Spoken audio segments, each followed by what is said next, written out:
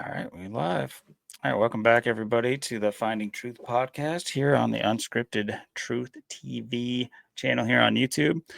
I'm Austin. I'm Austin. Yeah, we're switching roles today. No, I'm Logan here with Austin, and tonight, we're gonna be kind of recapping a little bit of the festivities of last weekend. Giving our take on a few things about it. I don't think we're going too far in depth with it, but just talking about some experiences and what we've noticed about it. Um, Obviously, I'm talking about Thanksgiving and now the bigger American holiday, Black Friday. um, and yeah, from there, I think we're gonna kind of transition into kind of a greater topic. I think for the channel itself, it's going to be a greater topic because I know you're a big music buff, or maybe not buff. I should think about my words better. But you pay attention to music. Um, I will say that about myself. I can say that I was a very, I guess in some ways still am a music buff. Um, but I went from the context of I used to be like a big blind fan of it to where now I take music as a almost like, I guess you could say it's like a hobby to listen to it. Even it's not so much like for just enjoyment anymore nowadays. But we'll get into that and some of the darker sides of music, whether or not it's the Faustian bargain side of it or the uh, I think the darker undertone of all mainstream music.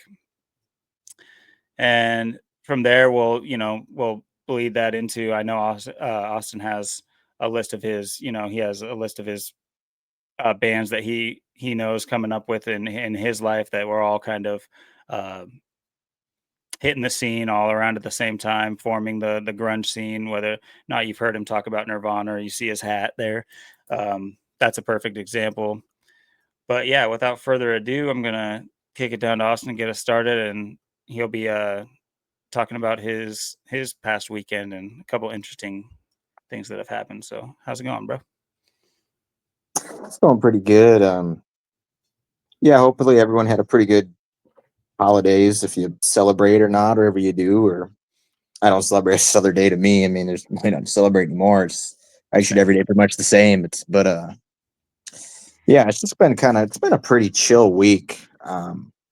Other than the fact on a Black Friday there was an incident right in front of me. I just came out for the night. I just was starting Ubering, and then I just started really just started. I was on my first trip, and then I was just heading out, and then there was this car in front of me, and then they ended up blowing a stop sign, and then they hit this oncoming car, and then they hit him in the rear corner, and they hit him, and they spun around like basically a 360 spiral almost right into me, coming at me, and then I had to swerve out the way.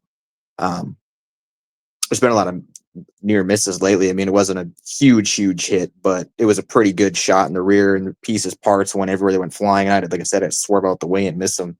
Um, I had something like another month or two back where there's someone, like I said, that I said before, I was coming up the hill in a black truck, and I had to swerve out the way. They were coming uphill, and I had to swerve out the way and slam on the brakes. I don't know how I could miss that one either, but um, and there was another one where someone pulled out and almost caused a wreck. But that's pretty common. I mean, I see stuff like that all the time, and it's just it's crazy. I dealt with it in Wyoming, living in like Cheyenne and different parts of Wyoming in the middle of nowhere, and out here, and it's like everywhere you go, people just drive differently now than what they drove before 2020 and COVID.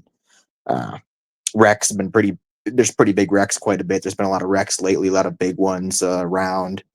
Um, and I've been seeing a lot of cars get hit, kind of like just parked on the street. They'll get hit in like the rear corner in the rear, um, and just kind of get smashed in the same spot. There's a couple cars sitting around Tacoma in my area that are like that, just like all smashed up in the rear. Someone's running them or hitting them, but it's just it's kind of weird and strange. I don't know if that's going on where other people live and how it is, but it's just something I notice. It's just like this.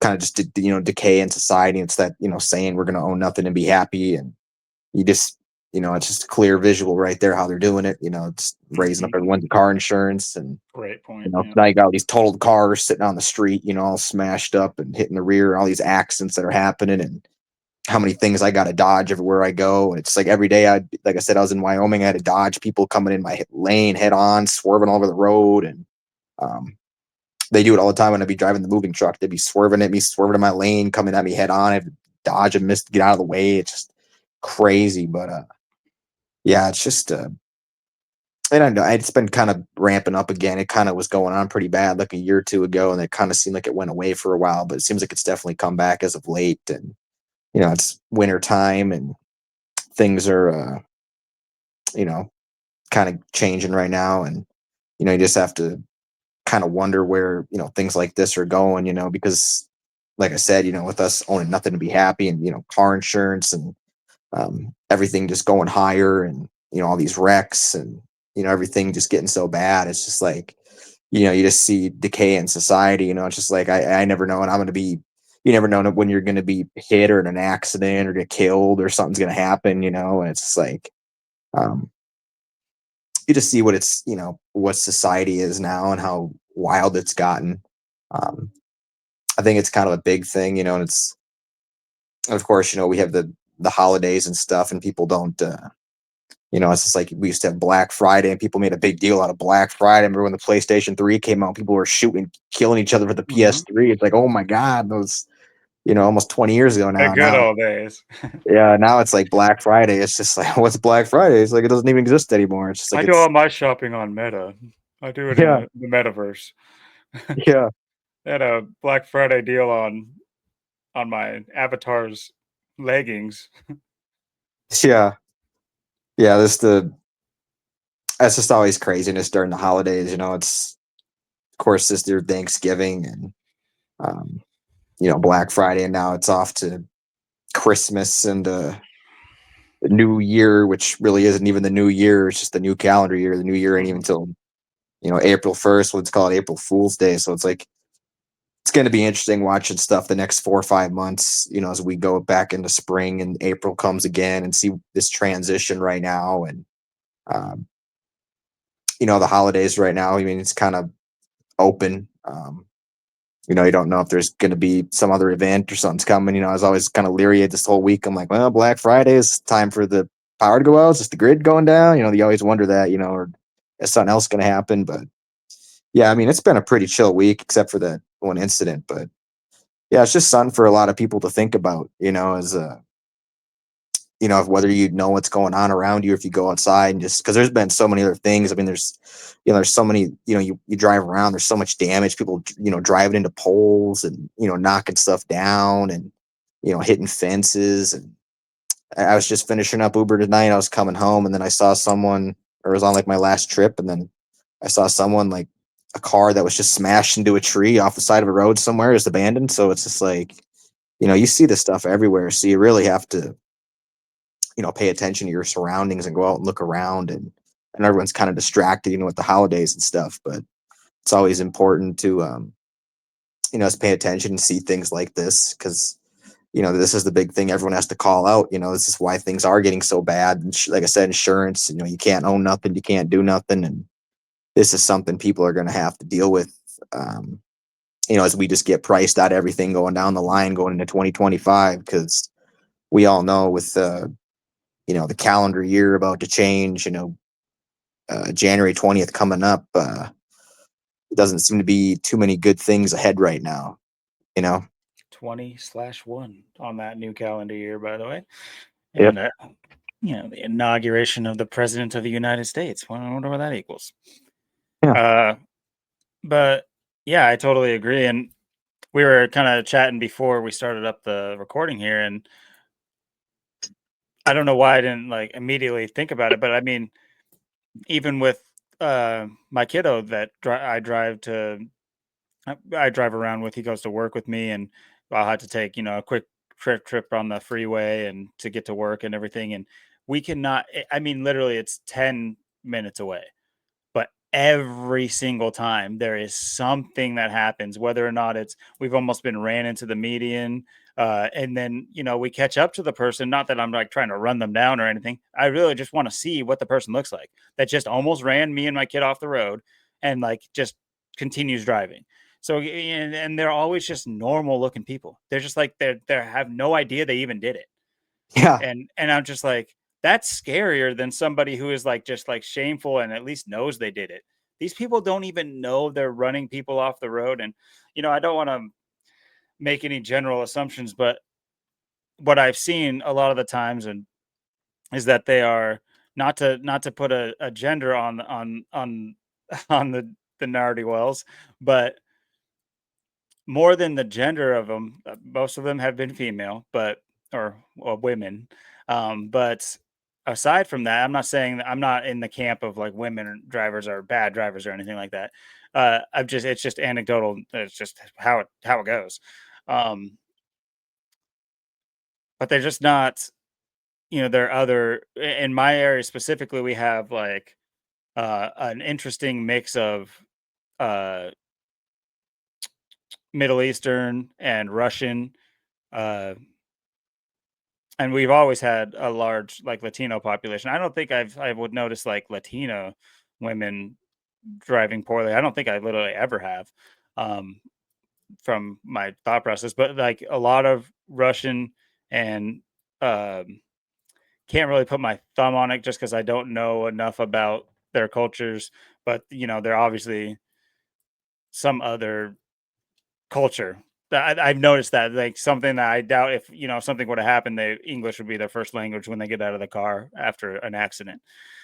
Let's just put it that way, as mildly as I can. Not that I have any animosity to begin with, but that's just what I've noticed is like I'll be almost run off the road. I'll catch up to them and they're just like driving, looking straight, like, and I don't even think they know that they just like merged into my lane or like turned into, two lanes over rather than into their lane and almost ran me off the road or and that this stuff happens a lot. Mostly to balance it out, I will say that like the male drivers are. It's like if you go out there on the freeway, there's two ways to play the freeway. You're either chill and just driving to get to your destination, and you're okay with just like hanging out in a lane, or you're playing this insane chess game. It's honestly, there's no other in between. If you try to get in the chess game, that's when it gets scary, in my opinion. If it is like is like the normies that not playing they like they're just, oh, I think it's okay to go 55 in the far left lane. Those people need to get out of my way. Stay in those other two lanes. Those are for you, pal. But like, I'm not to say that join into this. I don't. But my point being is like the males will like I'll all of a sudden without knowing it, I'm racing like a Honda Odyssey. I'm just like, why? I didn't know I'm racing you. Why are you like on my ass? Why are you like swerving around to get around me? It's like what is going on in your head? Are we racing? Do I know you? But so they're definitely more aggressive in the way of like every car matters to them. Like they're in NASCAR or something. They're looking for a better heat position or something like that. But then again, they're not running me off the road in like simple uh interactions. But yeah, to your point, yeah, that has been pretty rampant, and I've noticed that. Every time I come home, I have a story just like, what just happened? Like, look, I just almost got ran off the road. This just happened, or right when I go to leave, it's just like, and it's 10 minutes away. It's like how is it? It's not a coincidence that it's happening almost every single time on such a short amount of drive. That means there's a lot of drive.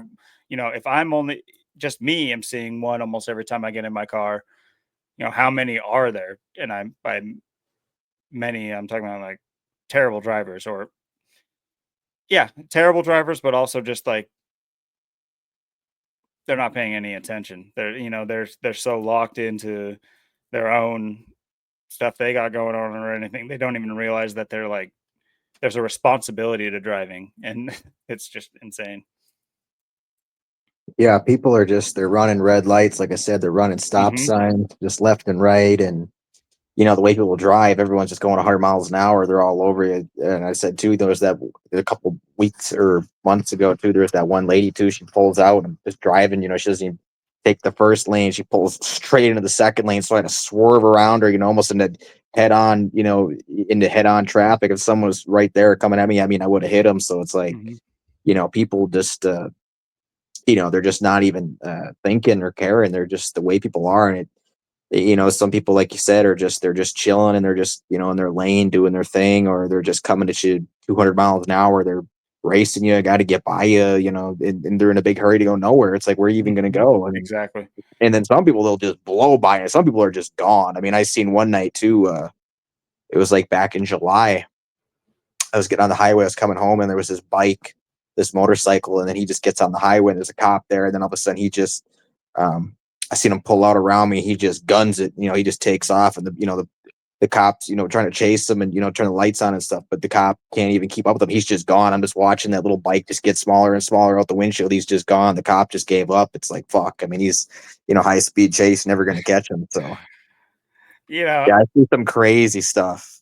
I'm like half and half on that kind of stuff. And honestly, like even the red light thing, not to say that we should be blowing red lights because that's like, putting people that aren't, it's like I was saying, it's like a chess game that not everybody knows they're even playing. So that's in that way, that's not fair. But I think there is something to say that like I think every single light for the most part, I just think that in my head, humans could do it better. Like citizens can do it better. Not to say that our rulers are anything but humans. Of course not. They're definitely humans. But anyway, no. Um, I just can't see this like system that we have is like the best way. I mean, just leaving my house, I'm stuck at a light just to get out onto the street for like 3 minutes, or more every single day, and it's just like if it was that I just think that there's some better form of a system. Not that I have it off the top of my head. It's just when it comes to people like blowing the red lights or like blowing the stop and go to get on traffic to get in. On the freeway. Part of me, it's just like, man, I kind of wish we'd all just go ahead and just do this, so we can just, we're all in agreement here, guys. Let's Yeah. go, dude, and like just show some camaraderie about it. And instead, we're all just like, to me, it's all like this might be the lowest form of it because it's just like you're just trying to skip and it's like the people who are running these red lights, they're not like everybody should be doing it. I want everybody, they want to be the only ones doing it. And that's the issue. It's like but on certain topics where it's just like you'd want, people to all kind of rebel against a particular system, you all get the same thing. It's like a litmus test for traffic with the traffic. It's like you'll get one guy, and I guarantee you, all the cars that just watch that guy go by are like, "That's unfair. This He's wrong. Ah, screw that guy." It's just like, well, if we all did it, it's really not that big a deal, and we'd already be home by now. So it's like, I don't know. It's like half of it to me is I kind of wish it was just like that, and half of me is just all like, yeah, it can be pretty frustrating and to deal with these people on the road. Yeah, you just never know what you're going to get out there, and it's just sometimes, I mean, I can't believe there's not even more wrecks and stuff than there is. I mean, some of the stuff I see, some people, they're just flying, they're just driving so fast, and um, some people just do crazy stuff. I mean, some people are just, like you said, they're just zigging and zagging and zigging and zagging out the traffic. It's just like, man, Hmm. this guy's on a qualifying lap. Leave him alone. He's got to get the pole in this one. I I mean, some guarantee of these you in people, I their mean, they head, are just going hard. They are just going for it. There's no stopping them. And there's just, me and my Corolla. I'm just chilling, just going down the freeway, and all these people are just whizzing by or just, jockeying for position. It's just amazing watching this. Just amazing. And like I said, I mean, people weren't like this, before COVID, before then. Everything was so much more chill, but now everybody's just so antsy and just dancy and, blowing stop signs and just shooting out. And it's just wild out there. It's really, I just can't believe there's not more wrecks and more people dying than what there is. Cause it's just, I mean, I don't even know how it even stays together at this point. no, completely. And I mean, this just sounds like a large complaining start to the episode. But honestly, it's noteworthy complaints because I think, and please leave down in the comments. It's good that we're starting off with a comment that or with a such a I think is relatable um subject matter. But you know, there's the wild drivers, and then there's just the normies too. And I'm not trying to say normie in a bad way. It's okay to just drive normally. In fact, it's it's probably the way to drive. Zach's a normie driver, which is it's honestly kind of refreshing. It's like, oh, I don't need to go do those things. It's kind of nice to just hang out and get to your destination safely. But to my point about like safely is like the responsibilities of like traffic. So say the highway or like on ramps and stuff. You'll get these people who are right hand or right lane hanger outers, but they don't let you merge. It's just like, what are we doing? Do you like in the same way that you got those like guys speeding jockeying per position? It's like they don't want to give up their spot in line. It's like this weird like tick in their head where it's just like I'm getting on the freeway, this is going one of two ways. I'm either going to force you to let me in or you're just going to let me in. What is the deal here? I don't understand. If you're riding the right lane, get into the middle if you don't want to deal with this. I don't understand why it's like some weird. I mean, this is coming from someone who is on the freeway, multiple times a week, constantly dealing with on and off ramps. And it's just like these weird games where it's just like, why are we not on the same page as a society? Like, I understand there can be some variation, um, but also, have you noticed an uptick in student driver bumper stickers? Oh yeah. I almost think that it's a joke. That It is. I think it is too because I yeah, see it way too much, and I'm on like, cars, there's no there's way. no way. Yeah, Yeah. exactly. I've been saying this. I'm like, sometimes it's the racer cars, and I'm just like, okay, well, this guy is not a student anymore. He could be a teacher driver now. He's on my ass, and he's just trying to. He's not. I don't know what he's learning. But yeah, and they'll be on like beater cars, and it's like somebody made bank selling student driver bumper stickers. That's somebody figured that out like recently. So it's like a new type of thing. Because before it was definitely student drivers. I would drive by them and there would be two people in the car, definitely like seemed like a teaching experience for like looking like a 15, 16-year-old driving a car with an adult. Let's hope that wasn't like a child trafficking. Just put a student driver thing on it. That's the dog whistle I didn't know about. Whoops. But yeah. Nowadays it's just like all just like hot messes driving by with their eating Burger King with a student driver. So I'm like, what the hell? And what does that even mean? It's kind of like similar to like baby on board. It's like, no, stop telling me what's in your car. I don't care. Just drive good. That's it. It's like, okay, maybe I can understand the student driver a little bit because they need the experience and everything. But I don't know. Still, to me, it's just, I guess, it's coming from someone that just like, when before I ever drove, and I was a late driver too. I didn't get a car until I was out of high school, and I think I was like 20 when before I first got my first car. Um, but honestly, I was kind of like nervous about highway driving just because for the same reasons we're talking about. I'd see all the crazies out there and I'm just like, what the hell? And I'm just like, I also, for some reason, thought it would be difficult to drive in the middle lane of any lane, like to stay in the middle lane because I'd never driven really. I had driven a few times before, but I wasn't like used to it. But once I started driving, dude, I was just like, oh shit, this shit is not only easy, it's kind of fun. I like this. This is way too easy. I don't know what I was worried about. But I can see why people would be nervous, looking at, what society and like perfect point you made. It is a point of degradation in society.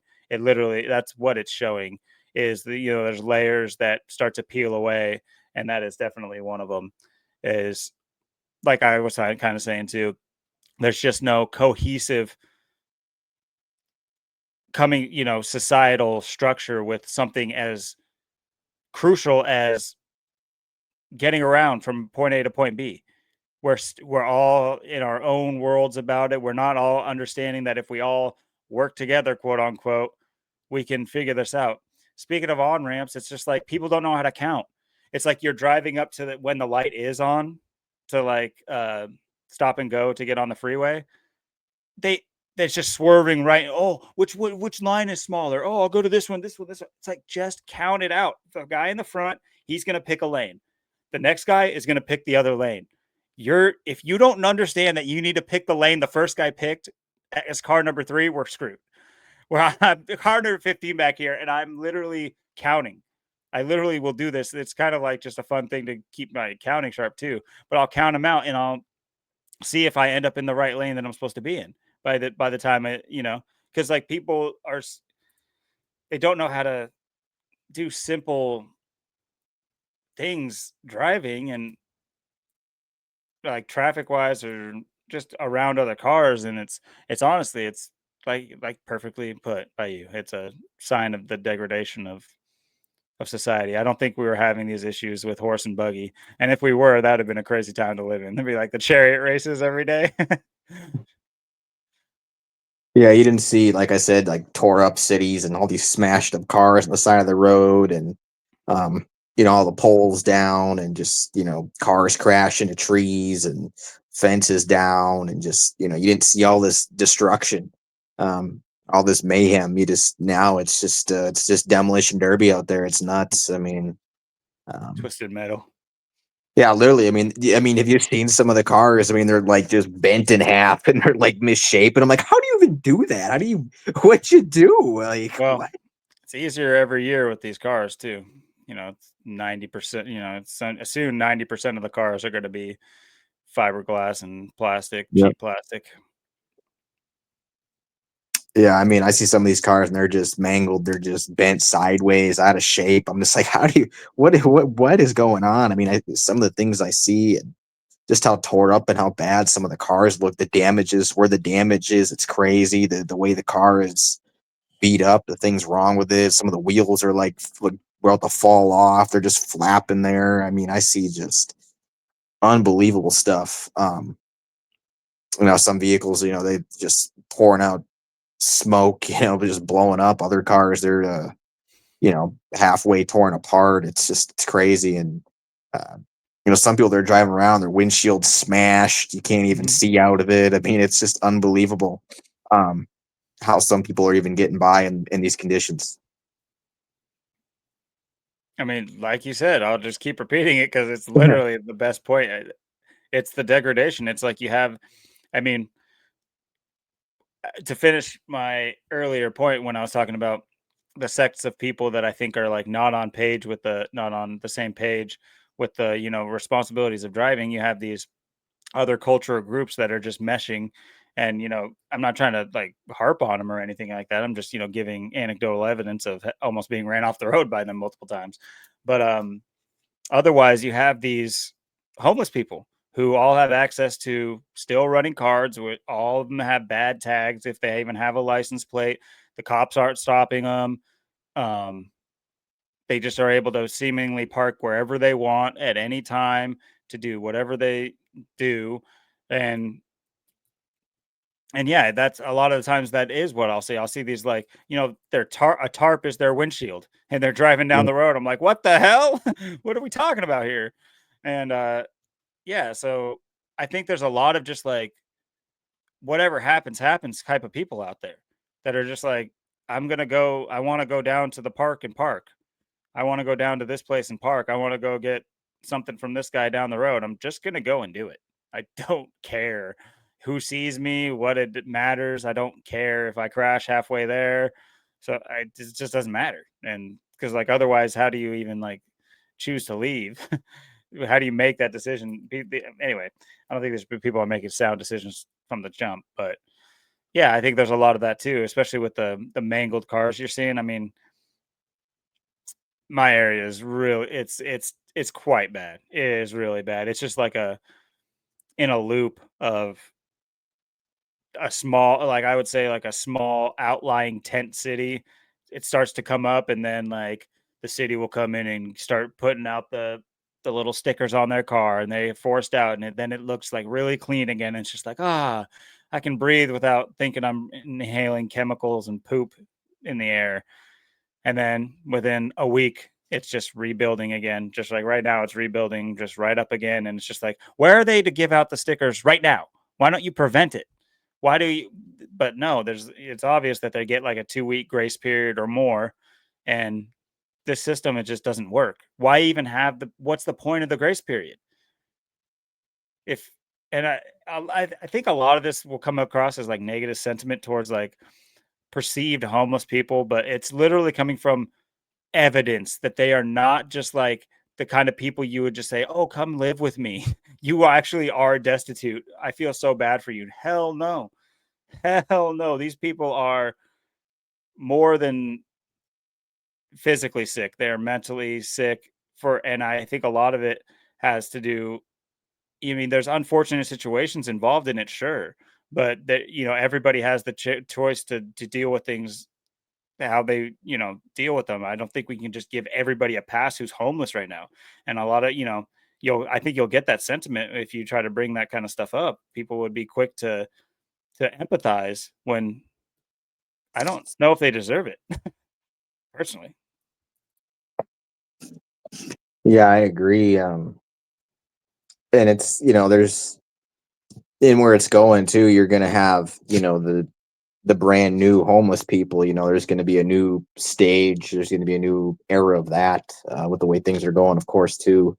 You're gonna see, it won't be your average homeless people. You're gonna see a lot more people, trying to either live in tents or um live in their car, or maybe their plan is to live in their car and they're just going to go live in Phoenix because it's warm, or live in Florida or Texas. Maybe they're going to try something like that, and when the hurricanes come, they're going to dodge it. You're going to see a lot more stuff like this. I know a lot of people are choosing the tent life anyways. They're just pitching a tent and they're just living that way. That's kind of a lot of, and then you see a lot of people right now, because of the Hurricane Helene thing, they're freezing death in tents right now. um, they're freezing death in tents, in the even in Florida, everywhere it's cold. So, unless you get down by the equator, like I said. So, everywhere it goes through, their cold periods. The people who are living outside, living in tents, they're dying, they're sick, they're freezing, and those people are homeless for completely different reasons. So you have all these different homeless people, and and it's and you're seeing it too with, like I said, these car incidents too. How many people are stealing cars, and living in a car, and then they're on drugs and they go crash it somewhere or something like that. And it's just like you're just seeing this rapid decay, this rapid collapse in society on so many levels. And it's just it's picking up steam. It's gaining momentum. um More and more people are getting involved, like I said, and for different reasons. Maybe a natural disaster hits you, and now you're homeless. Weather weapon, a cyclone bomb. um and it was weird too, because I was talking to someone too, and they said even that cyclone bomb, they said there was stuff in like Graham, like around where I'm at, and then there was trees down there, and there was trees down like in Spanaway and other areas. So I, again, really weird how that hit only certain little bits of areas and stuff. And um yeah, I think that's going to be a huge thing going forward. Is we're going to see more of this devastation in our areas. Uh, Whether it's this cars and all the thefts and all the stuff going on, um or it's people getting taken out with weather weapons and natural disasters, and then they're going to be homeless, and then they're going to be in a bad spot. I mean, this is, and you're going to have the new homeless, because people won't be able to afford, uh, people that are living paycheck to paycheck, or people that are just they can't do anything because they can't even afford the insurance, or the insurance doesn't pay for nothing anymore. So you're going to have people on every level becoming homeless, or trying to think of something. If it's not living in your car, it's living in a tent. Or that's just kind of where they're pushing everything. They're just pushing this you know this downward spiral on us, and everyone kind of has to handle it and go about it in a different way, and a lot of people are going to end up in the same spot in the end. Yeah, that's well put. Um, and yeah, in a way, I even have it's somewhat a level of envy because I think I've spoken on it before, and it's not like ideal or anything like that, but I do have within me. I have to just be honest. Part of me, I hazard to say wants because I certainly don't want it now, but it is within me this idea that I could just go. Like I feel like I could just go and just figure it out. out in the woods or whatever, do whatever I had to do and I could like figure it out. And part of me, like, quote unquote, not quote unquote, I kind of like want to, my brain wants to. It's not to say that I want to leave my family or for a second at all. It's just like I have that like pull to me. So to see, the people that, it's not to say that they can, it's like they can do it and they are doing it, but to see what it's like, what if it was cohesive societies doing it instead of junkies? Can't, like, just imagine. And it's like so that in that aspect it's I'm envious of what's happening, and it's just like that doesn't mean that that's where it all has to end, because it's like it's almost like they are providing a model. And I don't know how much this is controlled either, because I do see a level of control within these groups. Like I guarantee you there are, you know, linchpins to these tent cities that are in leagues with the government and keeping, tabs on things and stuff like that. I almost, it's like, why would the government not want that? I mean, it's just it's so clear to me that, and not to mention I told you that, the new wave of the drug dealers are the wasps, though, just the middle-aged women who are, in both, either they just work for the government and they're part of it, or they, work for the government on the side and they're emboldened because they have, emotional thoughts behind what's going on, and they are, convinced that if they don't get their next fix, it'd be, they have empathy or sympathy for these people, and they want to, rather than acknowledge that these people have gotten themselves into a tough spot, and they should, accept help. They should definitely, there should be more help for them. First of all, let me get that out of the way. How we allocate funds is ridiculous. Like you mentioned in the Helene victims, 750, 750 a family member, sometimes like family, for losing your entire house and having to live on a tent. Oh, hey, by the way, those tents aren't, your lease for this plot of land doesn't say you can just live here without a house. So we're going to need you to vacate because we're buying up all this property. Oh, hey, yeah, by the way, you're you're not a fit parent because your kid's living out in a tent. So we're going to need to take that kid too. So it's just like, meanwhile, here, Ukraine, here's some money for missiles to start World War Mm. III, and here everybody else, and it's how many slaps in the face are we going to take before we, I would love for there to be an actual a movement, like I've suggested to my girlfriend. It's just like, part of me, I think I should have a bigger presence just in my area, although we do plan on moving. But before moving was like the biggest thing to us. I kind of wish that I kind of, almost went door to door to the neighborhood, and because I live at a cul-de-sac type of spot, and, you know, formed, just had a general understanding with all the neighbors that, when if things were to kick off or something were to happen in our neighborhood, we defend it, we handle it. And, if even if that means we have to go block off our street, even if that means we block off our street to the government and say, what do you guys need? What are you doing? You're coming into our neighborhood. What do you want? Type of stuff. So, and I think that that kind of model needs to start being envisioned, because not everybody can just move to the middle of the country, just up and do it. Although I think, that is a solution, because there's so much land in the middle of the country. And I doubt people in Colorado want the Eastern Colorado want everybody just, you know, bum rushing there. And there's a reason they don't, is because I think why we see things and it's so prevalent for us is because coastal states, they really have a big problem. I'm sure everybody has it, but the coastal states have it obviously the worst. There's just something about the, whether or not it's the longer um uh sunshine seasons or whatever, or, and that's not even necessarily how it works, but for whatever reason, just the hub of people. um Yeah, these coasts, you have larger populations in smaller spaces. That's just a recipe for disaster. And I think I've thought about this multiple times, thinking that, preventative measures for cities should have been population caps. Not like birthing population caps, but like for cities. It's just like eh, why do they just allow, or for states, I mean, or cities, maybe even that's better because then you get like New York and you can still just have, it's one of the biggest states. But yeah, I think that there should be population caps because how do you control it at this point? Like you have this many homeless people, you have this many people in general. Now they're homeless. Now they don't have the means to go move somewhere that they can afford or do anything like that. They should have been forced to go somewhere they could afford, not forced like by the government or anything, but just like those are their options, and that's okay.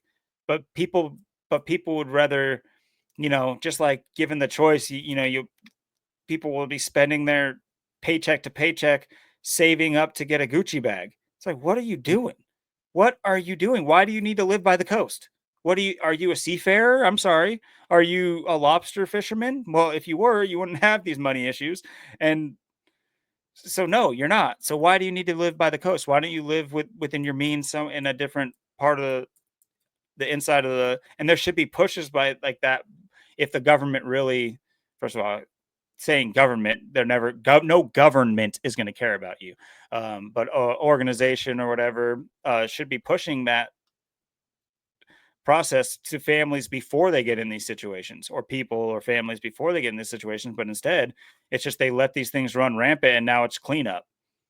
And how do they clean it up? Who the hell knows, honestly, but I can't imagine it's above board. Yeah, and this is something too that, like I said, is just going to be a bigger problem down the line. Mhm. Uh, the big issue too is, with, where things are going and all these issues is, we just don't have um like leadership, here in America. We don't have there's no leaders, there's no, there's no like support groups either, for like men, especially white men. There's no support groups, there's no people coming together, there's no community. This is what we need, and we need this, everywhere, and it's got to come from, just, like I said, I mean, you get 10% of the population, you just have to get more people behind, what's got to happen. I mean, because you have to look at it from, there's so many people. It's just, it's crazy when you think about, how many people, we that live in the country and that, live in the world, but then how many people, know about what we're talking about, how people are going out trying to, build community and do things. Nobody is doing that. So this is something where, you know for us and, the future and stuff. I mean, people are just, the community has to come back to some level. We have to create some kind of level of community, some kind of level of, social groups, especially for men and white men, because it's just gotten so bad. And, there's just so much, y- you know bad things that are just, we know what's, like 2025, things are going to escalate, things are going to get worse. I mean, things are going to change, and people have to, uh in some way, they just have to find a way to bond together. I mean, imagine if, there was, people had, you know more community, more things. You wouldn't have all these people, freezing death down there, from the Hurricane Helene. You wouldn't have all this mayhem, you wouldn't have all this mess, you wouldn't have, the devastation all over the country. You'd be able to, people would be able to do what they need to do. And there just has to be some kind of, revival, and, just people coming together. I mean, that's just what's got to happen. I mean, it's just gotten so bad. There's just no, what do, there's no leaders, there's no leadership. And what do, people have to look up to? I mean, and then you got the people that they're going to look up to, the billionaires, people on the world stage, whatever, and that's their leader. I mean, that's, we have to change that. There shouldn't be anybody, looking up to these billionaires thinking they're, going to help you out. I mean, there's a reason why they're billionaires and we're the peasants. I mean, it's, this should just be obvious to everybody, and there's so many of these people, and it's just like, you know, and people just want to keep marching on, and it's just like I don't know. We're at this kind of moment in time. I feel like we're on the verge of great change, and I think the biggest thing with 2025, it's going to be a year about choices. People are going to have to make choices, they're going to make decisions. Am I going to be, am I trying to work together with people? Do I want to be, part of a community, or am I just, going to go the solo route? Because I think that's people, it's like, okay, you can go leave the country, you can go, get out of here. You can go down by the equator, you can go where it's warm, you can go live out in the woods, you can, just keep staying fighting. You could, a lot of people are just going to, commit suicide and keep killing themselves too. So you know, it's going to be a very, big time coming up. People's decisions, what people choose to do, and how people choose to go about the future at this point, because we're at the crossroads in many more ways than just one. It's just on every road it's crossing. We're on the crossroads of a eclipse as well, or like I believe there's a above America that in is it 2025? I think so, right?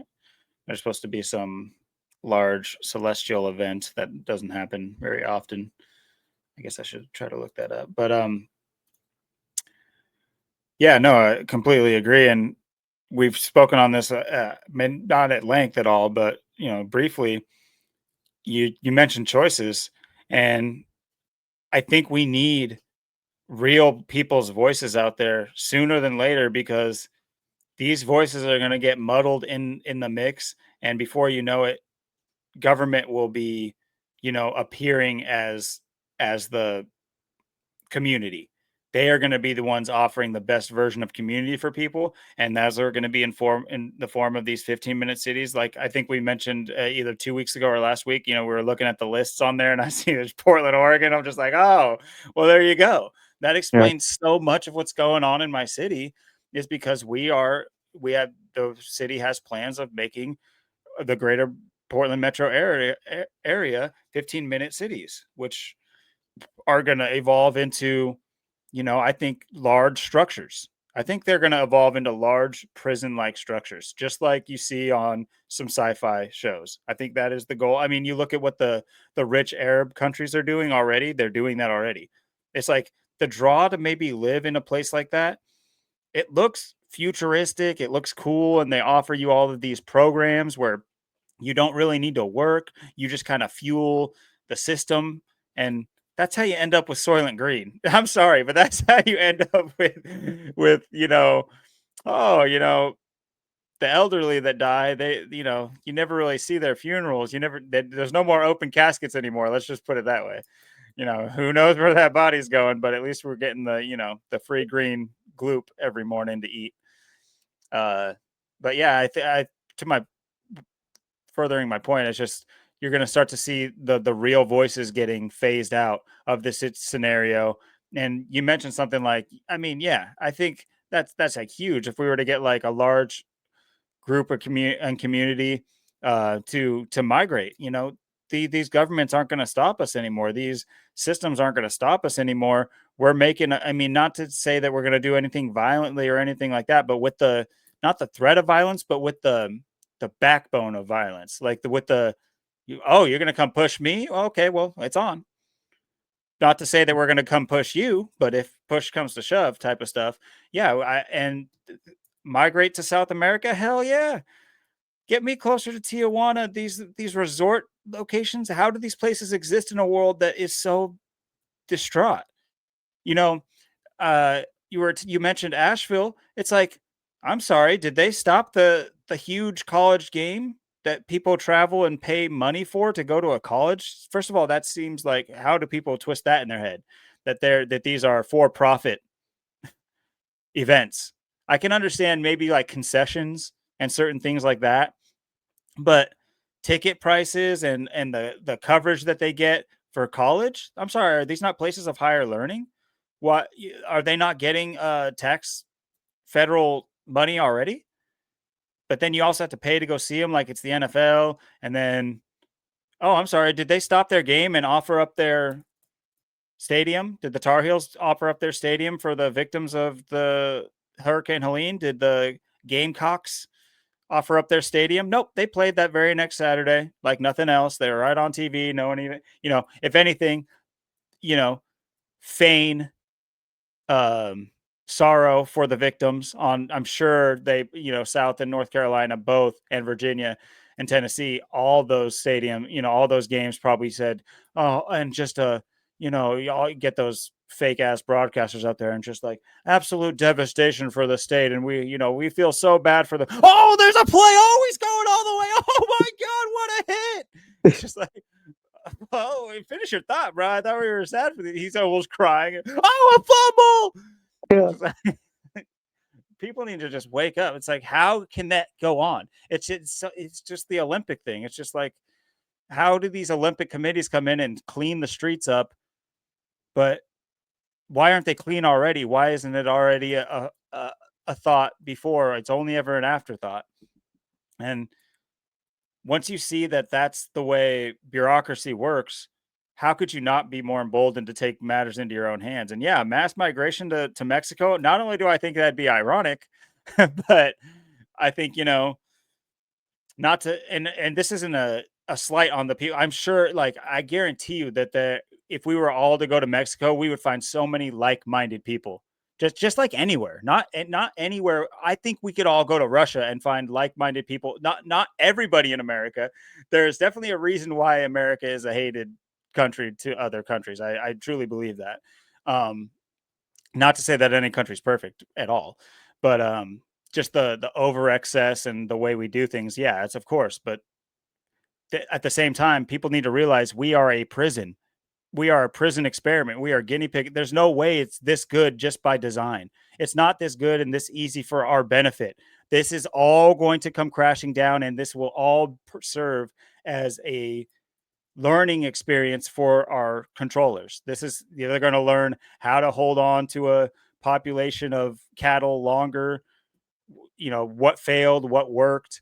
Um, and that's not to say it's not the most countries around the world are doing some version of this. It's just so clear that we are the shining example of overdoing it. And I was in Zach's stream just yesterday, I think. Yeah, he was talking about the holidays and everything, and just talking about the overabundance and the how even like the most destitute person in your neighborhood is probably like a king compared to some places else in the world, and that's completely true. It's like you could go down to Walgreens right now and just start stealing stuff. Even it's not that's not a, there's no Walgreens where you're dying of like the first colds you get each season, where there's an actual death toll from like colds because everybody's living in the wet mud and stuff like that. And this isn't very many places around the world, but enough, especially places that have been touched by these bankers wars and these insane war game skirmishes that are destroying cities worldwide and hiding through history. That's like their purpose. And people think that these are some disputes over border lines that like exist only in their imagination. Speaking of, you're in Washington, I'm in Oregon. Is it not the most clear evidence that first of all, it used to be considered the Oregon territory, and it was even part of California and Idaho and stuff like that. But it's always been like that. I think there was infrastructure around here. Why would we split this up? First, it just doesn't even make sense. It's like now it's just like there's this weird level of bureaucracy right across the river, like just right across the river. No difference. I go to Vancouver. It's not like all of a sudden there's like gray people and I'm in a whole nother country. It's the Yeah. same fucking people I just left this place with, but they're Washingtonians now, and we're Oregonians, and they have different tax laws, and you have different tax laws. Why? Who's right? Which one is the right one? Let's do the right one. Why does every state have different things? Like, I'm not saying that that's not potentially a good thing, but with the people who have the keys to this experiment, it's obviously not a good thing. And yeah, mass migration to south of the border, hell yeah, sign me up for that. I bet we could build something, incredible with our southern brothers. our mijos. Yeah, there's a reason why. You said it. You said it best. There's a reason why America's. We got the biggest prison system in the whole world. Right here in America. When you think about that, we're so free. We're the freest. We're the best. We're the greatest. We got Trumpy, and yet we're the most locked up prison planet country there is. And it's just in like the migration stuff with the laws in different states, and it's just it's just beyond belief and patheticness how they have it, because you have so many people like they'll flock to a state like Washington or Colorado or California or Minnesota or something, because it's got weed's legal, so people are going to go over there. They're going to leave their state because their state's still being petty as fuck and locking them up for shit, and they're like, we're not putting up with that. We're just I know so many people like that, and um certain states have different things, and it just moves people around, and it puts people in these clusters, and it's just like, oh, you live out in the middle of nowhere where you're not going to make nothing. You got to go to the city, so everyone's going to move to the city, and then it's just like, and then everyone's going to go to this state because, oh, this state's warm, it's down south, it's you're by the ocean, it's warm, and oh, this place has the mountains, so everyone's going to go there, and oh, this place has weed, and oh, this place has whatever. So it's the way they drive the herd, the way they uh, divide and separate people out.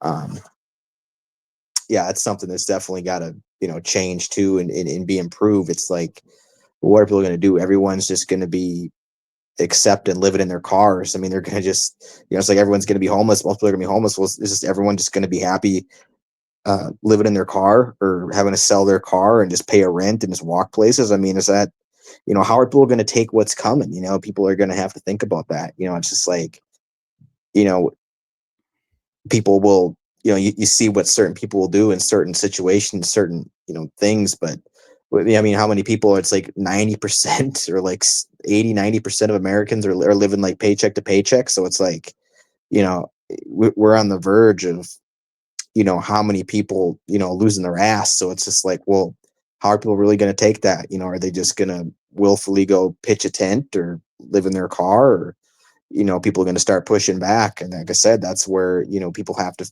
that's where the community has to come in. That's where people have to start coming together, is right there, because it's like, how much shit of this are you going to take? I mean, it's like all the people in prison. Look how many people are in prison just for weed possession or something just petty, just something stupid, where all that wasteful people that could be locked up, and people that they could be going after and put them in a cage. Just, we're going to do this, and um it costs their state, and all the people that, all the states that legalize weed, they're making bank. It helps the economy, helps everyone out, and it's good for everybody. And the people that won't do it, and they're just, you know, hurting their state and making everything cost more and screwing over the people. It's just like, I just can't believe the way people, just won't even care or push back against the shit. It's just unbelievable how they have everybody just in a different,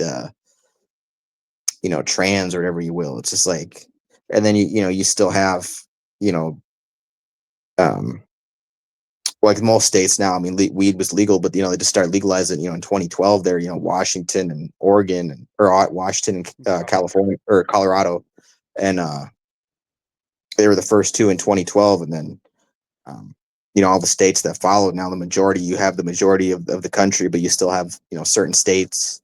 But then it's just like, I don't know. It's just like, how long can that possibly go on for? It's amazing. People just what people will put up with. But it's like I said, it's just like, people being homeless, losing their house, losing their car, or having to sell their car or make decisions. It's just, people are just gonna have to find a way to come together and push back in those areas, and just because like what are people just gonna do? I mean, you're just gonna just lose everything and give up everything because you're being just you know screwed over on every level. I mean, it's like I always say, I can't believe more people aren't mad about things. You're not more angry about things than what they are. They're so just contempt. They're just chill with it. It doesn't bother them. It's like, oh well, who cares? I lost more rights today. Oh, well, I lost more money today. Oh, I lost this today. I lost that today. It's like, well, what's it going to be tomorrow? I mean, you're just going to keep.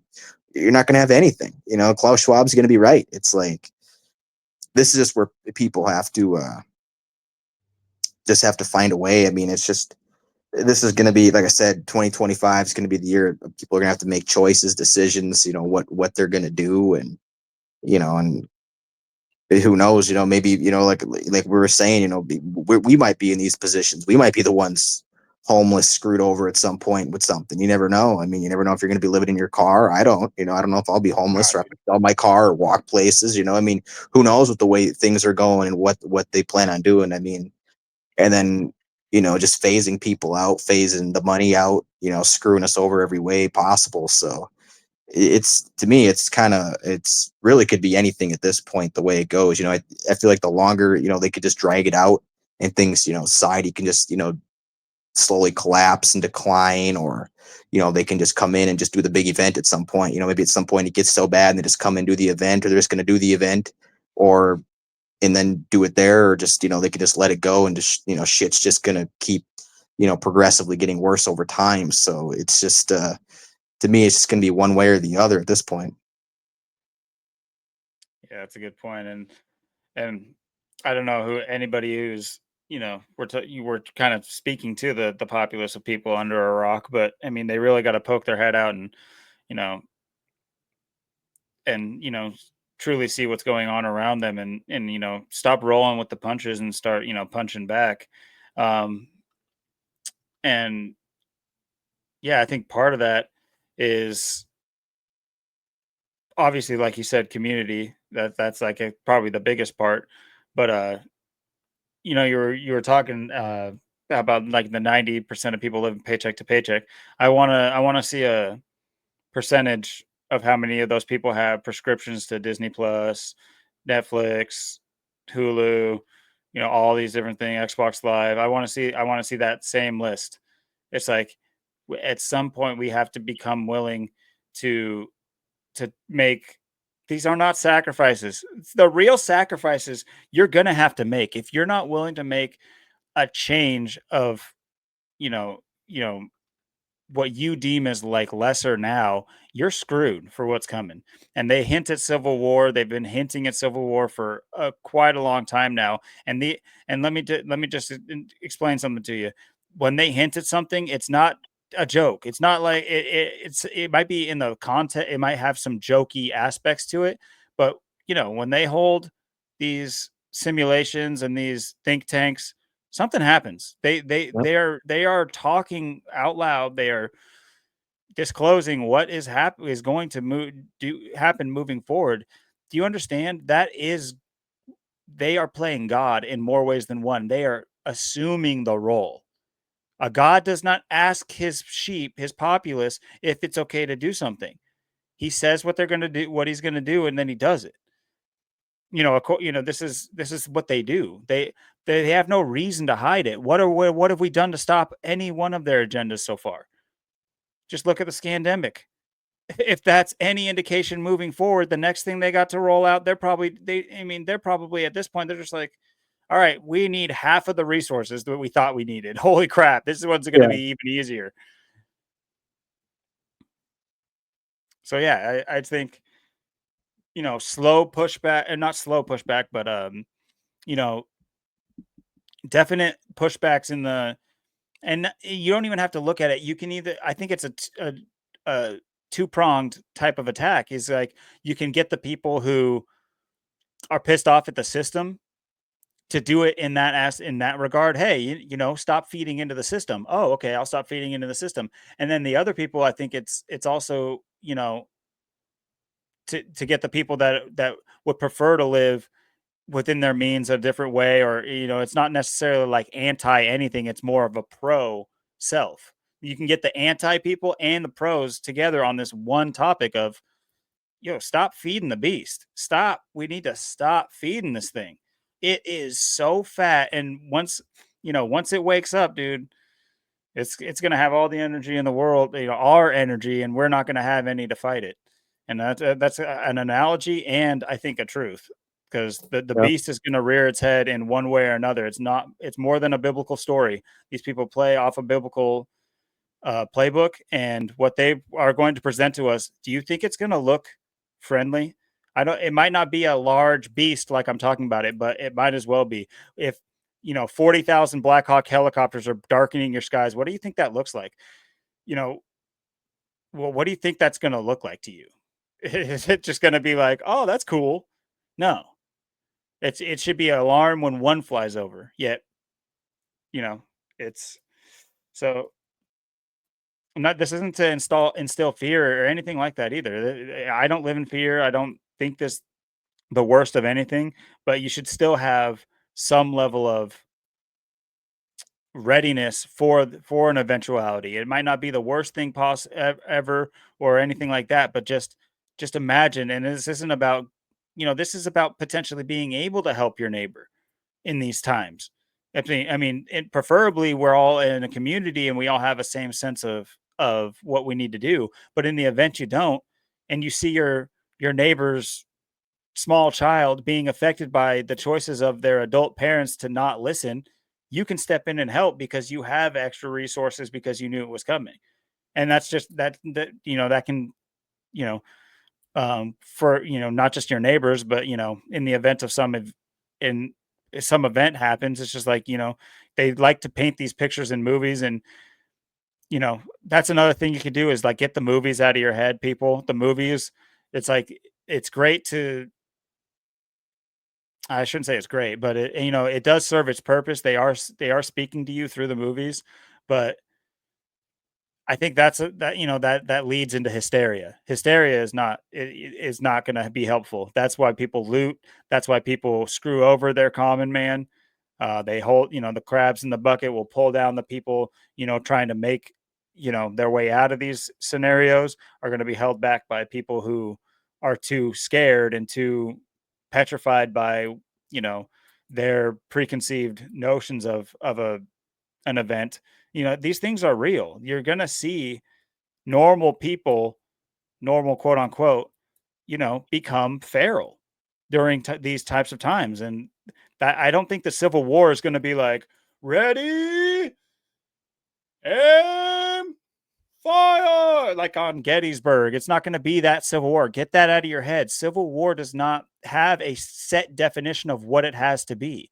It's going to rear its head in many different ways. And if you can't see the lines being drawn right now, then, pay attention to our podcast. Go check out Zach's channel, Gematria Effect News. Do some research. The lines are being drawn every day, every week, every year, especially. And if you can't see these storylines playing out and how you might just laugh it off at the time because you think, that's what we like to do. We like to live in the present so much that we don't think about anything too far down the line or too far behind us. Um, we have amnesia for the past and we have, zero foresight for the future. Um, and seem to think that everything is just in a bubble around us all at once. Well, these lines are being drawn, and the Civil War could rear its head in many different ways. Civil War could be, you know, county lines are being drawn, not necessarily like the whole country galvanizing. It's like I almost would want a civil war at that point if it galvanized 50-50. I don't care. At least 50-50 we would be sub 50% would 100% of people would be galvanized for two different ideas. At least that'd be greater than what we got right now.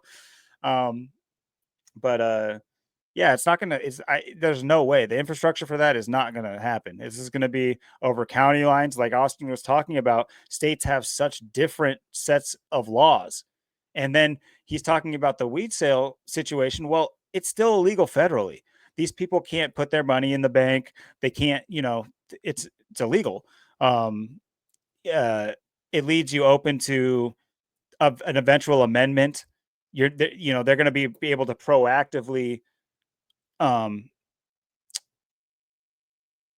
harken back to former laws that statewide things were illegal, and once they retroactively uh, return it to illegal, if they were to, you're going to have to be paying the consequences for. I'm sure you're going to be having to pay back taxes all of a sudden for or face default in other areas and stuff like that. So these things shouldn't be. It's hilarious to me that it's like people almost had a fear of the drug dealer back in the day that was just slinging like actual green weed, like actual, not covered in chemical crystals. They were actually it's like the stuff that can actually be medicinal and good for you. They had to slink around and hide, and we thought of them as like, you know, degenerates and everything like that. Bring them back. Where are they at? Where are they at?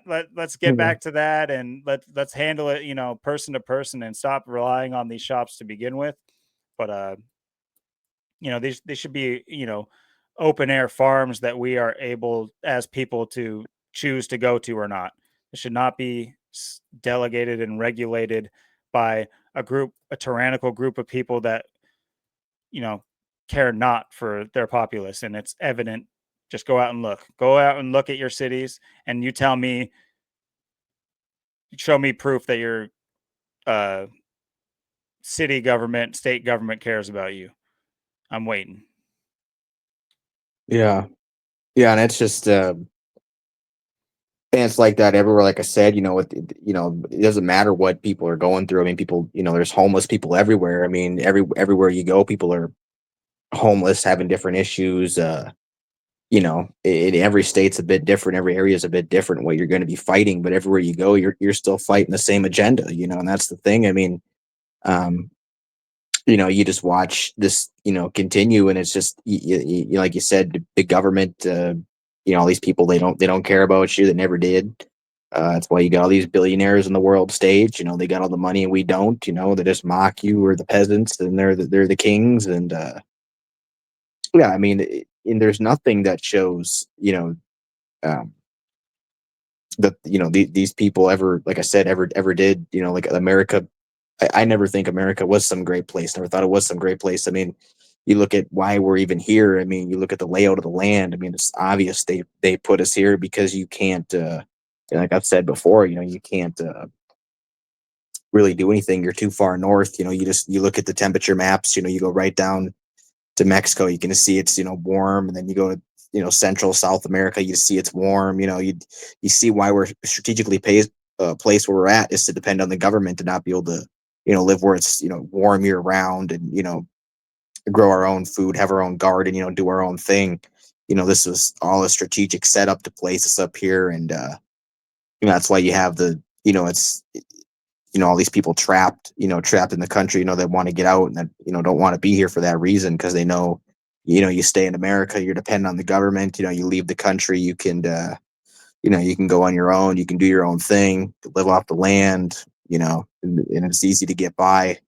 um, Whereas here, the closest you're going to get is, like I said, Texas and Florida, and that's why they always smash those areas with hurricanes, and now those areas are cold too. So there's just nowhere to go. They're closing, the back's against the wall, and the walls are closing in for everyone that's, and I know a lot of people that they want to get out, and then some people do get out, but I think that's going to be a huge thing. You're going to see a lot of people, the exodus, the American exodus, people getting out of here, because people don't want to really be sitting here, because a lot of people see America already has fallen, and they don't see it as something that can be turned around or anything to fight for. And like I said, that's the biggest thing here in America, because like I said, you look at other countries, they have people, coming together. There's support groups, people working together, um, people, doing things. And then you have, the United States, where there is no community. There's no one coming together. There's nothing for, men, and men don't have anything to fight for, and that's it's a dangerous time. It's a dangerous time to be a man. It's a dangerous time to live in this country, because you know this is the worst things that could be brewing at this moment, because you don't have any direction like other places. They're all ahead of us for a reason. They have the infrastructure, they have the people, they have better knowledge. um they might live in an area where they can just live off the land, but it's whatever it is. America doesn't have it, and that's the biggest problem with living here. Is not only are we far behind everywhere else in every reason, in every way, but we're a nation where people don't, for the most part, have anything going for it. People aren't behind it. People don't believe in it. They don't want to support it, and it shows. It shows. Just go outside and take a look around at people. Drive across the country, go everywhere. and just look at the world and look how people are, and just look at how they're doing, and it shows, it shows the decline, and um, and it's amazing. And Trump Exodus, and you got the exact four cipher match, oh, almost exact four cipher match, but That's just a quick one where you were talking there. I was like, huh, wonder what Exodus equals, and then I was like, oh well, off the top I know what that means, and what is he promising to, right off the bat. Yeah, man, I swear this is a broken record, but what America is about to do is set a precedent, and we're gonna say, oh, get these illegals out of here. Well, just wait until they deem you an illegal for yep, whatever reason. You think that if you've been to prison, that you're just like a normal everyday citizen and have every right as everybody else? Nope. Do you think that without being gone to prison, you think that your rights are inalienable and they'll never touch them? Well, if you think that, then you're literally under a rock and hopefully smushed by it by now. But because no, you're wrong. They will alienate your rights. Your rights are not rights. The way you think about them, and yeah, they're gonna set the precedent for what it takes to deport a lot of people. And not to say that they will start to deport Americans instantly, but it's going to set a precedent in court because they do not just they rule the system, but they know that they have to show the work. It's like a teacher, you could know the answer to a problem, but they want you to show the work. They always show their work so that they can reference it in all their, documents and things that no average American's ever going to read. Their litigation, their, crap, their maritime law having asses love to do it their specific way. Um, but a lot of people don't even know about man, see, I say that and then I forgot the name of it, but it's a specific act um, by the British Empire that everybody, every citizen, there was like some mass event, or at least they were almost like admitting to the fact that there was a mass event where people had lost their lives or properties and everybody lost everything they owned because of some large event. And what the British government did is they said, okay, well, we are going to take over all that stuff. We're just holding it for y'all till you get back. So you just got to come in, check in with us, and once you get here, you can have your stuff back. But that was for every single citizen. Not a single person was left off of that list. Of no family was left off of that list that wasn't, obviously royal. Um, and this is pre-America. So what do you think that they're doing? What do you think that they did over here? You think that where where our ancestry is Irish or Scottish or British? It's like maybe Scandinavian in some cases, but that's what we are over here. We're not like some different version of humans. Like I was saying, it's not like Washingtonians and yeah, Oregonians are just like completely different people. We came from there. We brought the same, bureaucracy over here. And, I could definitely see, we're an owned people. You'll hear some like conspiracy talk, and this is I'm not quote conspiracy. I do believe in this type of thing, but about your social security and how that kind of marks you as a property, as an actual like business title, not rather than your actual like it. It kind of makes you a property under the government under as like a business basically. And if you don't claim it through the government, you're beholden to it. It's very similar to what happened in the British government did. Um, but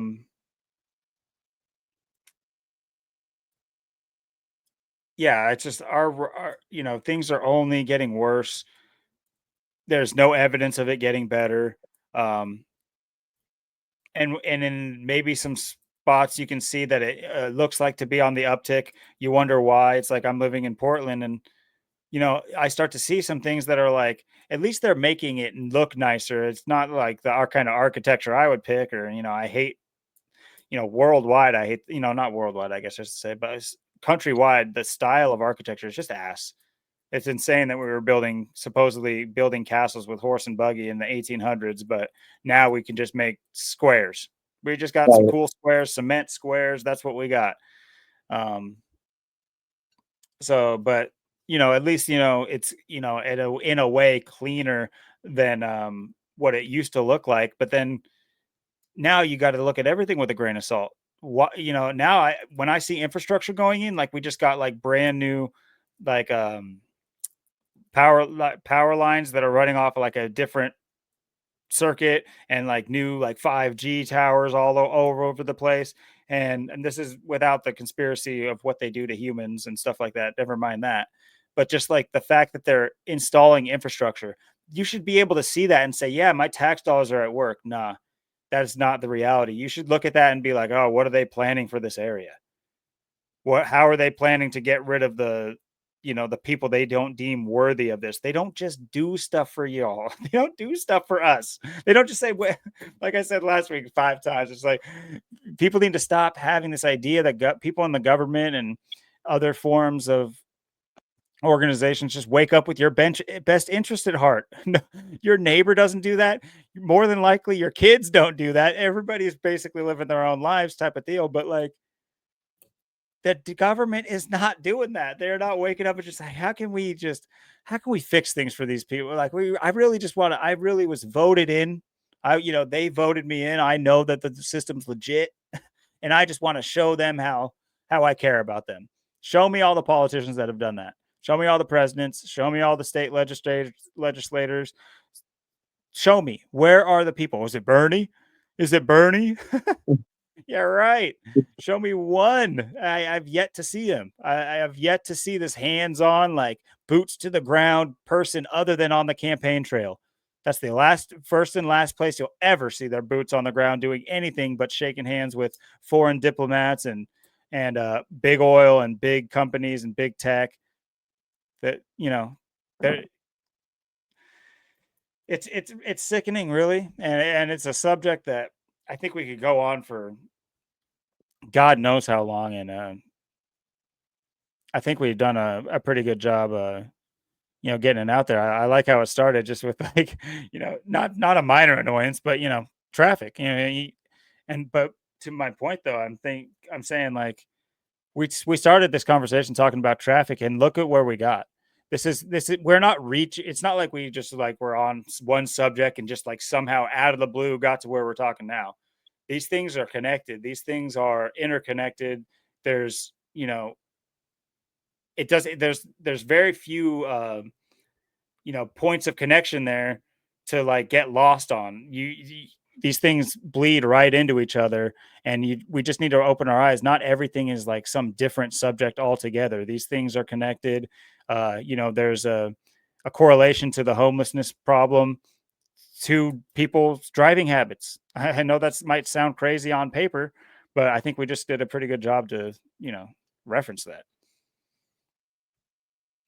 Yeah, I mean, it's just it's like you were saying how they have things in every state, and they're all over, for a reason. It's just like it's like a Walmart and a martial law. The Walmart mall, um, you know, the martial law Walmart, the FEMA camps, people being held in there, and there's reasons why there's facilities like that all over. I mean, people just think that everything is just that they calculate everything out. I mean, they know there's so many ways that they have everything calculated out, ready to go. um, just making sure they have enough Walmarts in a town or a city to contain enough people.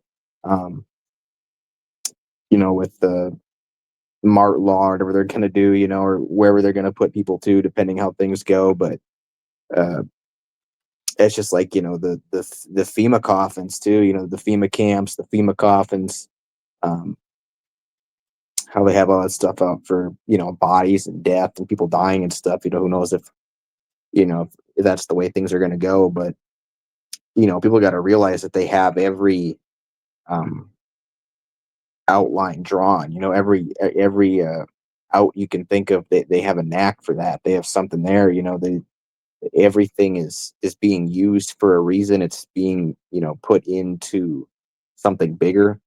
Um, and I think a lot of people, whether they see it or whether they don't, it's just one of those things that there's reasons why it used to be you know mom and pop stores, and now it's all big tech, big corporation, big money, big billionaires, that just you know took out the peasants and just built their capital up. It's you just look who's behind everything. It's the same thing. It doesn't matter what you're looking at. You can look at anything, and you just watch things change over time. A lot of people don't even realize how quickly things can emerge. um, it's like in the 90s. You had all the pharmacies popping up there, especially like around the mid 90s. And then everyone, nobody was depressed, had anxiety, nobody had issues. And then all of a sudden, next thing everyone's got anxiety, everyone's got depression, everyone's got issues, everyone's all fucked up. And then it's just like, everyone's on these pills, and it's like, there's a pill for everything. Oh, you're depressed, take a pill. You're fucking, tired, take a pill. You're sick, take a pill. You're fucking whatever, take a pill. It doesn't matter. There's a pill for everything. So, you know, that's just kind of the way they've made it, and people just, they don't really see it, and they don't uh, realize things for what they are. It's like people can think that, uh, America's so great, but you look at something like, a place like Canada.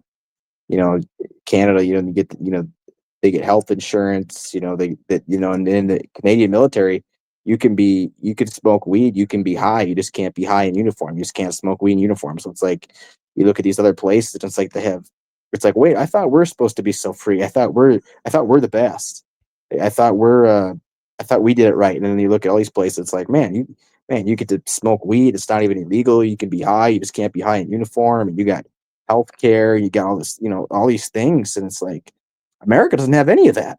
That's funny. It's like, I thought we're the best. I mean, we're number one. I mean, didn't you hear Trump on the stage? I mean, we're going to make America great again. Well, why isn't he talking about doing this? Why isn't he talking about these things? It's like, this is what everybody should be calling out. You know? Agree. And if Americans are the best, how come none of his wives are ever American? Yeah. Interesting. You find better wives elsewhere. I'm not knocking his choice on that, honestly.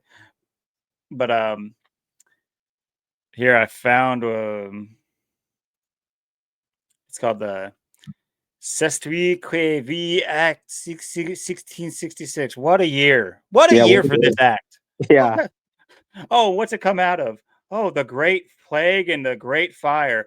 A Great Plague and Great Fire. I haven't heard of anything like that in Revelations or any kind of like Bible books or anything. Interesting.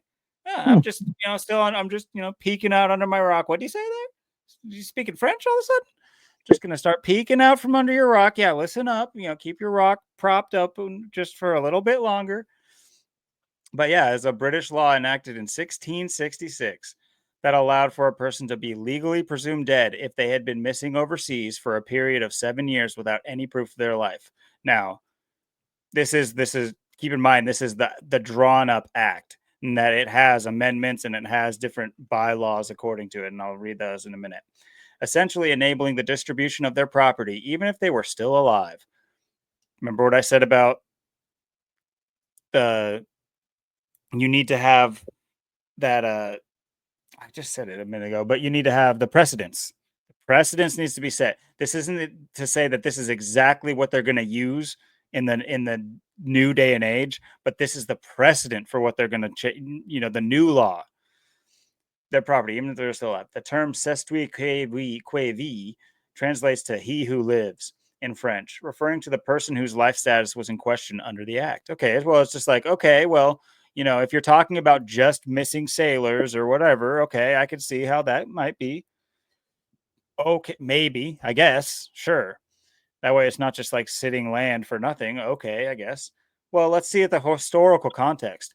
This law was passed following the Great Plague and Great Fire of London. That doesn't sound like anything in the water or like dead at sea. How come this act was, drawn up after these things? Where many people disappeared or died, leaving uncertainty regarding property ownership. I'm sure that the common person was so uncertain, and just like, we should let the government handle this one. And then, yeah, we should give all our stuff to the government just in case. Uh, but yeah, the proof is on the burden of proof is then on the person to claim that they are still alive. And like I was saying, oh, okay, these are for people that are overseas, dying, shipwrecked at sea or whatever. No, they used it subsequently for large scale events that happened on land. So this happened. Everybody was disenfranchised all at once. All at once, they deemed every citizen dead, every single one, and said, "You got to show up. You basically got to show up if you want your stuff back." Because that's how many people died. Let's see, real quick. Great Plague.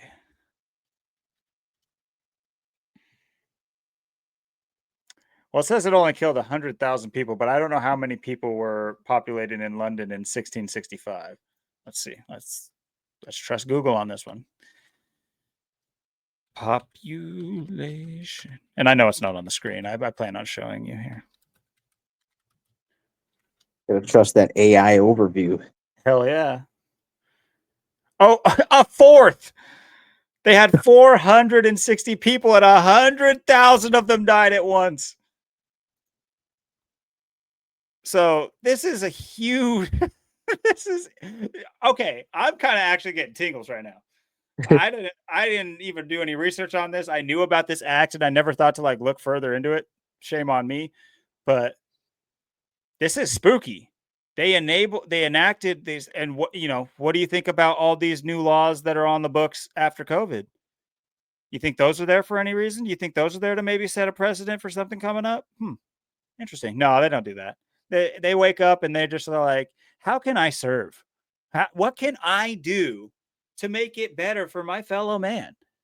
Without me having to give up, any of my insane pension or, insane salary or my many houses and mansions and land or titles.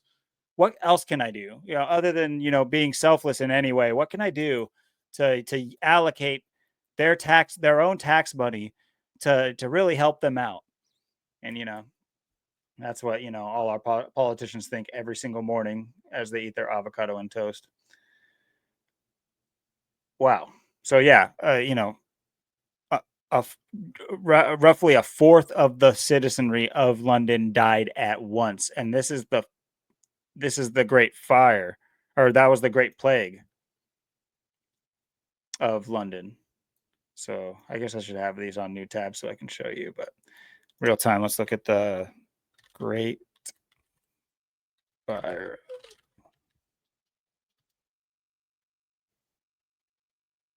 Let's see.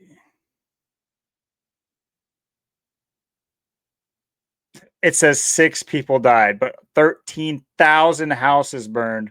Only 6 people dead. Okay, sure. Wow, the fire burned in the heart of London. The fire burned for 4 days. Yikes. Couldn't be destroying any kind of old world anything there. It was probably all natural. It was probably, a candle fell over. Yeah. And then it just looked like a Hiroshima. And almost everyone made it out. Just those 6 people. Yeah. Just a little too slow. The 6 fat people of that time didn't make it out. Unfortunately, we lost all 6 fat people. Wow, it ended on September 6th, 6, 6, 6, 6, 6, 6, 6, 6, 6, 6, 6. 6 people died on September 6th in 1666. It's coincidence, though. You could roll a dice 15,000 times and that'll happen. a lot. Anyway, so yeah, there's a historical context is always fun. I don't know if a lot of people know about this, but you know, parlay that into the revolution and the eventual founding of America, quote unquote, definitely big quote unquote. Um, and to think that we escaped British rule or parliamentary rule, yeah, right. We are surrounded by British Parliament. Are you crazy? Canada is Britain too. Canada is literally France, Britain, Love Child 2. They're just a reboot. And they're all oh, oh, we take Louisiana. We don't want no more. We go ahead, have no string attached, no string attached. I don't know. This is like a mix of like this is like a French Canadian like Asian that I'm doing. Just imagine that. So anyway, but yeah, yeah, we're there's we did not escape the church or their rule or their laws, and think about the fact that with a population of only about around 500,000 people, they were able to push this past. You think they were asking all 500,000, hey, is this cool if we just like take your land, if we decide that it's cool to take your land? And they're just like, yeah, bro, go ahead, take it, you can have it right now, fuck it. Yeah, no. So you see how they do things. They set precedents legally. This is definitely maritime law. Like this is actual maritime law by definition. Not to say that maritime only affects what's over the seas. That's the idea of maritime law, but maritime law is wide reaching. You look at places like Malta and their sovereign nations, island nations and stuff. They're all beholden to maritime law. We just don't think we are because it's like, oh, we're on land, bro. Like, no, go ahead, go take your boat and just start going anywhere you want. Good luck. I don't think that's gonna work out too well for you, buddy. Yeah. But yeah, I think this dead horse just whinnied his last whinny. Government doesn't love you. Wake up. Start doing for yourselves and those around you, and foster a new generation of people to have an appreciation for things that matter.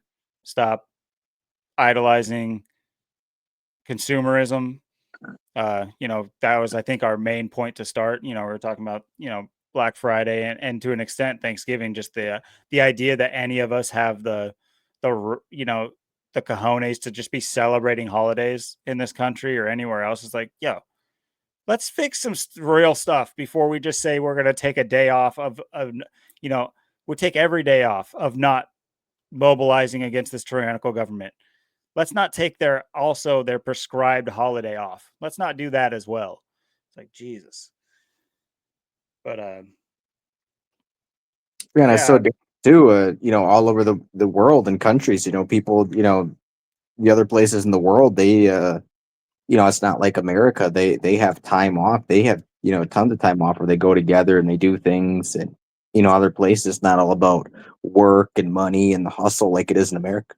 America, we just have our holidays, and we barely have any time off. It's other places they have tons of time off and tons of time to do what they want to do, and enjoy life, and come together, and and they look at America like America's crazy. We look at them like they're crazy, but it's like Americans are just in this rat race. Everyone, no matter where you live, because you're chasing the dollar and you're doing the same shit, and no matter where you are, they got you, and it's the same thing everywhere you go. Like I said, here in America, where people are, you know, they're all the same way. It's all the same thing. People, these other countries, there's other people in the world. They're coming together way more. They're taking some places they have a month off, or months off. They have massive things they do, and America, we don't have anything. We just got these holidays, and then of course, maybe you might get the whole year off, and we decide it's 2020 and it's COVID. Now you're just going to be,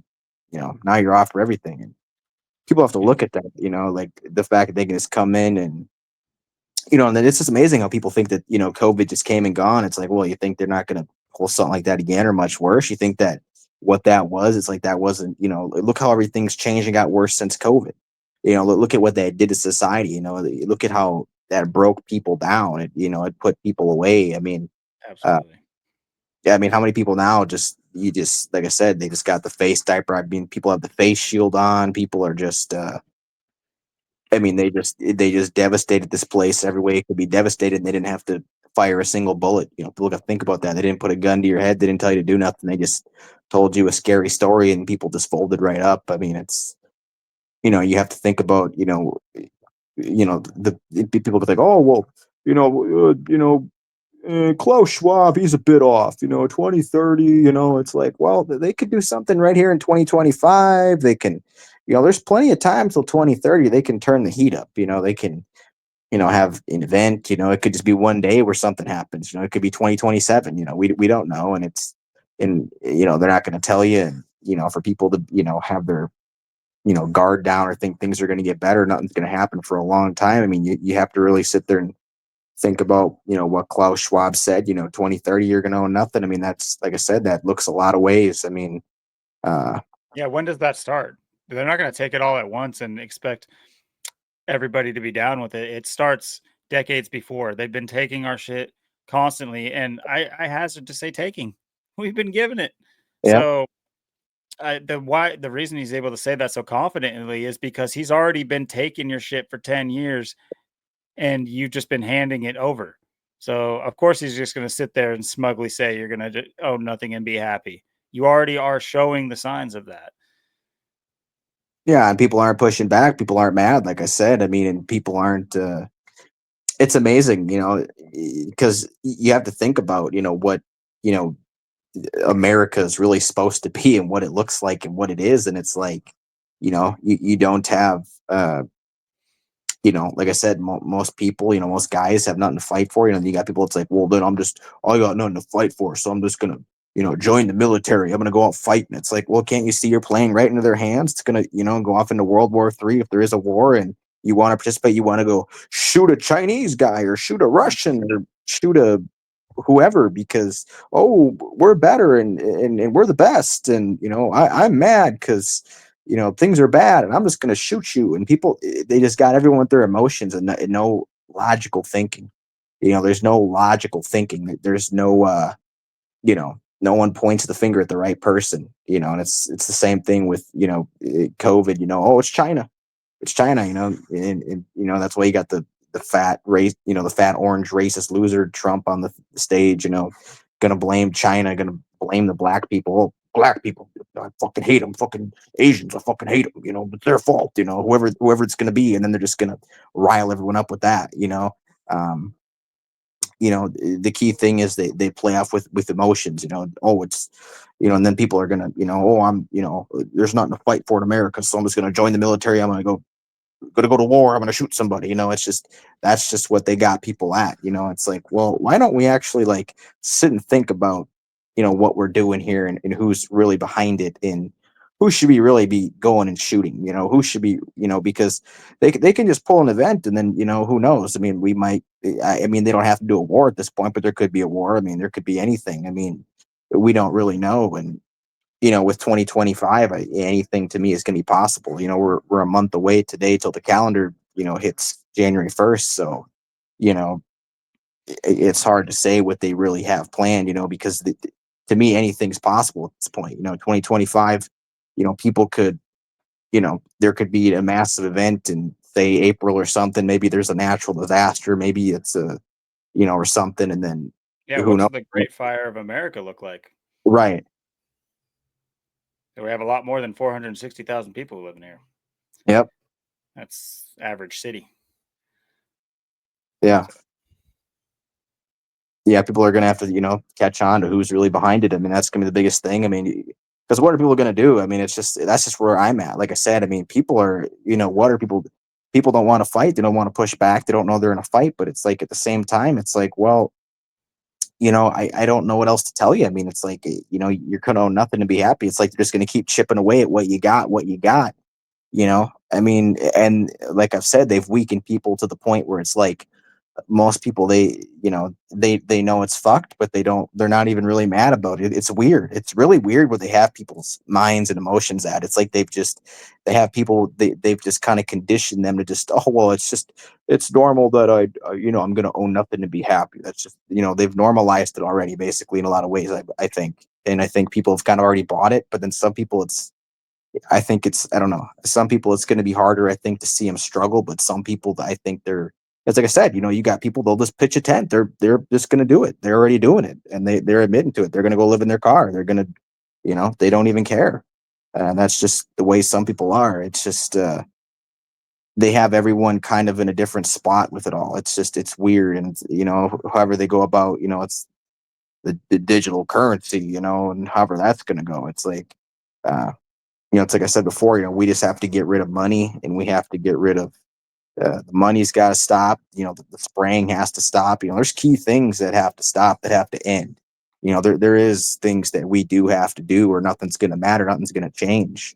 Um, and people have to just, look at everything as a multifaceted unit, and just, that's what it has to be, because you can't, just because, things get better. Well, if the spraying don't stop, nothing's going to change.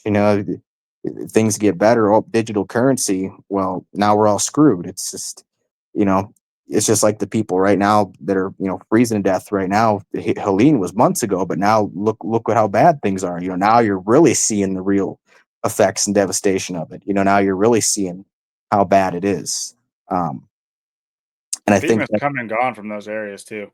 They were there late and they the first to leave. First, last to show up, first to leave. yep. Shows you where their priorities are at. Yeah, And then this is going to be the biggest thing, is people are going to have to, because it's only a matter of time before, like I said, whatever they're going to do, if we do end up in a lockdown situation again, I mean, or something like that, or maybe there really is a, you know, bubonic plague that they do unleash on people, and people do really start dying. I don't put nothing past them at this point. I don't know what they're really going to do. And, um, that's going to be the biggest thing. Like I said, is people are going to have to find ways to just, you know, step up and just say no. I mean, it's just unbelievable that, 2020, and I felt like, like maybe even 2 years ago, like 2022, like, people just, they got to just kind of kick her in the ass a little bit. They got to just, give it a little kick in the ass. They'll just, and they just got to, do this, do that. But I don't know. Now it's like I'm looking at it. I'm just like, man, I don't know. It's just, what are these people gonna do? I mean, when are people just gonna have enough? I mean, I don't know. It's just, in some ways, it feels like they do already have us, but it's like they have to still initiate that. But I don't know. It's kind of like I'm kind of torn in two ways. It's like I feel like, people in my life, it's just been, I feel like just disappointed in people. Just disappointed, disgusted that people, just have just come to such levels where they've just, given up, or don't want to fight, or don't want to do nothing, or, just don't have a backbone. There's just no backbone and nobody no more. They just, anything goes, it seems. Um, it's crazy. You never would have thought, people, would have just let it all go the way it has, that it would have gone down. Like, I just always thought people were going to, come together more and put up more of a fight. But, it just shows 2020, it was a massive litmus test, and you can just see what came of it.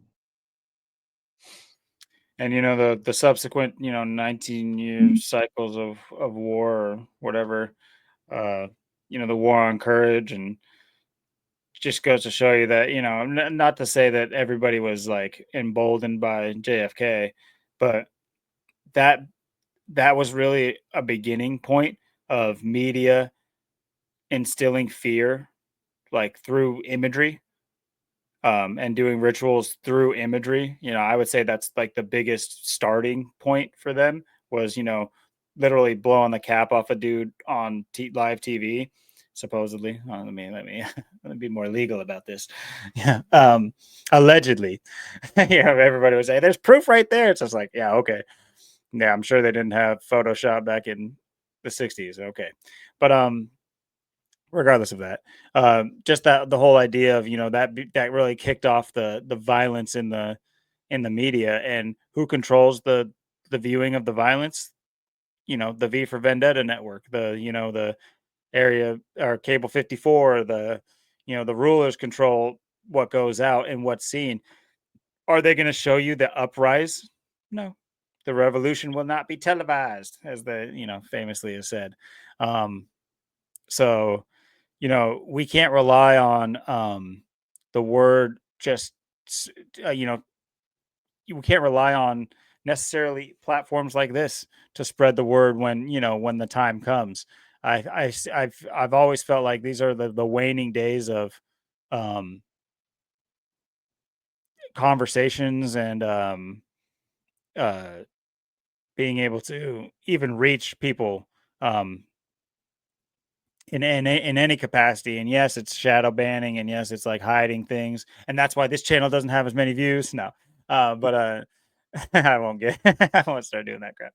But yeah, it's it's these are the end days for um these people to have these kinds of correspondence. And yeah, it's going to be rough when we really start to enact change. You're not going to have the backing of the media. The media is there for one very good reason: to quell dissent. That is literally what it is there for. If you think otherwise, I mean, it served other purposes. Yeah, it's a great propaganda machine too. They're able to, enlist into their ranks through the propaganda. So I would say, oh, so maybe it's a two-pronged uh double-edged sword, or a two-pronged beast. But the quelling of dissent, and such, like, look at what you'll believe. Oh, there's a transgender person shooting up a school. Look at the carnage. Oh, that classroom's empty. Okay, but like there's 20 dead reported. Oh, okay. Well, that GoPro image looks like there's nobody in there either. Uh, Oh, when did they have time to change their shoes? Why did they change their shoes? What's Oh, it's so sad. Oh, they're dead. And just like what uh, like right there. They just like they can just manufacture our brains to believe something that is complete slap to the face, you know, a real slap to the face, unlike Will Smith slap to the face. I mean, it's like COVID was it was easier to handle than the day after the Chris Rock slap. It's like I open, so I'm there super early in the morning at work. And do you know, it's like I'm obviously hip to what's going on, and like I'd seen it. As much as I don't care about it, I had already seen it, and it's just like, okay, that's the most fake thing that could possibly ever happen. Maybe there's more fake things, but the first thing, somebody comes in, bro, you see that? I'm just like, I just want to fucking. You want to feel it? I won't fake slap your ass. Don't ask me that shit. Are you serious? But yeah, it's anyway. Like I said, this horse is just, at this point we're mashing it into glue right before people's eyes, and we're gonna be able to mail this letter to each and every American to wake the fuck up. Yeah, the AI taking over, the deep fakes taking over. I mean, it's Mhm. and I showed you that Kurt Cobain, the Kurt Mhm. Cobain. Oh, very good point. Yeah, I almost forgot about that. Yeah, I mean, it just shows you where things are going. I mean, things are just, I mean, it's just getting crazy out there. I mean, all you got to do is, like I say, you just got to go out and just take a look at people. Just go out, take a look at people, go look at society. I mean, just, whatever you got to do and just see where things are at. Like I said, go look around your neighborhood, look around where you live, go for a drive. I mean, the evidence is everywhere. And, um, I mean, like I said, I think, in the near future too, that the internet's going away and AI and, uh, the AI takeovers. I mean, it's already happening. It's already, made massive. I think 2025 AI and 5G are gonna just explode and really take over. We're gonna see things we've never seen on so many levels. And who knows, where it's all going to go. AI is, obviously no good for us. AI is going to destroy AI. I mean, with how are people buying into this? Is my point. How are people, getting hooked into this. Well, I think, like anything else, they give you a product and then they, that is there to lead you into the product they want you to be into. So it's like you're going to get at some level you're going to get a bunch of people that are already okay with the shit product you gave them to begin with. It's like they're already content with the crap. And then the people that might have complaints about the bad product, they have the product they were initially going to reel you in with right behind it, and to be like, oh look, they're actually manufacturing good stuff. Um, and it's just you know nowadays it's like you hop into a YouTube live stream and it's just like the chat is talking about the fact that it's just like, shut the hell up. I didn't ask for it's like it's not like in this week's episode of YouTube Live, the chat wonders if the speaker it's just like I don't need like a quick narration of like what's going on. Like how simple are we trying to make everything? How convenient are we trying to make everything? I can't read chat. I can't even like read chat now. Is it helpful for maybe the chats that are going too fast? You know what pisses me off about this world? That people chat in chat rooms that are moving at the speed of light. Who do you think you are? Who do you think you are? Who are all these people that think they're saying something in those chat rooms? Like, why are you choosing here to converse Yeah, with each other? How can this make any sense to you? You know, oh, it's just, I mean, that's without even talking about donations to, the most mundane and inane crap in the world gets, the most views. And that's a whole nother subject. But, that's like I said, simple things, subscriptions, kick them to the curb. If you can't handle looking up or pirating even, or um, watching ads to not have to pay these things, I'm not even saying give up everything. I'm saying stop giving them money. Stop giving them money. You have to give them money for free every paycheck. Stop also saving that money, the scraps that they do give you, and then repaying them. Like if people, I mean, this idea has to expand to eventually, skip tax season. You know how many? It's just like we need to go door to door in our communities and say, hey, how many of us are willing to, take this plunge? That you think they're really going to come and wrangle us up? You know what, IRS, you guys all got armed. Let's do this. Come on, right, let's go. Let's see how tough you guys really are. You right. pencil pushers, and obviously they're not the pencil pushers that are going to be the ones coming to your house with a gun. But and how much of that is a fear tactic, like we're talking about. Yep. Oh, IRS is arming all these people. Meanwhile, it's almost illegal for you to get a gun at the same time as this was happening. That was the threat, at least, and I don't think that that's going to be the last time this happens. We've talked about, they love using polarizing things. You're going to get, you get Biden, the Democrat, and we're at war. You get Trump, and he's giving up the guns. It's like wait a minute, what's going on here? Just like in Portland, we get the liberal mayor, and she's the one that criminalizes fentanyl. It's like, who saw that coming? She's the one that's like all this legislation for more parental rights is under. Yeah, I don't think the LGBTQ saw that one coming yeah, I don't know if you've seen Tina Kotek at all, but she's quite obviously you wouldn't assume she's on the you would definitely pigeonhole her into one side of, especially like all the platforms she's ran on is pro LGBTQ and pro homelessness and all that stuff. I say pro homelessness, and I was going to correct myself, but no, it is pro homelessness. They want us out on the streets, um, swept away on the streets. They don't want us organizing on the streets. Um, yeah, and I don't know what else we can tell you guys, but hopefully anybody that agrees with our message, or at least parts of our message, feel free to, obviously correct us where we're wrong or fill us in on things we've missed. But on top of that, do your best to, speak to those around you, and, or if you're independent to or the patriarch or matriarch of your family, start making changes. Your 5-year-old doesn't need that subscription. Please understand that. Please understand that these things got to go. These are the simplest, easiest things to get rid of. And if you're not willing to get rid of them right now, what are you, do you understand the decisions you're going to have to make when they push the button, when they drop the ball, when these things kick off. This is not fear. This is just common sense. You, it's like, what are you going to be reaching for? Are you going to be, reaching for your TV to throw that in the car when it's time to evacuate? Like, where are we at, people? Yeah, it's going to come down to priorities. Everyone has to just Good word.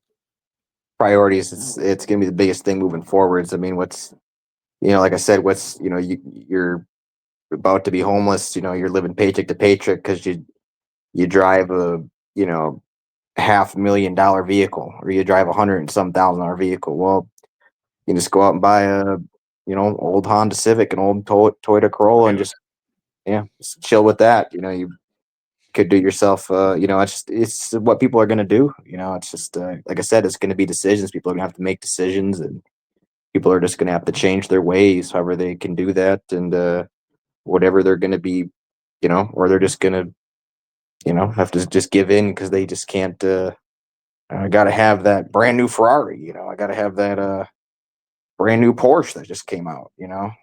Or something like that. So whatever people are, or they got to have the biggest, richest, fanciest house, or brand new TV or something stupid. It's just people are gonna have to make the right sacrifices, the right choices, and think about prioritizing what actually really matters and what you really actually care about, and what's really going on. Because otherwise, you're just going to be left with nothing, get left behind. It's where most people are going to be. They just they can't let go of the materialism. They can't let go of the material world. They can't let go of you know the world stage. Yep. Status is the least of our problems moving forward. We need to make that so much further down the list of priorities is personal status.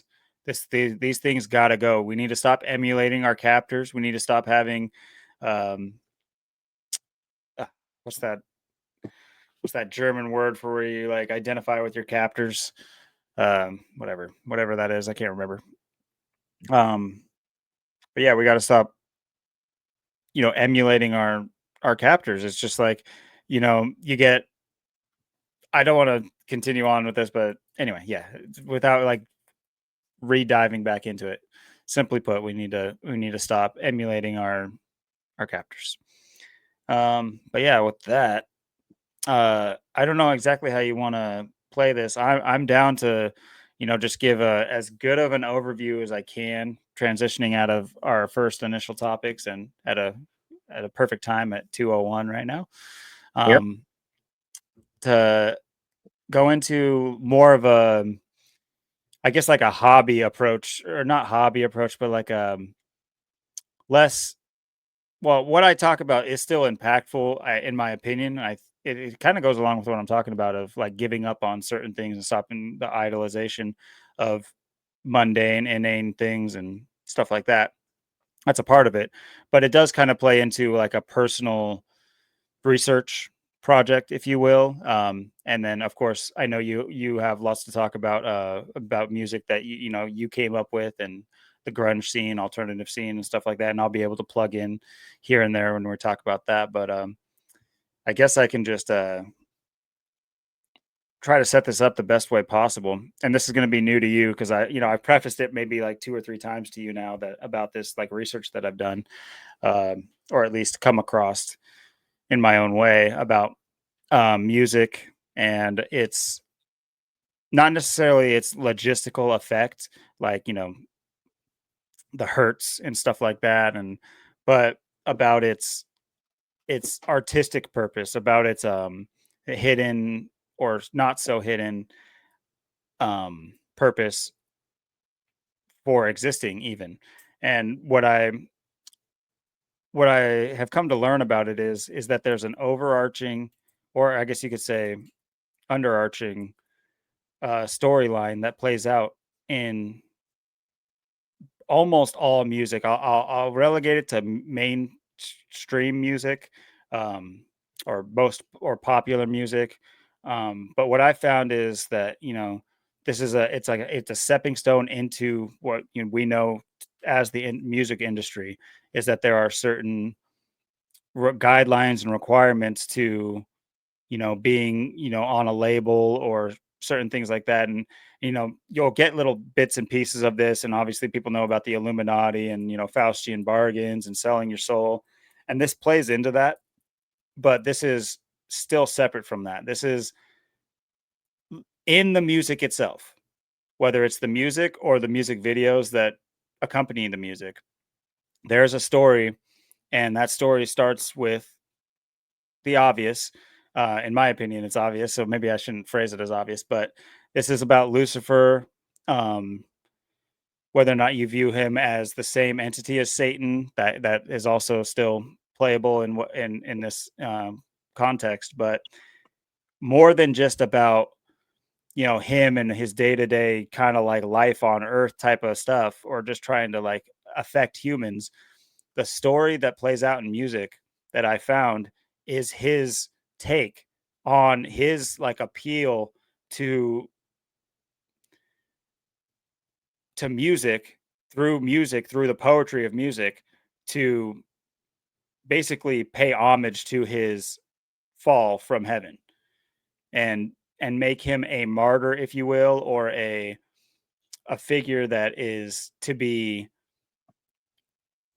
considered a alternate voice to a potential tyrant. In this version, God is the tyrant, the God of heaven. Let me put it that way. So, whatever your views about the God of heaven, I almost think that it would fit most religious views, at least the Abrahamic ones.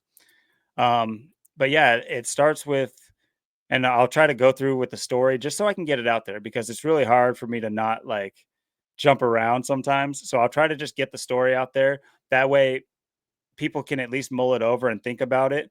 And maybe then they'll be able to hear the story in the music the same way I do.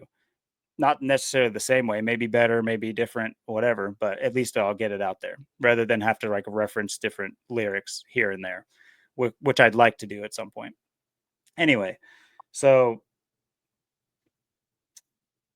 basically it starts with in heaven. Lucifer is a character that he is one of three, at least three angels that have special, quote unquote, special properties in heaven. All angels are, as we would consider immortal, and they have their own, their own faculties and necessity in heaven, and they play their role. And in so there is zero ego in heaven. They're all willing to do what needs to be done to keep heaven a perfect place under God. And but there are three that have more responsibility, I guess I can put, than the others. Not that they should view it that way, everybody's equal, but one is Lucifer, the other is Michael, the and the other one is Mary.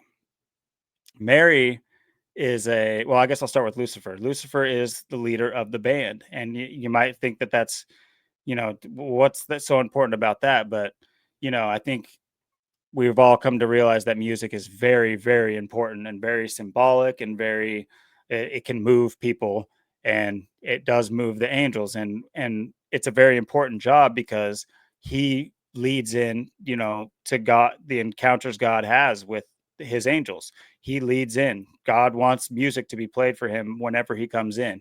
It is just like at church, just like everywhere else, that is a very symbolic thing.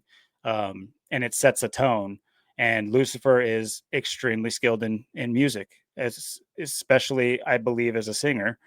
Um, and he's the leader of the choir. So that's his job. And I think, resides over a special district, because it's not like he's a one-man band. He has an angelic choir that he trains and he teaches and that he works with, and for the most part he lives in heaven in a certain area that mostly deals with them. Not that he never can't ever leave that area, because I believe he's also friends and like has a brother like friendship, or potentially they are brothers, with Michael, the leader of the army. Now, you might ask why the heaven has an army.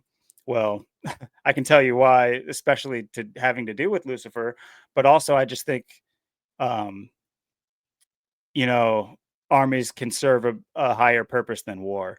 Um, but anyway, he is the that leader of that faction, and he, trains as, an army general basically for God. Then you have Mary, who is maybe the most quote unquote special of all of them. She she is not just the mother of Jesus, as simple as it's put. She is not just she is the birthing mother of heaven. Whether or not she's gave birth to all the angels, I would say if any of them were created first, I would say Mary was the first one that was created. And I know that that's kind of like alternative thinking to what he did with humans, and I think that's purposeful. I think that's why God made man first with humans, but started with, you know, not to say that angels are not androgynous. I don't believe they could be, but I think it's clear that Mary is a woman, at least in the form of a woman, whatever that might be in angelic form, sure. But she is the mother, and she fosters the light from God into potentially other gods as well, because the Bible speaks of other gods. And this is not just a biblical story either. I'm just speaking a story that is in music. I'm not reading the Bible at you guys. It's very biblical, obviously, but anyway. So she births angels. She might have even birthed first humans. I know there's like Greek stories like Prometheus and all this other things, but anyway, that's her role. Very special role. She's highly venerated. All three of them are highly venerated. They all, heaven's full of love, if you will, or peace.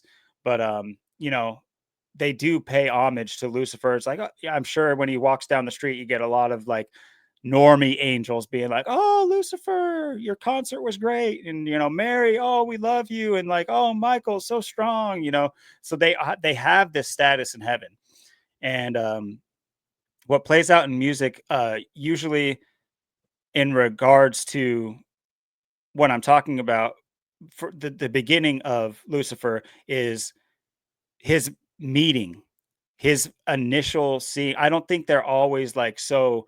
First of all, I think Mary lives with God, whereas he knows Michael because they're out and about in the greater heaven, let's say. Well, whereas Mary is close to God. She lives at the temple with God because God deals with her directly in order to birth beings through light. She doesn't give birth like normal. That is to be discussed later. But the first time Lucifer sees her, he immediately is engrossed by her. He wants her, and it begins this cycle of jealousy and envy. It plants a seed to say, I want her. What is the difference? Why can't I just have her? Type of thing. And just the idea it plants right then and there is the basis for ego. For man's ego, for any being's ego. No being had ego. No angels had ego until he did. And it's all from seeing Mary, and that morphed into him starting to see God as a tyrant, as a rule maker, as why can't Lucifer, why can't he do what he just wants to do? He started to, think of his job as like, all am I made to please him, just make him smile when he comes in and make everybody love him. Whereas, I'm just, always to be lesser than him, and then obviously through Mary, he wanted her and he saw her as some like sex cattle, not actual sex, but he saw her as like a slave for what she was doing as well. And I'm sure he saw that for Michael as well. Um, and so he took that and he started to, in his district, like I said, he started to, plant seeds into other angels. And in doing so, he started to get a kind of a cult following. And, you know, very under wraps, he was able to sway other angels to, see things through his way. This is the garden of, this is the knowledge of good and evil kind of playing out in heaven, where regular angels started to, doubt their existence and doubt their creator, and, you know, through Lucifer or Satan, getting into their head and introducing, these concepts that they otherwise would never think about.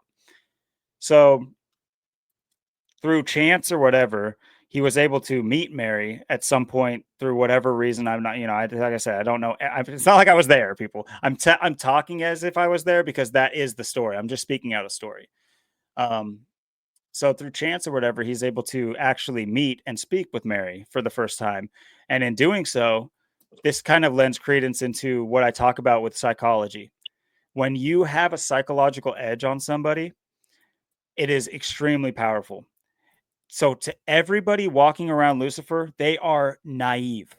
They are, to him, he knows something they don't. And he's able to use that in order to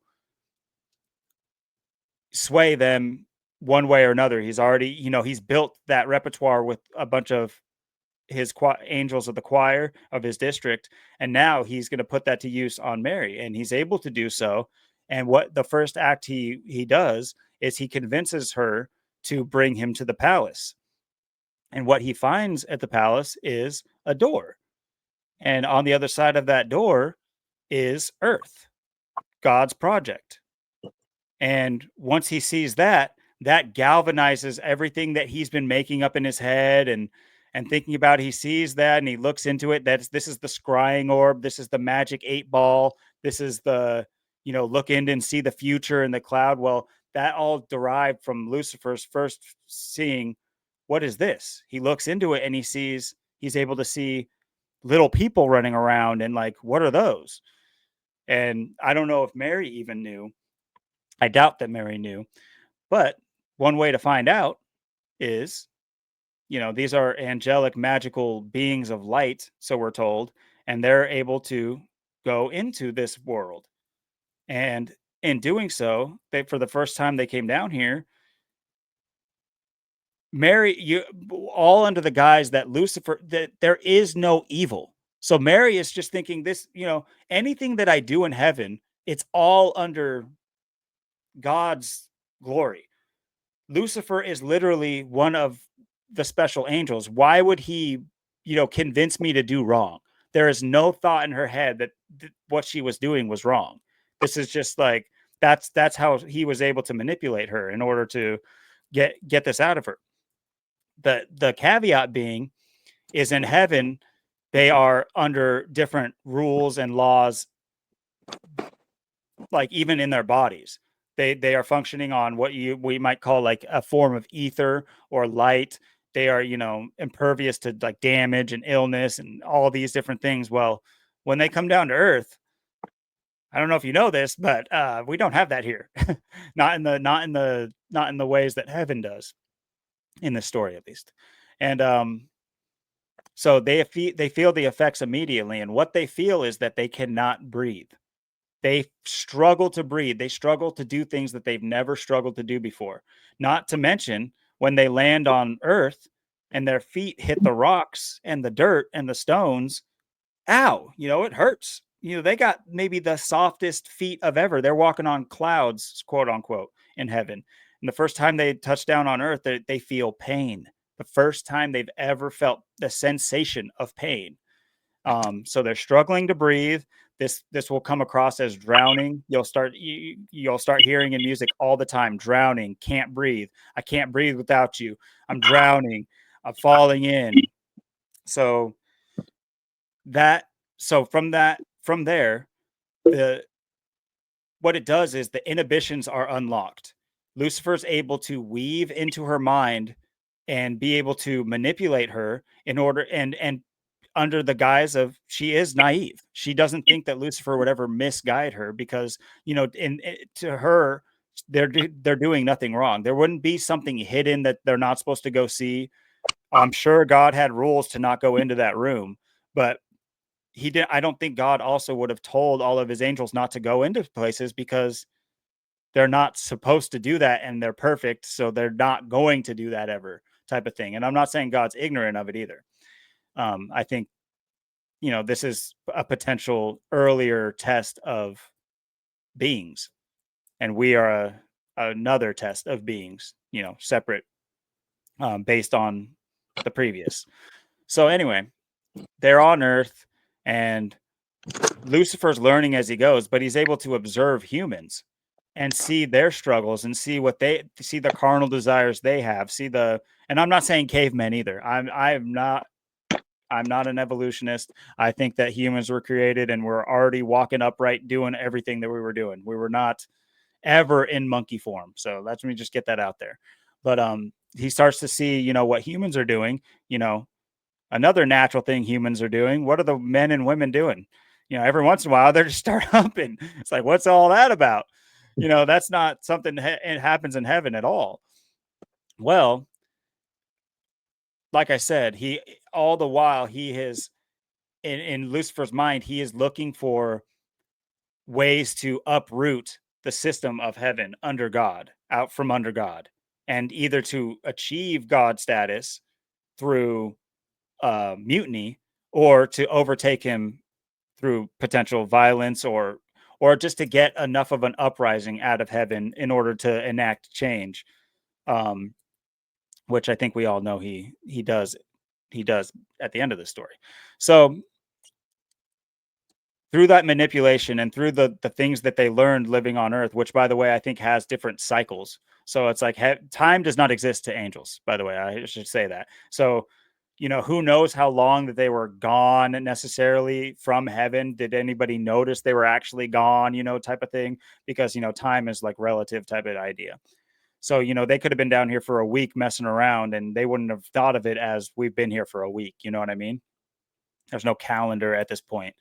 Um, but Lucifer, long story short, he woos Mary because Mary is not the angel of heaven anymore. She has fallen to a more human nature, just like Lucifer has. They're now breathing the lower form of oxygen. They're, feeling pain. They're feeling all these sensations that I'm sure are like drugs to something that had never felt them. You know what I mean? Just think, I could get into details here, but just as a guy, think about the first time that, you know, the cannon shot. Anyway, so, they're feeling these things for the first time, and what do you know? Lucifer having the upper hand in this situation, he is able to woo her, and eventually they emulate the humans. And in carnally, they have sex. They get to fucking. And so after their time on earth, they're able to come back to heaven. Now, I do struggle to understand whether or not there was multiple back and forths, or if there was only one law. Oh, I should mention this too before I get lost. Michael found out about this. The other angels aren't going to question where they are, but Michael was friends with Lucifer, and he was wondering where he was, and he also had access to God's temple, and I think he caught them right before they left, and he also went with them. But I don't think he stayed in the same areas that they did because, like I said, he's not impervious to. None of them were impervious to humanization. They all became more human when they descended upon the earth. And so Michael, I'm sure he got like, whoa, what's all this? And went to go figure out, and while Michael was gone, that's when Lucifer was getting into Mary's head and manipulating her in order to do what he did. I don't think Michael was like privy to it the whole time. That's just my take on it. And I say that based on what we'll discuss next. So eventually they return. Now, God is not ignorant of this. He gets wind of it. Either he knew it was going to happen all along, or he was obviously the only, he knew that they were gone because, they're his dudes that are supposed to be doing stuff. So God does not enact any kind of wrath right away because he has seen the changes in heaven. He understands that the district that Lucifer presides over has started to act differently, and they're not. He started to see faces, you know, smirks and sneers that don't exist in heaven. Where are those coming from? Who's doing this? Well, all those answers were provided for when they came back, and I don't know how long went before God enacted his plan, but he knew that he needed to do something more than just go snatch Lucifer. He found out about what happened, and he knew that Lucifer had done what he did, and Mary had done what she did, and Michael had done what he did. How he went about it after that was that, he couldn't just go and snatch up Lucifer because Lucifer wasn't the only one anymore. Now Lucifer had a bunch of angels on his side, and he needed to root out the whole issue if he's going to try to reboot heaven and keep what's working still. It's going to change, but in order to not scrap the whole project, he needs to get the sickness out. He needs to get, the whole bruise off the banana. That's a weird analogy, but anyway, don't picture that, people. But so what he does is he, on a Saturday, keep this in mind, on Saturday, he put out a decree that the following day, Sunday, think of Saturday as the Sabbath and Sunday as our normal holy day of celebration, that the following day, he put this out on the whatever form of communication they have. I do think that it is some sort of device. I'm not saying that everything is telepathic and they're just like, oh, I'm walking around. I think they live and sleep on beds and stuff in heaven. In my personal opinion, I think angels are not like necessarily insanely different. This is my opinion. This is my opinion creeping in. This isn't necessarily part of the story. But either way, communications went out to the angels that tomorrow there's going to be a celebration and God's appearing and he's going to speak to the angels. And what happens when God appears? The first thing I talked about, the choir's going to be there to play. Well, do you think Lucifer is far gone in his stage? He does not like God. He in his eyes, Mary is used as a sex slave, especially after he's experienced sex with her. He then sees that her being the mother, the birther of angels and other beings, he sees that as a twisted way. He sees it as Mary being used as like a prostitute, as like the whore. That's how Mary becomes the whore. And he wants her for himself, but he also still thinks that she's, so there's a disconnect between them. When they come back, Mary, I think, is initially talked to by God and not allowed to leave the temple anymore. And she has explained what she just did was unforgivable. It's wrong. Maybe not unforgivable. I won't say that, but it was extremely wrong. And it changes everything, that there's no going back. She can never just be Mary the angel again. In fact, she was stripped of her duties. I'll talk about the 3 punishments later. So back to what I was saying. The following Saturday, he gives out a decree that Sunday is going to be um a gathering, at the audience hall. I bring all the angels. I have an announcement, and obviously, which angel is probably thinking like, "Oh shit," Lucifer is obviously knowing that the jig is up. Not to mention, he's getting a personal call that he does not answer the phone. This is why I wanted to talk about the device that they use, because you will hear this in music all the time. The phone call, answering the phone. I'm skipping the phone call. I'm not answering the phone. This is like, you'll hear it so many times in different forms of genres of music that you'll just be like, why does everybody say this? The same with the kind of like drowning, I can't breathe type of thing. Also George Floyd. That's no coincidence. So he doesn't. First of all, no angel doesn't answer the phone. That's never happened. They always reply to whatever correspondence from God or from the temple. But Lucifer, for the first time ever, ignored his call. So that's a huge red flag already. And of course, I believe God already knew about Lucifer. But what he called this for Sunday is to draw out everybody, to make Lucifer do what he's going to do so that he can eradicate it all at once. And so he sends Michael down there to knock on his friend's door, which, by the way, God has talked to Michael and Mary, and he's explained to them that what they did was wrong. And Michael changes this opportunity, which I don't think he's supposed to do, but this is another kind of like a defiance of God, but also reaching a hand out to try to stop Lucifer, because he's now privy to what Lucifer's been up to through God.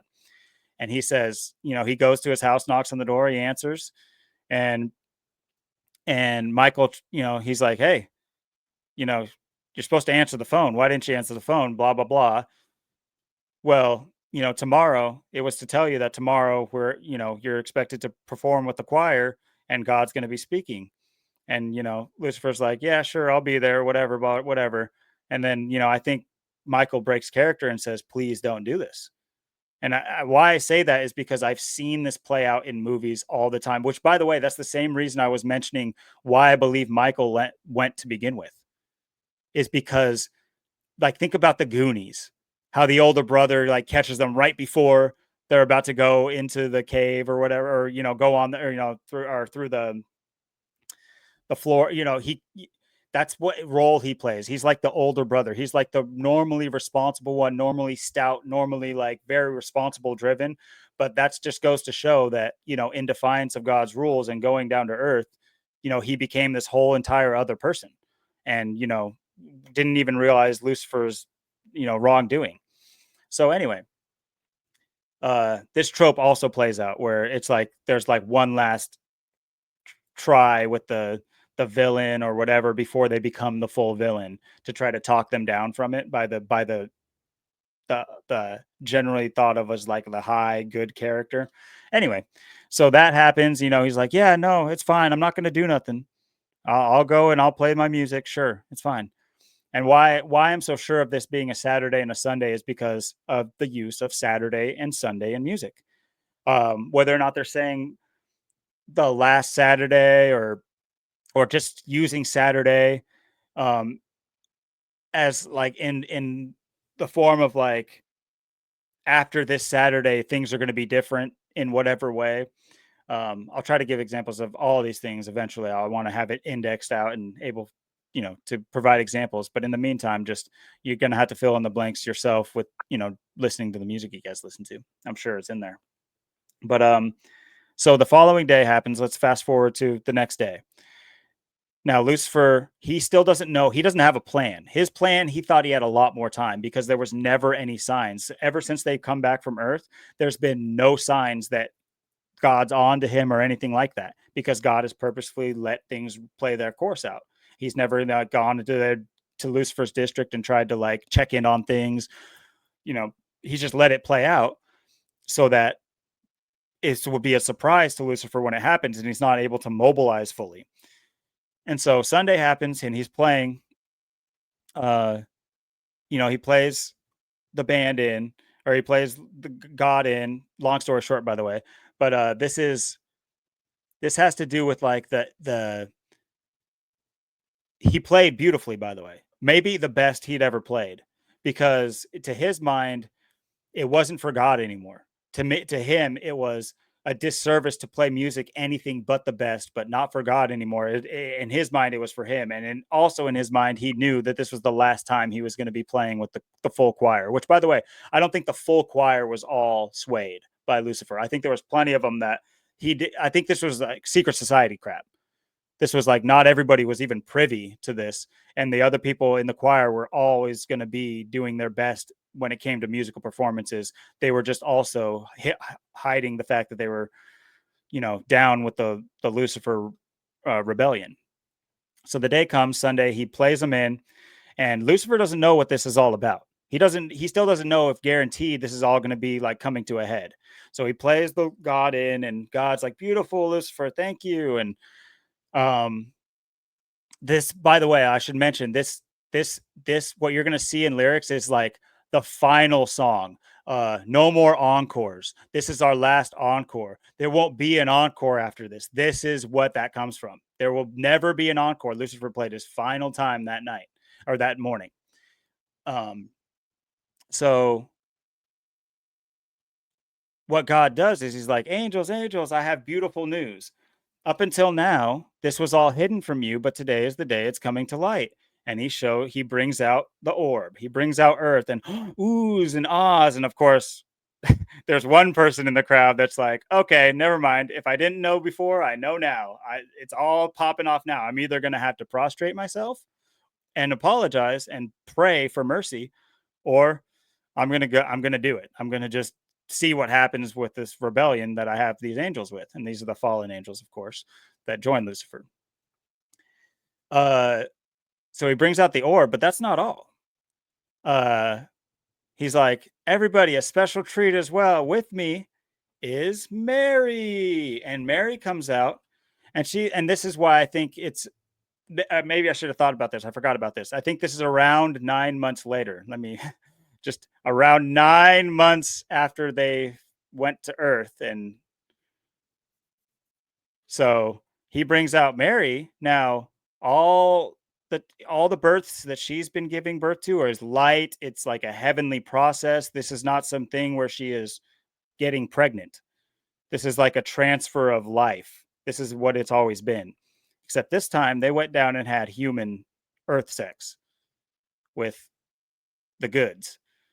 And what did that, you know, what did that serve to? Which, by the way, anyway, so Mary comes out and she looks different. What's up with her belly? Why is she so big?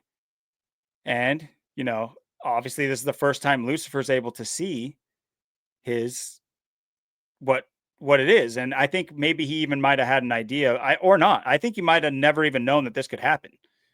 This is news to him. It's not like, I don't think he was able to study humans so closely to see that like people were getting necessarily pregnant, but maybe either way, he either knew or didn't know, but either he knew that it was having to do with him, or at least he was just all like, what's going on with her?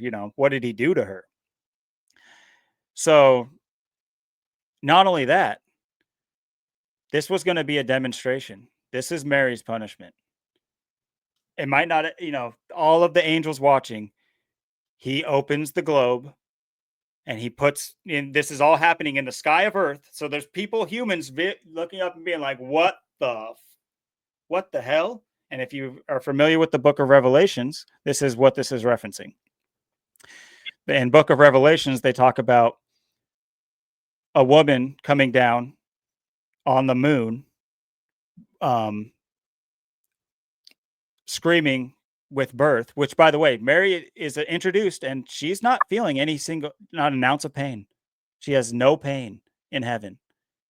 What does God do though? He floats her down into the earth where she wanted to go so bad and where she made that mistake. This is her punishment.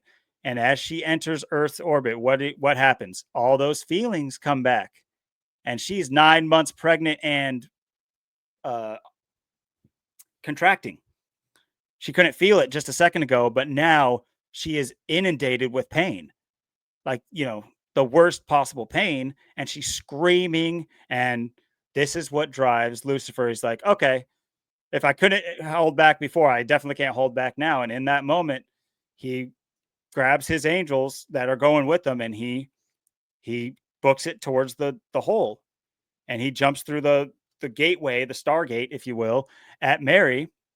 And this is this is where Michael jumps in, because his army was standing and he knew exactly what was going on. God's already talked to him. He's like, this is Michael's punishment. I don't think Michael as an army ever thought that they were going to be using their power against their friends and family, what they consider their friends and the beautiful angels that they grew up with, or if they grew up, or at least been living with.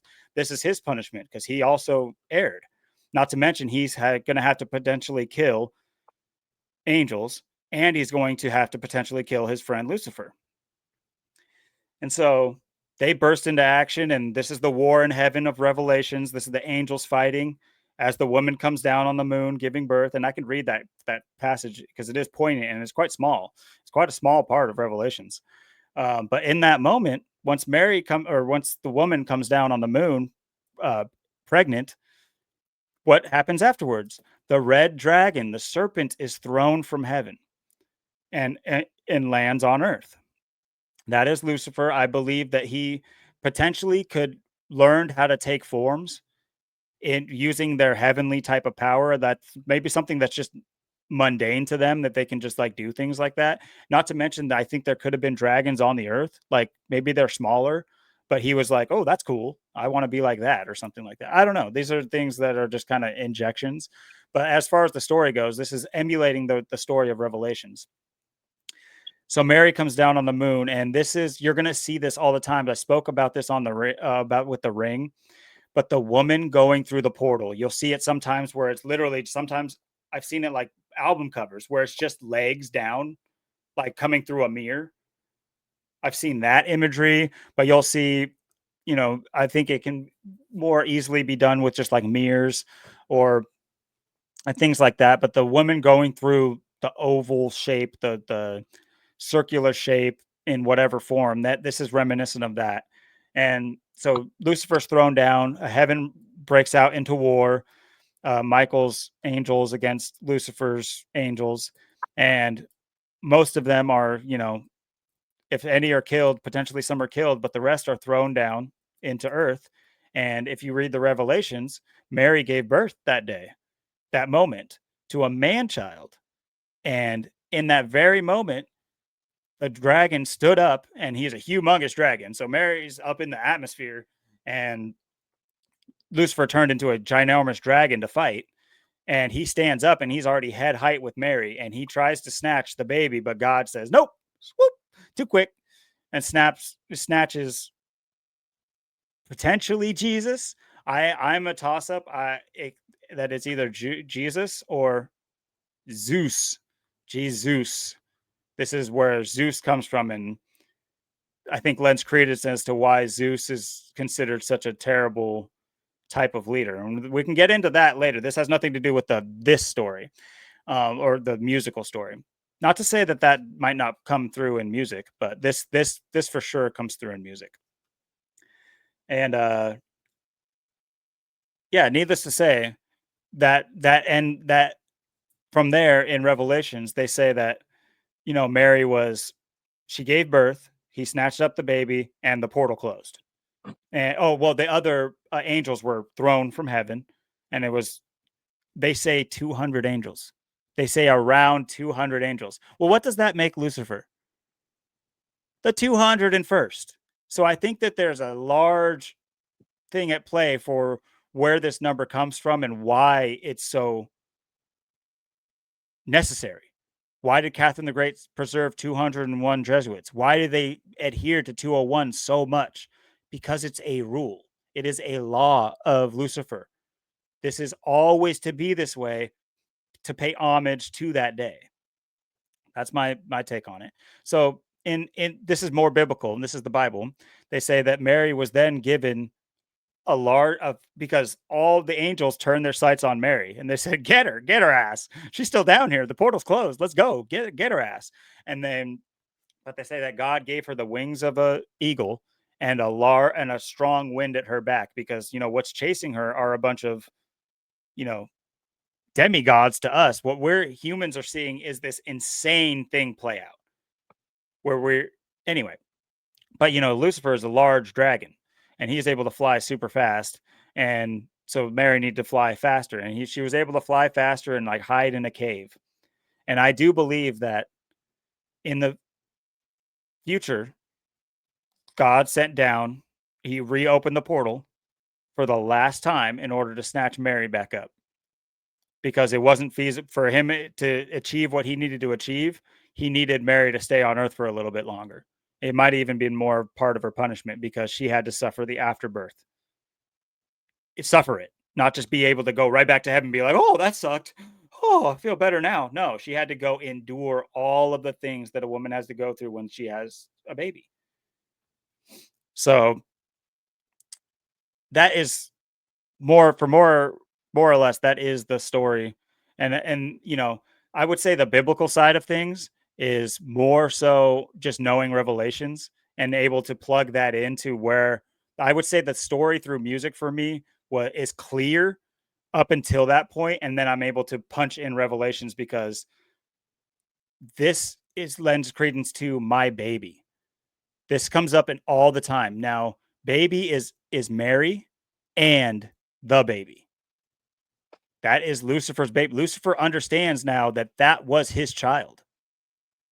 You know, technically, I think their sovereignty is, only in their head, and they're all gods. Technically, anything they make is his.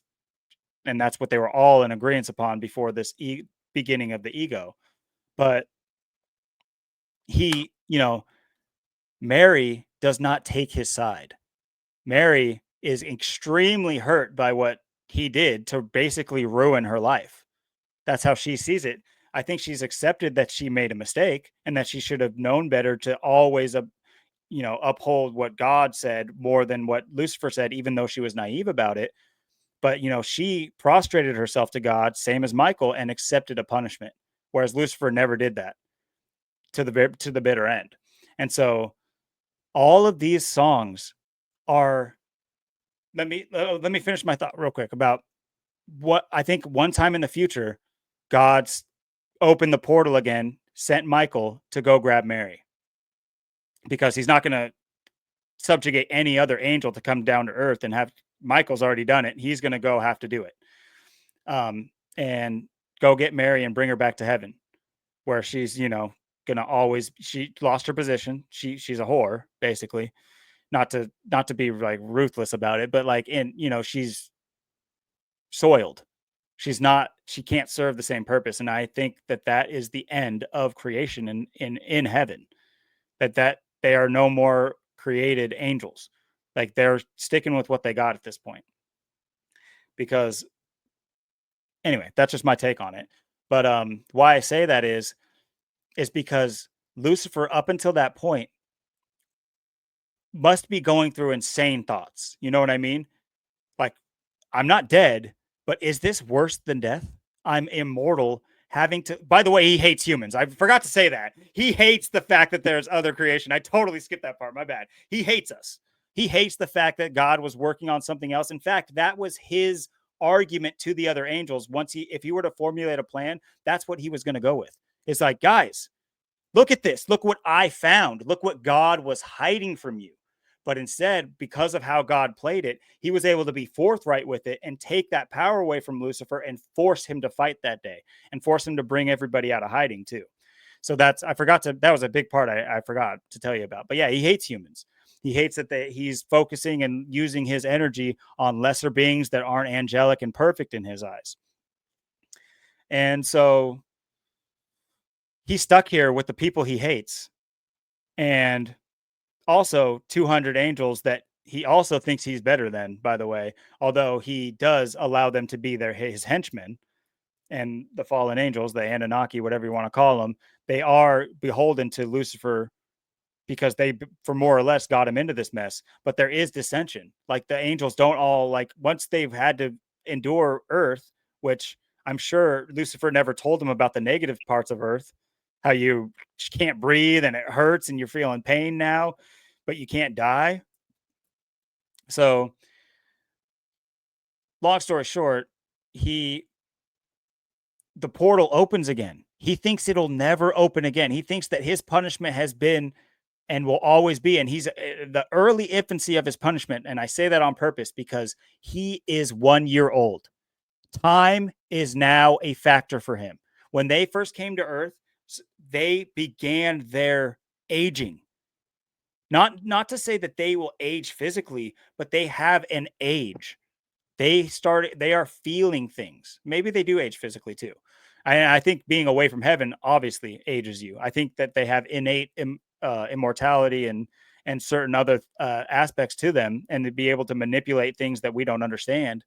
But I think they also feel the effects of the creeping humanism inside of them. They are becoming human the more that they live on Earth without access to heaven.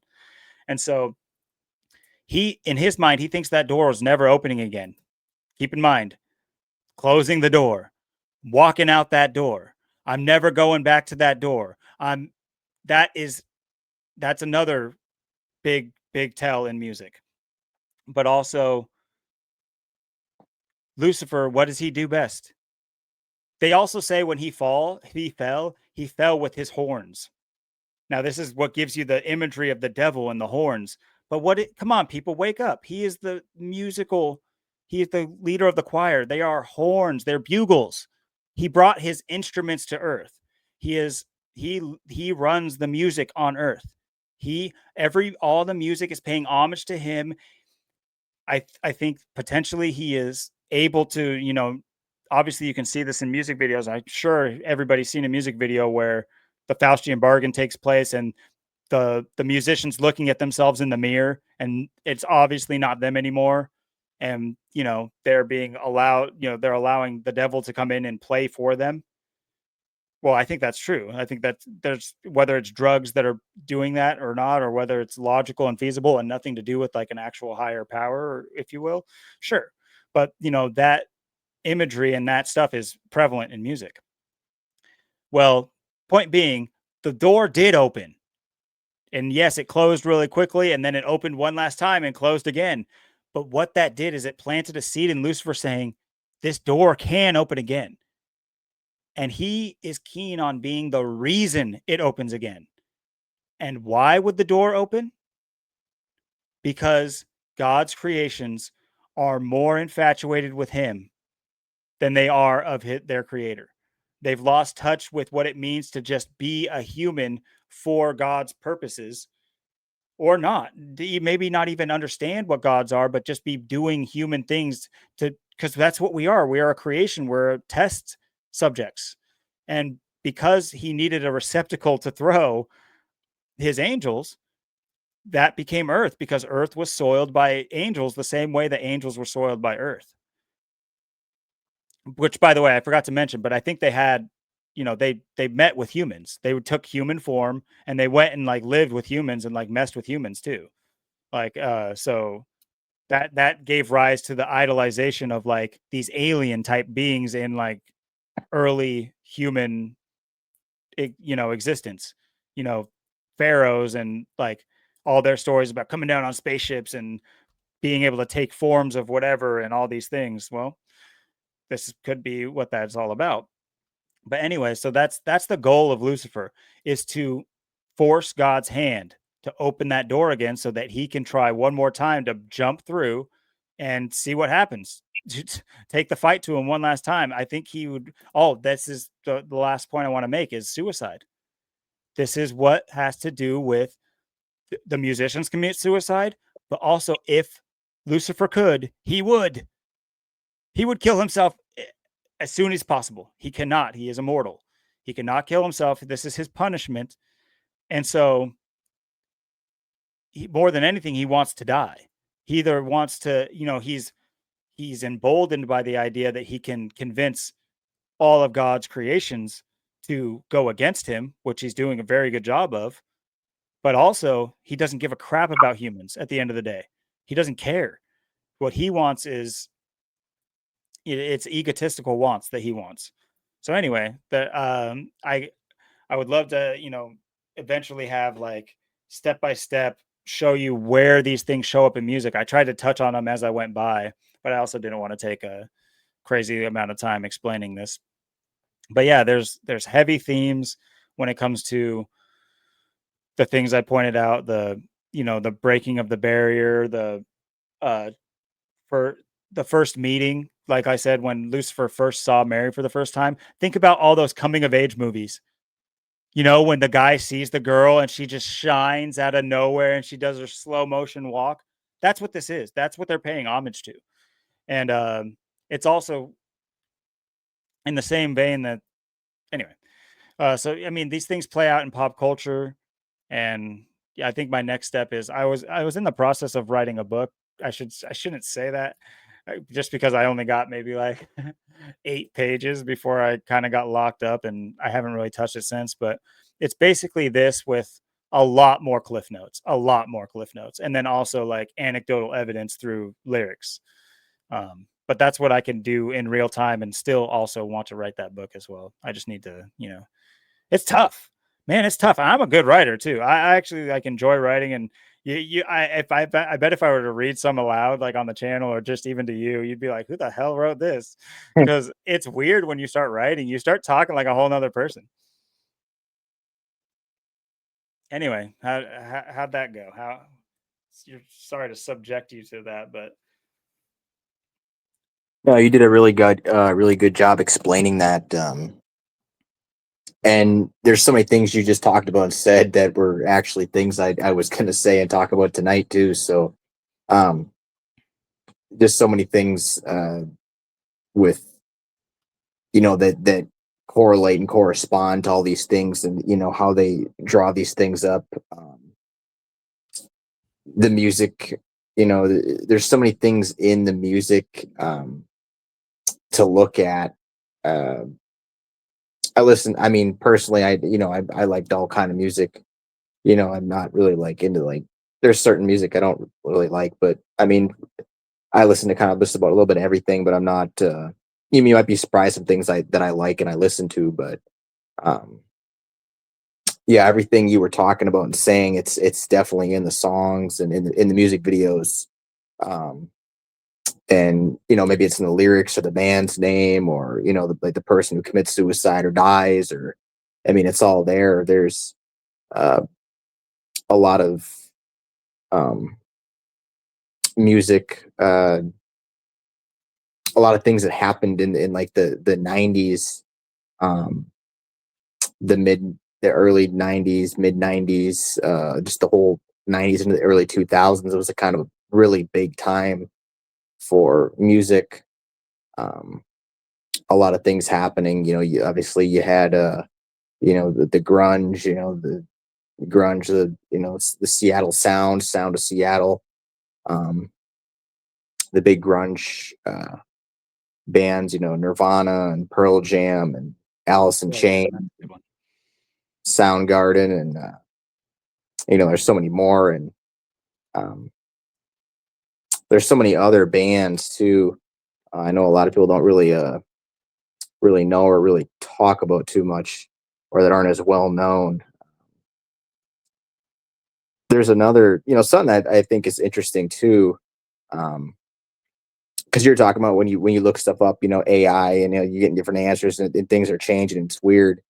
Um, One of the things I was talking about, or I looked up a while ago or a week ago or so, is Art Al Art Alex Akis, the singer of Everclear. It's really interesting when you look at his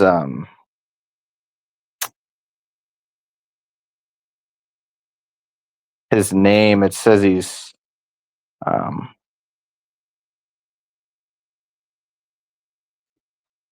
Hold on. I just want to say something real quick. This is actually how do you spell his name? Art. It's Art Alex Akis. He's got kind of like, Akis. Okay. I just think it's kind of interesting that like I've initially tried to look for it, and like the first one that came up is some guy who works at Jet Propulsion Laboratories. When literally just last week I was showing how like I was looking up somebody from Jet Propulsion Laboratories and I couldn't find it because of all the different people with the same name. Oh, that's crazy. I tried it. Arts. I swear I was on a different my other browser. There we go. Alex Akis. There it is.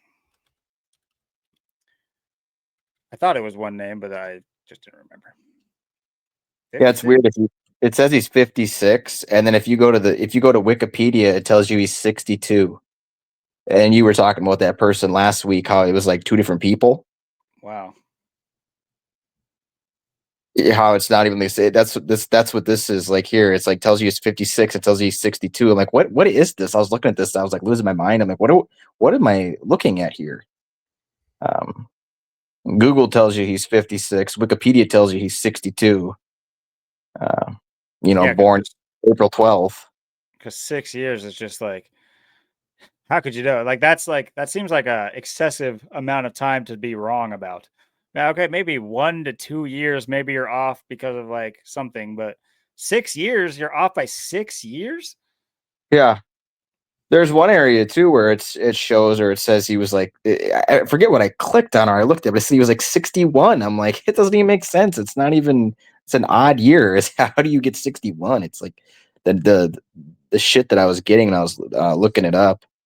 Um, I thought was really strange, and of course, they're from Portland, of course. Mhm. Uh, and it's interesting too. They got well, Everclear is an interesting name because it's got the 44 and the 55. We're Yeah, just talking, Portland.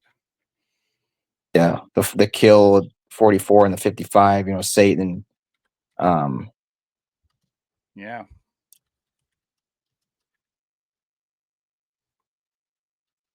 and his full name is Arthur Paul Alex Akis, and it equals 74, which is pretty interesting.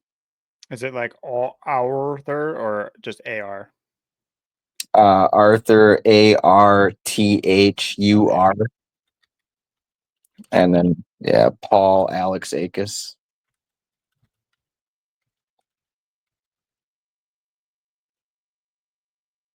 It's got the 74 like Lucifer Yep. and Jesus. Yeah, and they got the big song. Well, Arthur equals 86. Yeah, it's got the 74 and 115 like a Lucifer. I'm just probably full of crap though. I don't see anything. Alex Akis equals 28. And 82. The reflection art is, they call them art. Art equals 42. The reflection 24 as well. It's kind of interesting. And his uh, two of his bigger songs, um, Paul equals 50. It's kind of interesting. Two of his bigger Good biblical songs, name. yep, is Santa Monica and a wonderful, and wonderful equals the 46 and 44. You got the sacrifice and the kill, and you got Santa Monica Just the equals, idea of having Santa. It's yeah, obviously the same gematria as Satan, and yeah, and Santa Monica equals 110 and 38. Death, murder, killing, RIP 38, Gematria 38. So you got what was the other songs called? wonderful. Okay, yeah, there's the 44 again. Yeah, and it's interesting too. That song Santa Monica was on the Sparkle and Fade album. Sparkle and Fade equals 54. Um, and the album came out 24 days after I turned, or after I was born. Um, came out May 23rd, 1995, and it was recorded September of '94. Um, Hmm, and it's interesting too that the 94, huh?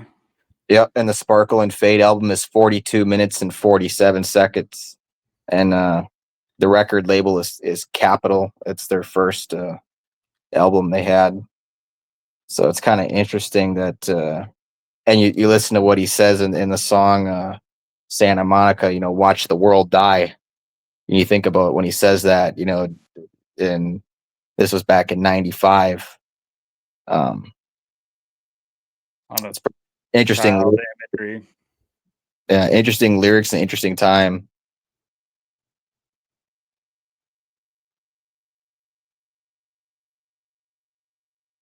Hmm. Brian Malouf, who's that?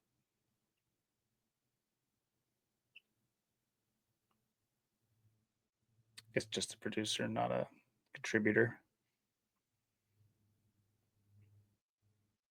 Wow. By December 2001, the album had sold 1,190,000. What are the numbers other than zeros in that? Yeah, By 2001, 119. Interesting. Wow.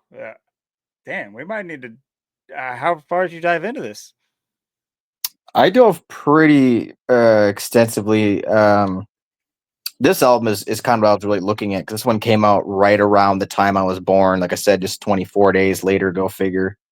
Um, and there was just so much with him, because he's kind of like, he's kind of got that kind of somewhat Kurt Cobain look at the time too, and it's this grunge, and them being from Portland, and they're kind of like they're kind of that band that nobody really talks about and doesn't know much, but Yeah, interesting enough. I feel like they had their hit songs, and then they just never became like a insanely popular band. They always just had like a song on the radio at all times. yeah, Maybe it's because his smug ass look. Let's be honest. I hated seeing him, so maybe that's why, dude. He just always just looks like someone I want to punch.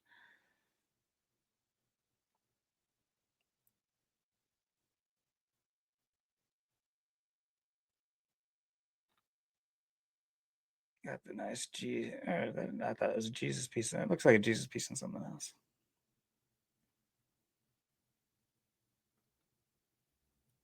Yeah, I've definitely Definitely something here for sure. I mean, obviously, but you think of Everclear, and I mean, yeah, ask any American, they'd be like, "Oh, vodka, you Right. got any, you got any?" But I mean, think about it. But at a different, Everclear, it's like it's clear to you forever. It's about it from here on out. I think this is like a disclosure name. And yeah, it's interesting that there really are such few and far between bands from Portland, Oregon, which is really odd. It's actually really odd. Sandwiched between Washington, Seattle, and Los Angeles, not necessarily sandwiched perfectly, but you just think that like being in the middle, it would, I think nowadays there might be a bigger scene of actual bands supposedly from Portland or the surrounding areas. The only one I can think of, like off the top, I know there's a band called Starfucker. Uh, that might be the most famous one that I can think of off the top, honestly. Yeah, because they formed in 1991, and that's right around the time Nirvana released Nevermind too, which I think is Mhm. really interesting.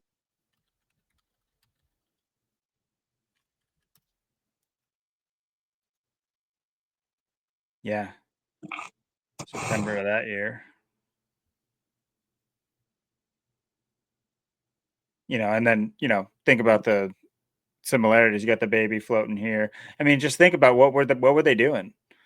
These people work on they are agenda based places, and I'm not saying necessarily the singers or the quote unquote artists, but these were picked for a reason to go out and potentially sell over 1 million copies for everybody to have this in their hands, as many people as possible to see this image.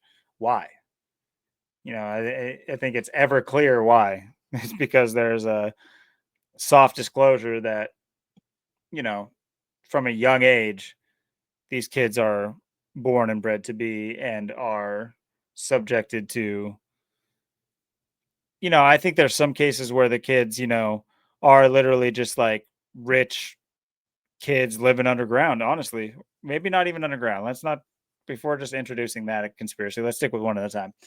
Um, yeah, I think that, they're born with a silver spoon in their mouth, and there's not a whole lot to complain about from the outside looking in to those who don't have it. But you have to understand you don't get to decide those things in this world especially when you're a baby. You don't get to decide nothing. So I think that's one of their ways of twisting people and keeping us separate is that who wants to think about Jaden Smith as a victim? He's a pompous little queer ass weird loser to most people. And I can obviously see that, but people aren't able to see past the fact that he was a little baby and he was raised by sycophant, insane people who are beholden to a clandestine organization. What chance did he ever have to be anything different? Zero. These people need help, but we can't even help ourselves, and it's just sad. It's sad that all these things have to play out this way. Did Who wanted these baby photos out? Like, did they say, "Yeah, go ahead and use my photo"? Are these people even? Is the It very well could be Well, the too, if you band heard, members. Spencer Eldon was suing Nirvana. This happened like 3 years ago or something. See the baby? Yeah, he ended up suing Nirvana, or was trying to sue him for stuff later down the line. And it's interesting too because this is how he got famous. So why everyone knows Spencer. Oh my gosh, you're not joking. You know,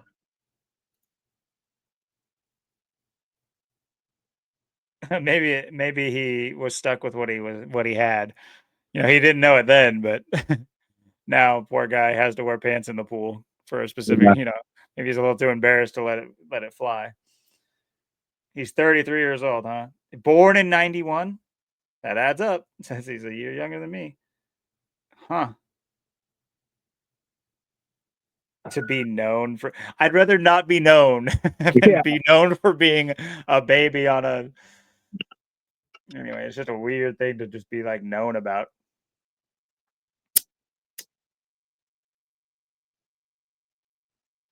So when did this whole thing start?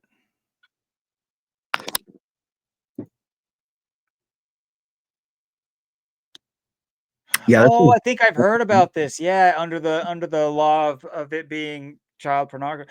Like, yeah, look at this. Oh, I mean, I guess they didn't use the image. I was gonna say if they use the whole image, like this is just come on, people. Like to have it be there, they're talking about it and then they just use the image. yeah, I mean, technically, it's like, did he consent to his torso being naked on screen? If it was a girl, I bet you could say that. So they still use an image of, do I think that there's niche people that are into like weird, obviously crazy things to do with kids that wouldn't also just like this picture? I don't think things, I think a lot of things, I think personally, I think Facebook is a mining operation yep. for child pornography. The willing participants that in this world that these things should be innocent, but obviously they're not.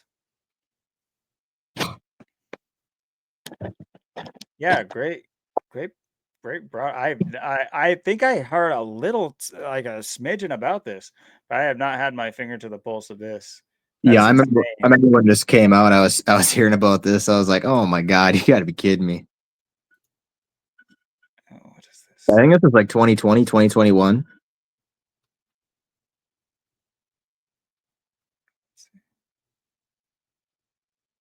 I guess it got reinstated just last year though. I see. So I guess it like initially was thrown out or whatever. Maybe not thrown out, but it was put on the back burner.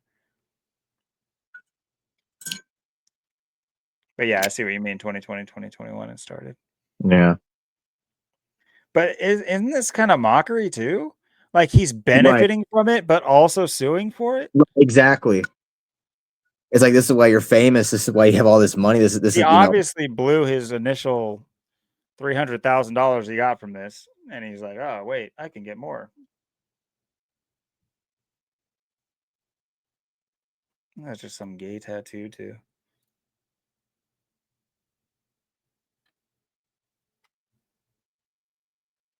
He tattooed "never mind" across his chest. I know. And then he comes back all these years later, and then he does this all these years later. It's like you're gonna sue at this point in your life. All these years later, you're gonna do this. Oh my goodness, the mockery here. Let's see if I can oh,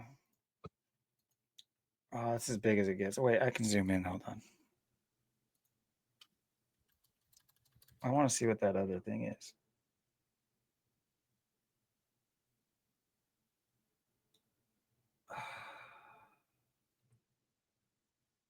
Looks like just some like weird thing he got drawn up for that or something.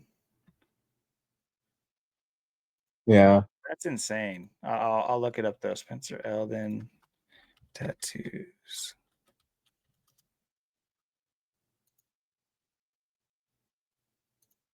Oh, he's so hard.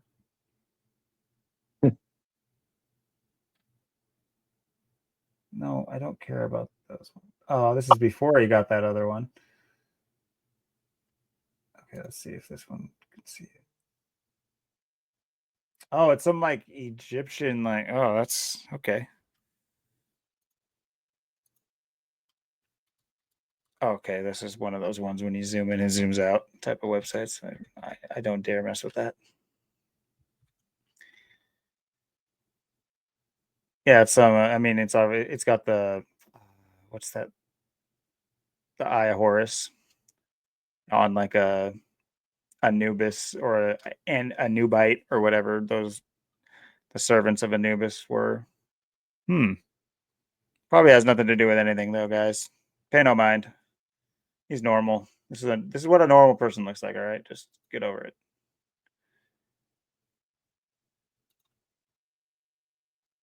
And he Hmm. would be 33 right now too. Yeah, exactly. Which means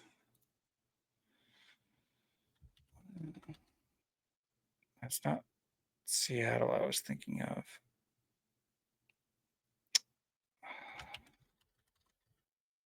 No, what was I just thinking of?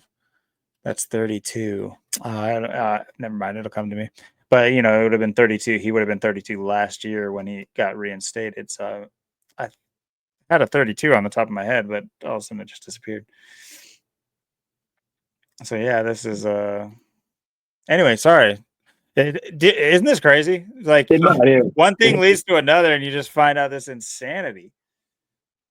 yeah, I think I forgot to mention this. I don't think I brought this up yet. I remember when this just broke years ago when this happened. It was just like, wow. And then I it would mean, happen like right when COVID's going on too, like to yeah, add that's a good point too. Yeah. Wow. So they did make a concerted effort to bring Nirvana back to the front line during COVID. They, of course, being the most famous band from Seattle. Obviously, who pays homage to Kurt Cobain the most? His predecessor, Bill Gates, the father of the jab. Wow. Good stuff. Oh my goodness. The more I think about it, the more I'm just like, hold up. Yeah, well, this is until how they you do think it, folks. because Cobain 26, God 26, it was Yeah. 26 after Cobain died, and you know, it's just it's perfect. Yeah, this is how they do it, folks. This is how they manipulate the COVID media. Cobain, COVID Cobain, and the eye, Mhm. seeing eye, it's right in there. I mean, I mean, yeah, this is just absolute mockery. It's like, not to mention, he grew up to look, to be almost a lookalike. It's you're right. just strange. What the hell is going on here? Like, was he in the same test tube as Kurt Cobain? Oh, here's For some of his real. tweet. The man literally has a Nevermind tattoo on his chest. Well, he minds, okay?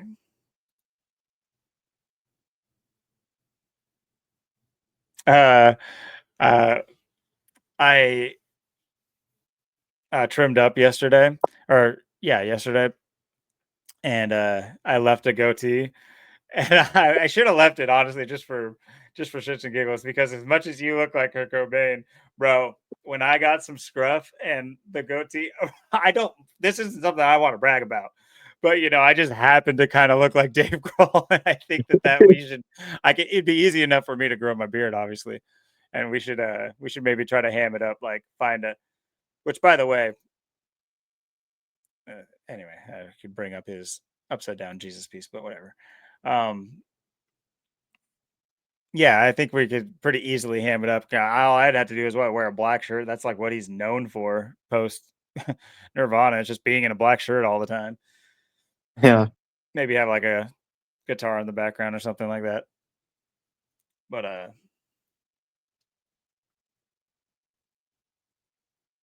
and then you could dress up as Cobain and we could go on to Omegle and mess with people. I'm just kidding.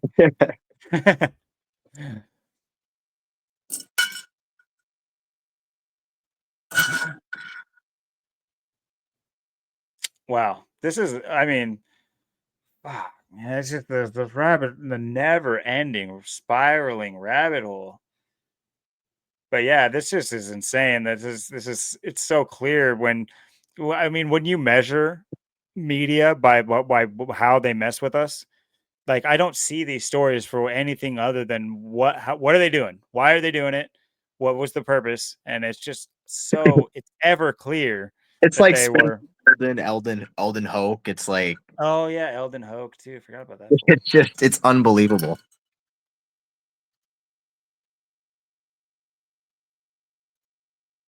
Like you said, it's like when do you know an Eldon? I've never heard of Eldon before. Mhm.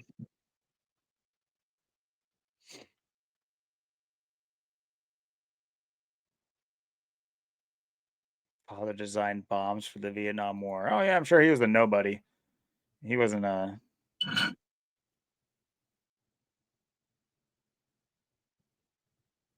Yep.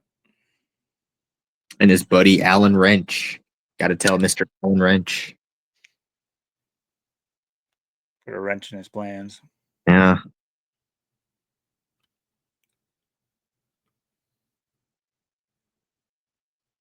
I mean, it's just unbelievable. How old is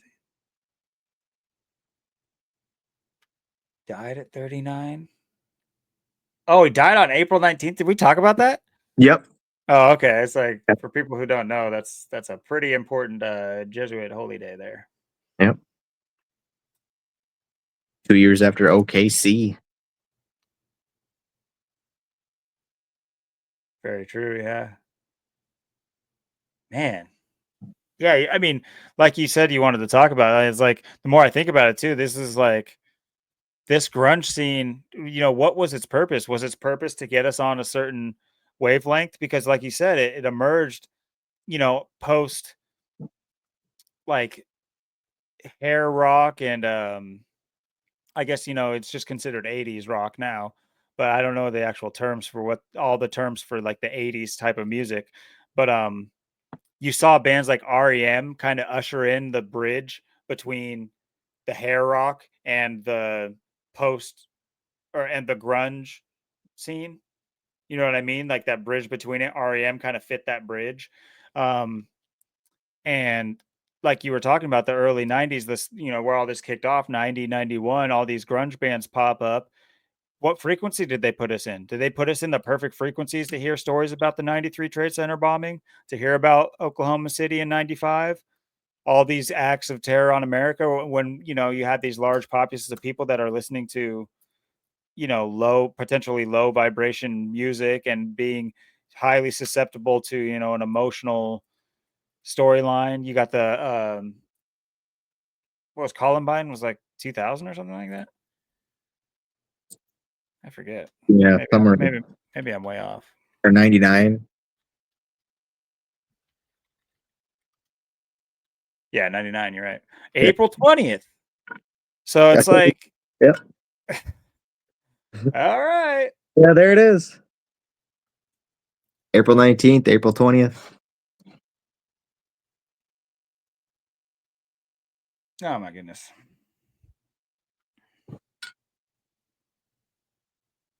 Yeah, this is just a joke. And this is the one that this is obviously the progenitor. Sorry, let me share it. This is obviously the progenitor of the next, you know, almost 3 decades of American life is you send your children to school. Not only they get nice and indoctrinated and, able to be reached by voices that you wouldn't want in the same room as you, let alone your child. Um, yeah, they also might get shot or they might be a part of a federal agenda.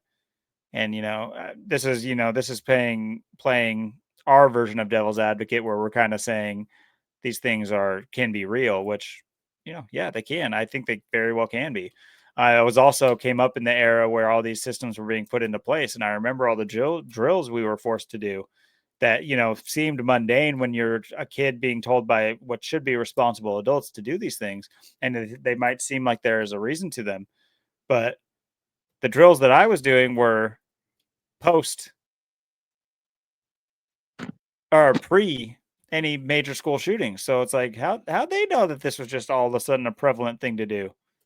How'd they know before 9/11 that every classroom needed a TV for their, how'd they know that they needed way more TVs in their classrooms? Oh, funny. 9/11 happens and every classroom has a TV. No more do you have to write on the sign up for your class to get the TV for that day. That's the way I grew up. That's when in school, our teachers would have to the TVs were always being used.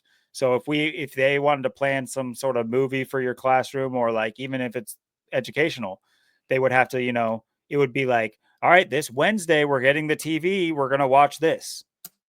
That's it. It's not like it was just a TV at the fingertips. There were like 3 TVs on roll carts. And yeah, but right before 9/11, what do you know? Yep. Big The budget just opened up for all those TVs to be in school. I tried looking it up too, and I can't find any act or legislation that actually increased the budget for schools to be able to have TVs right before 9/11. I've tried to look it up because I would figure there'd be some sort of paper trail, some sort of trail. I can't find it.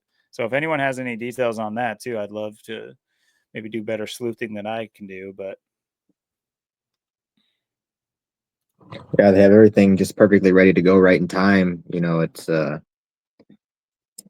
Eldon Hoke. It rhymes with joke. That's Hmm. there's a reason for it.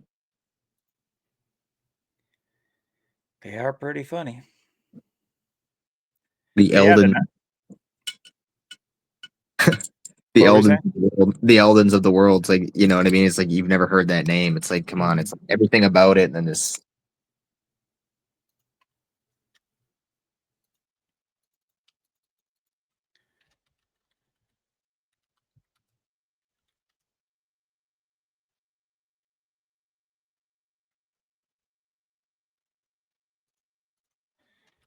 Let's see, Dignatious Shot.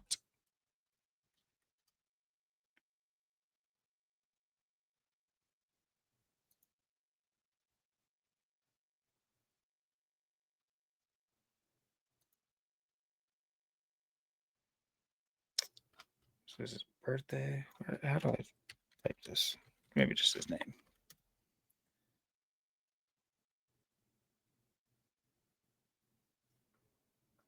Anyway, yeah. So we talked about obviously Everclear. Where did you have more on Everclear? I feel like this is something we should parlay this into a further dive here. But what other affecting bands were on that early '90s scene that we're talking about here? Well, it's interesting too. There's so much, in that grunge. Like I said, there's also, Stone Temple Pilots. Good one. Stone Sour was also starting around that time. And for those that don't know, that's also the same singer. Corey Taylor is the singer of Slipknot and Stone Sour. Um, Stone Sour. I don't think I've ever heard of that. yeah, they released their first album in 2002, but they started back in 1992, I believe. Um, kind of right when Nirvana was at the top of the charts. But then, like I said, Slipknot was formed in '95. Yeah, let me do something real quick.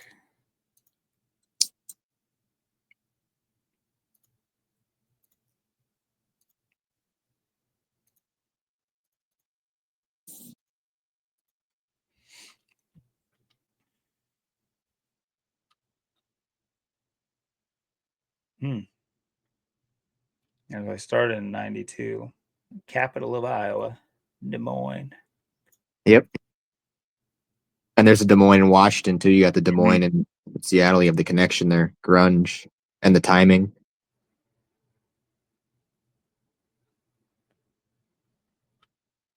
And that's, obviously you got the Stone Temple Pilots. I think a lot of people have heard of them. And this is another one that I think bridges that gap. They started just before, kind of the emergence of the genre. Um, I think they bring a little bit of that flavor from the '80s and kind of like push that into the grunge. And then I think you definitely wanted to talk about good old Chester here. People aren't Yep. aware. I think more people would be aware of his Lincoln Park connection.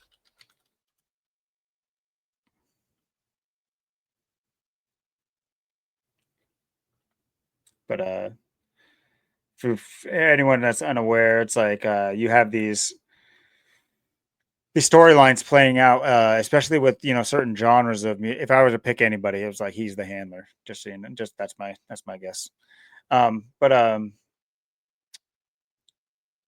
so you have these storylines playing out with there's themes. It's like we talk about rap music, and you have these like martyrs, these gang affiliated martyrs that are dying, the 27 Club and stuff. And then for grunge music, you have these suicides and this like this more of a distraught tale of like human angst and stuff like that that feeds into the genre. It's like when you realize these stories, they all feed into the genre. That's not a coincidence. These things are all on the same vibration. They stick, being hard in the streets and potentially dying feeds into the narrative, feeds into, having these big names like Tupac and Biggie die, and Easy E and all, these feed into the concept of like what they sing about. There's no coincidence at all. Um, but yeah, it's to keep us, in their grips, basically. Whatever vibration you want to call it, that's what it's doing. You have huge names like Kurt Cobain, Chester Bennington, possibly like some of the biggest names. I mean, Linkin Park, were they ever going to slow down? Who knows when they were going to slow down? They were pretty big. They were Yeah, pretty massive. And all of a sudden the guy's just like, nah. I think girlfriend issues as well, correct? If I'm not mistaken. yeah, he was going through some things, supposedly.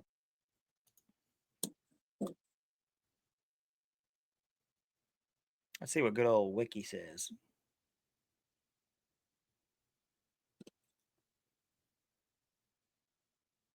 Formed his own band, Dead by Sunrise. Hmm. Certainly wasn't anything to do with what happened, I'm sure.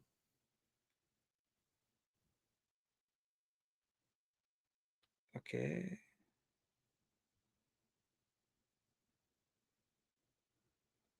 Oh, interesting. Very interesting. The connections just can't stop. Yeah, unbelievable.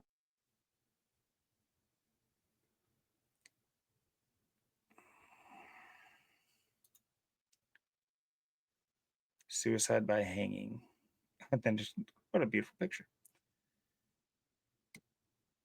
Yeah, they say so many people, they always say are hanging themselves. All these people hanging themselves. It's just, Yeah, for anybody that wasn't coming up in this time, this is for all the BetterHelp ads you're getting. This is the start of it. This is actually the start of it. This pushed forth the agenda of mental health. I swear to you, this was so big. People were constantly talking about like, it can happen to him. Oh, like, he's at the top of his game. They're huge, and yet he's still doing it. Like, this is a problem. Anybody can do it. This is, get a therapist, get to therapy. Um, so just for a little side note on this, man, one more light. Terrible. With Machine Gun Kelly. What a terrible show. You not only lose like the yeah. figurehead of your band, but then you have to go watch it if you wanted to watch it for like the last time potentially. It was with Machine Gun Kelly headlining. It's like, oh my god.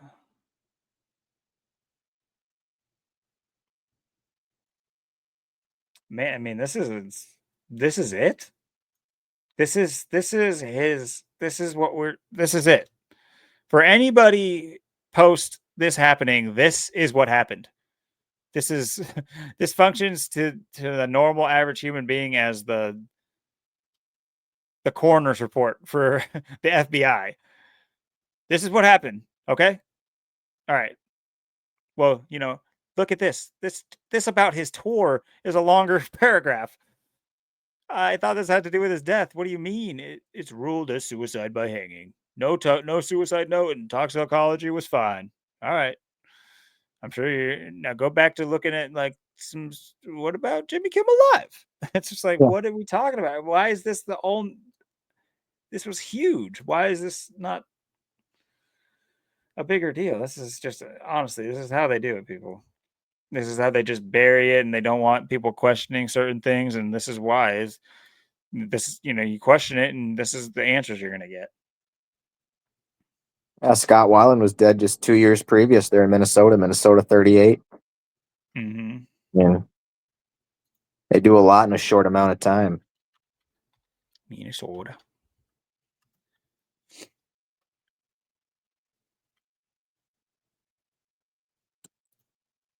Yeah. But I mean, so to my point, you think about the character feeding into the music archetype. Like, think of Linkin Park's lyrics. If that's not a suicidal person singing, what is? That's literally, I mean, to your, Nirvana. You might take it as art, or you might take it as, whatever it is, but I think it's pretty clear that the lyrics are like kind of like haunting for a reason. And, I wouldn't be myself if I wouldn't relate it to what I just spoke for near an hour talking about, is this angst and want to take yourself out of the equation and not be here anymore. And, separate from the status quo. And the way they do it is through suicide. And if Lucifer could, he would. Looks like he's in the club. Got the club shirt. Yeah, all these bands, all this music, it's all related to, the grunge, the post grunge, all this rock and metal and all these different genres, new metal, Slipknot too. It's interesting because, like I said, they started '95. Gematria the Killing. This is when I first heard of Gematria. I never heard of Gematria before this. I didn't know what it was, and I seen the name. Um, I'm like, what is this word? What is that? I'm like, and I was asking people like, what is this? I'm like, but yeah, it always intrigued me, this album too, and whatever that word was, and um, the lyrics. 12/08/73. That's his birthday. It's the day he was born. Corey Taylor. It's also funny. That's the day I got my driver's license too. It was 12/08 too. It's the day I got my the day I passed by 1 point. It's kind of funny. It was on his birthday.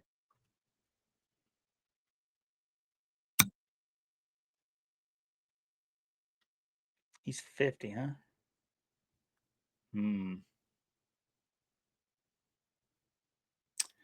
Could see a conspiratorial death for him this time next year.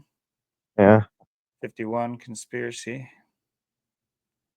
You know, the band leader of the leader of the band that put out Gematria the Killing Name for Slipknot dies at 51. I could see that write up from Zach already. Yeah, and you think about all the band numbers have a number. His number is 8. They have numbers 0 through 9, and there's 9 of them. And there was, the original 9 until that album, All Hope Is Gone. It was such an interesting album, because you have, the death of Paul Gray, and Joey Jordison's also dead too, which is interesting. They're both dead. And they're both born in April, and Paul Gray was born the day the news broke of Kurt Cobain dying. April. Yeah. And he was the one that supposedly wrote, after Corey Taylor did it, said that Paul Gray was the one that wrote most of Slipknot's lyrics, most of the music. Most people thought it was Corey Taylor, but he admitted it was Paul Gray after his death.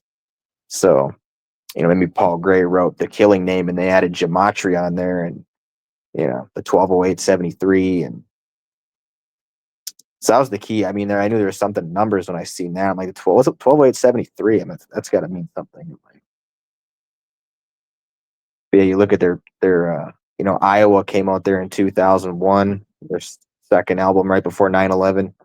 Subliminal Verses was 2004, 10 years after Cobain died. Their debut album, 1999. Essentially, all the members have the mask. You think about maybe like the face diaper, maybe that reference as well. You know,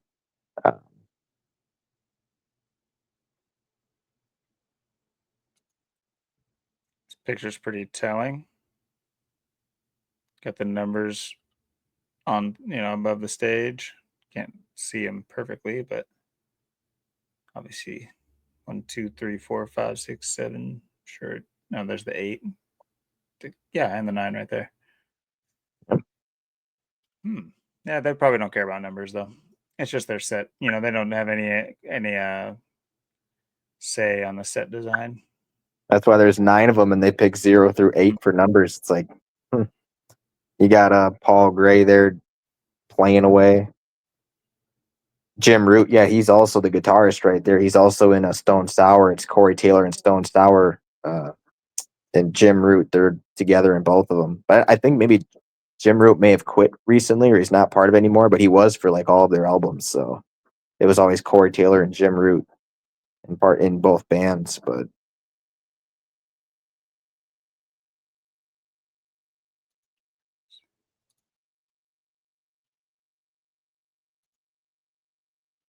like I said, go figure. Paul Gray and Joey Jordison would be founding members. They're both dead. You know, Sean Cran, the only founding member alive, the Clown,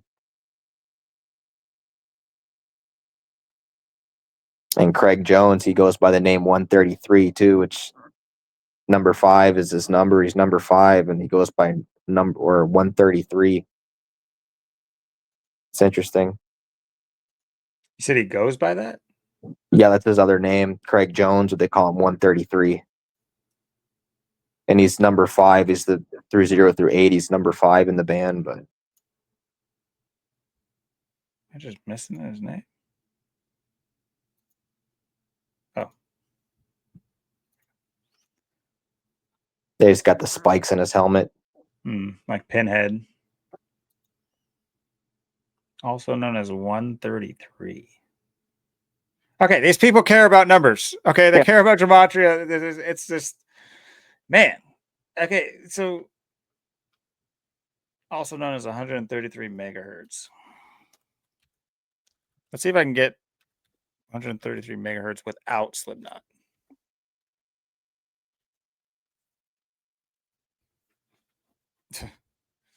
A Pentium computer.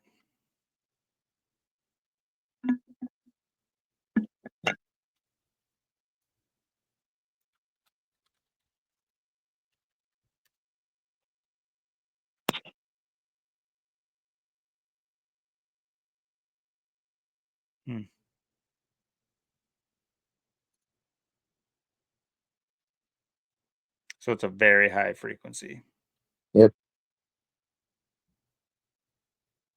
I mean, they didn't tell you why they call him 133. That's the crazy thing. It's like it's crazy. Just fill in the blanks. Figure it out. Their lyric or their track layout too was really interesting for their All Hope Is Gone album. Because you have the 3 songs that were added on at the end, Child of Burning Time, the Vermilion Part 2, and then you have the Bloodstone Mix, and you have the Till We Die. That's a song they added, and then go figure what happens. Paul Gray dies, like a year later. So because the bonus track came out in like 2029 or 2009, like a year later, and then a year later Paul Gray dies. So it's like, go figure, Till We Die, and then he dies. Like Execute being the first song on the album. Vendetta, like V for Vendetta. Mm-hmm. Obviously, that movie being about the Jesuit gunpowder plot. Interesting. And, this is, 4 songs after Gematria, the Killing Name, when 4 is the number of death. Interesting, too.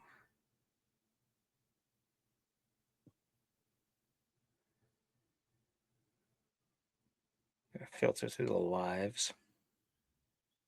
So this must not have the bonus track.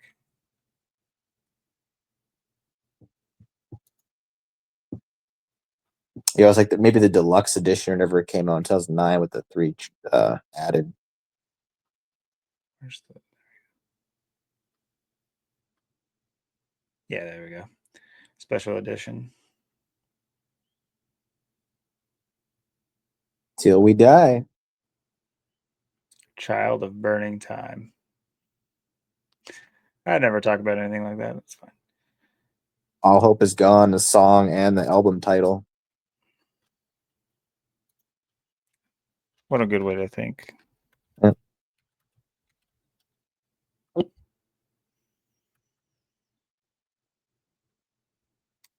66, the number of man. It's all gone. Yeah, Slipknot's got some interesting gematria. It's there's so many different because you got Slipknot, you got Stone Sour, so he's got, you know, two bands to work with. You know, that's the thing. It's um, so there's a lot of music that's, you know, being made, and um, you know, there's, like I said, you have Jim Root. You know, he's in both bands, and it's weird. He's got different names. Some people call him James Root. Some people call him Jim Root. Mhm. It's weird. So he's kind of Short like, name. yeah,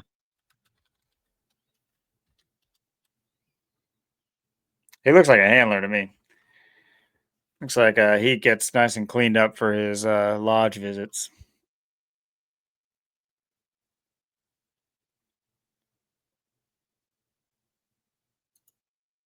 Donald middle name.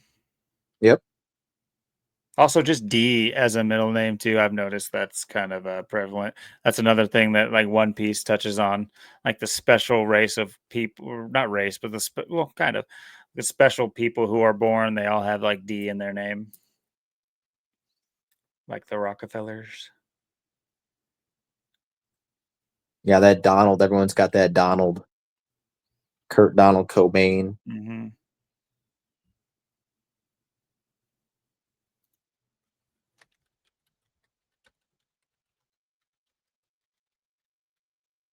Yeah, it's interesting. Craig Jones, the guy that calls himself 133, he equals 47. Do they all have like a corresponding number, like other Yep. than the one 0 through 8? What They is just this? have the 0 through 8. Those are their numbers. I thought there was a. Was it It's just? just Craig Jones goes by the 133. He's got that extra. It's interesting.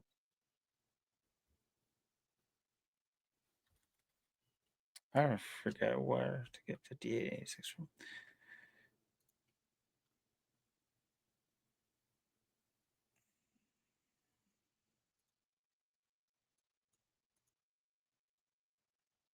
It's interesting. Sean Crand, one of the founding members, too, the one that's still alive, the clown, he also equals 47 and 110.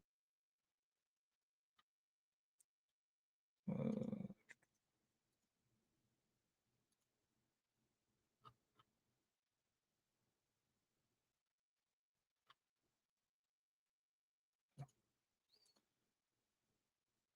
who was that again? Oh, Sean Cran.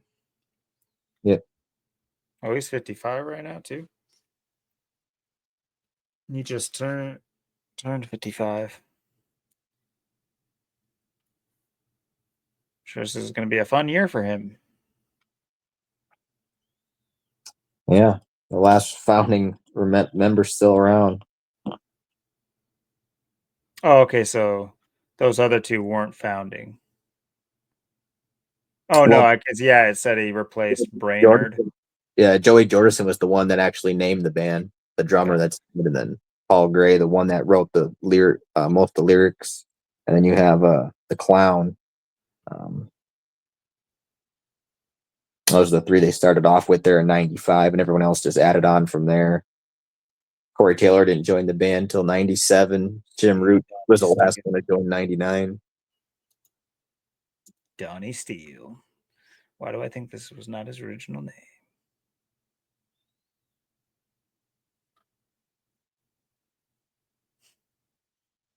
Oh, what genre of music are you in, Mr. Steele? Metal. Oh, okay. Sounds good. It's interesting. Corey Taylor's full name, Corey Todd Taylor, equals 74.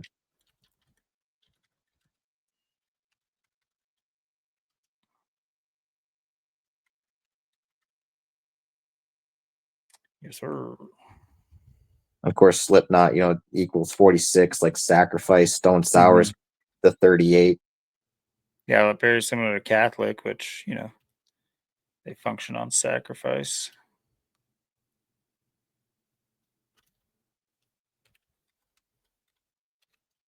Just curious. Wonder if they're openly Catholic. And Corey Taylor's got the 58, 59. Freemasonry. Yeah.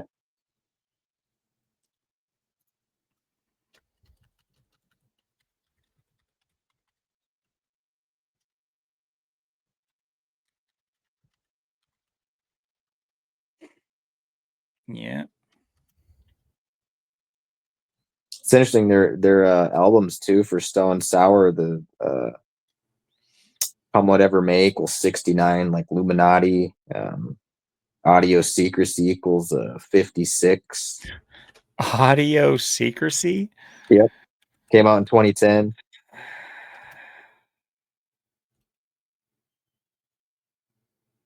Jesus. Hydrograde came out in 2017. Uh, Is it hydrograde? yep. It equals 48. And 60. And it Yep. came out in 2017, a year after Trump. And Trump equals 48, and he was Yep. The year 60. Trump was inaugurated. Yep. Yeah, that was a big album in 2017. Huh. Let's see the track listing of hydrograde.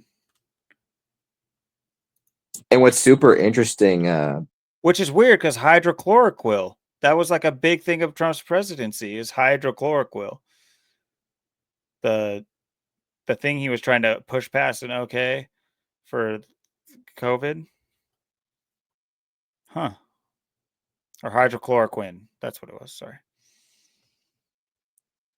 yeah, so every album that Come Whatever May, like I said, it's got the 69, like Illuminati. You got you got the 48. You got the Audio Secrecy. I mean, they call it Audio Secrecy. I mean, come on, it equals 56 and came out in 2010.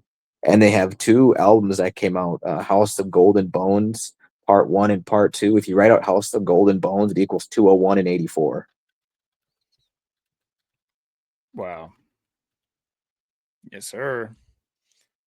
Also 78, like I think some version of Donald Trump. House of Golden Bones. Yeah, man. So I spelled this wrong. So hydrograd, yeah, actually equals 55. Interesting.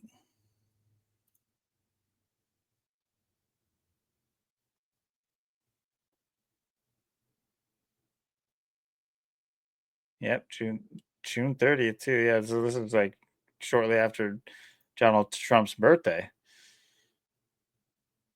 Yeah, right when they were like kind of purging the internet there too, or YouTube. Mm-hmm. Saint Marie. Knievel has landed. Thank God it's over. Yeah. Okay. What does YSIF stand for? I see. This is my favorite song of the album. Hello, you bastards. I should probably not say this in case it's like it's something insane. I guess I can translate. You call me south. You call me south.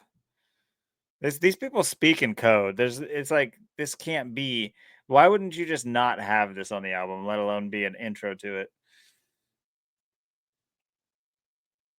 Yeah, Type A person a la T. These names kind of remind me of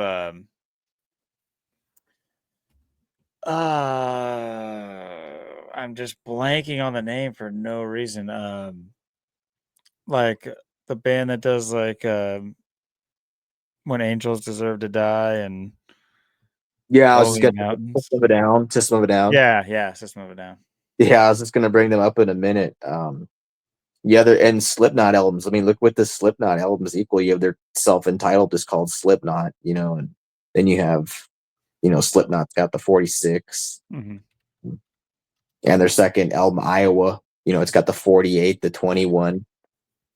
Just want Uh, to point out that, Slipknot and Hydrograd also both equal 100.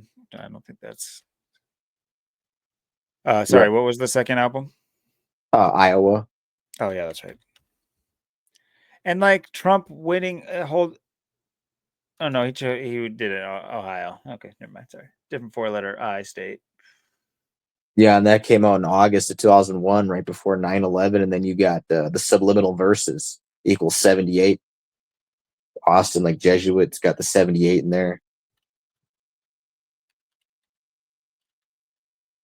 Wait, what was it? Am I spelling this wrong?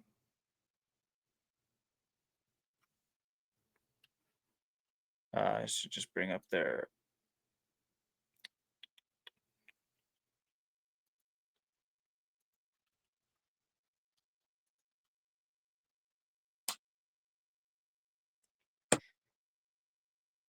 Was it just not showing up?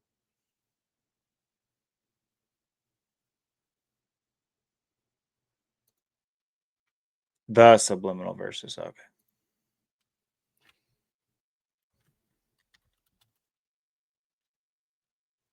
Did I still spell it wrong? Oh, yeah. No, I did. I spelled it right. Huh.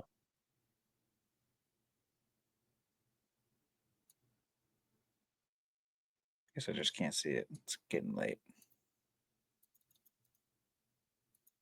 Oh, okay. Hmm. I wonder with everything, was it volume 3?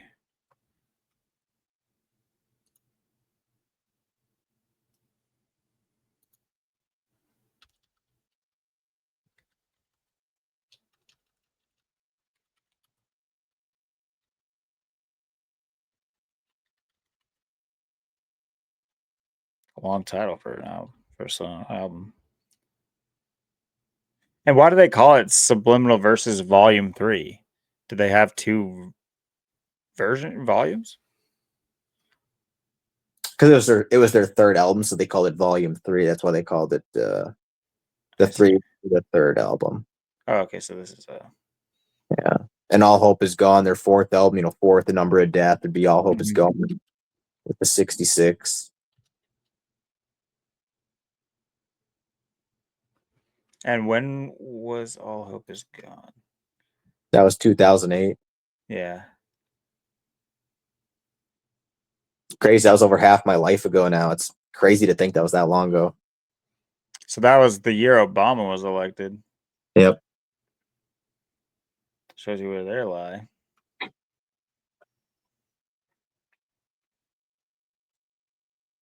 Mate, feed, kill, repeat. That's good. Yeah, it's a good enough message.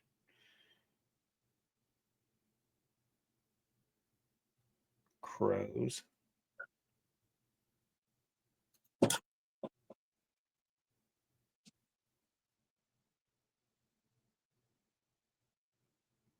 Yeah, their greatest hits album is called Antennas to Hell, too.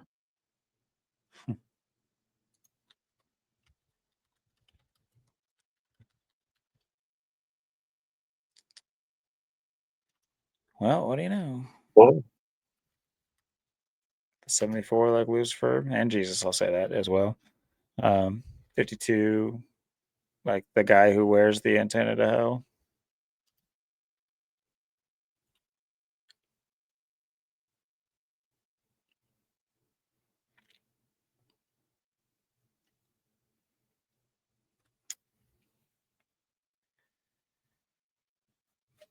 Oh man.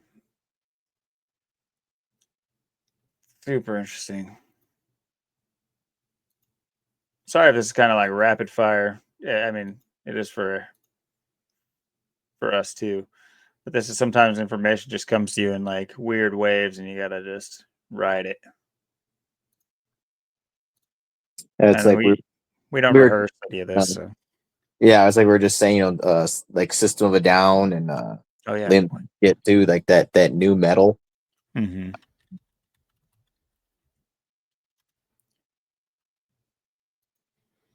Because Limp Bizkit equals 55. It's interesting because System of a Down goes by the name Sode, Sod, SOD. yeah. Yep. And that equals 69. Like Yeah. Illuminati.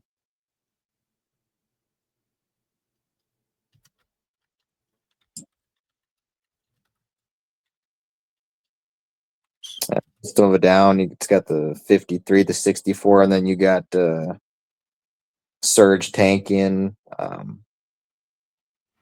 He's got the 122, the 175. It's interesting. Toxicity equals 44 and 46. Their album with uh, the song we are just talking about. Spell that right.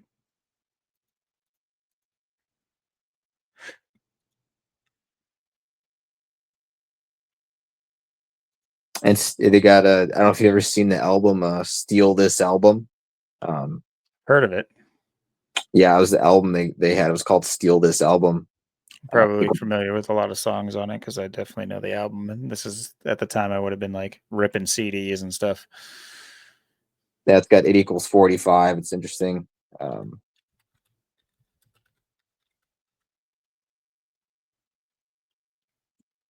And 216, which is I think 6 times 6 times 6, correct? Or am I tripping?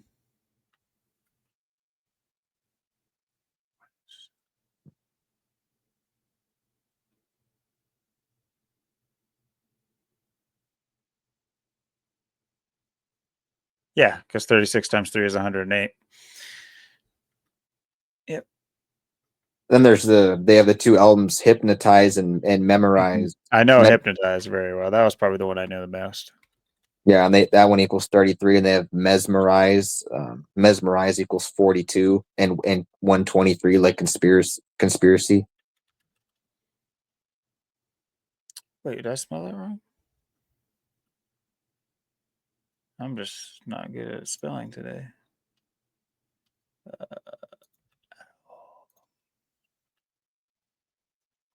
Oh, it does spell. Oh, they spelled the Z, or that's how it's spelled. Whoops.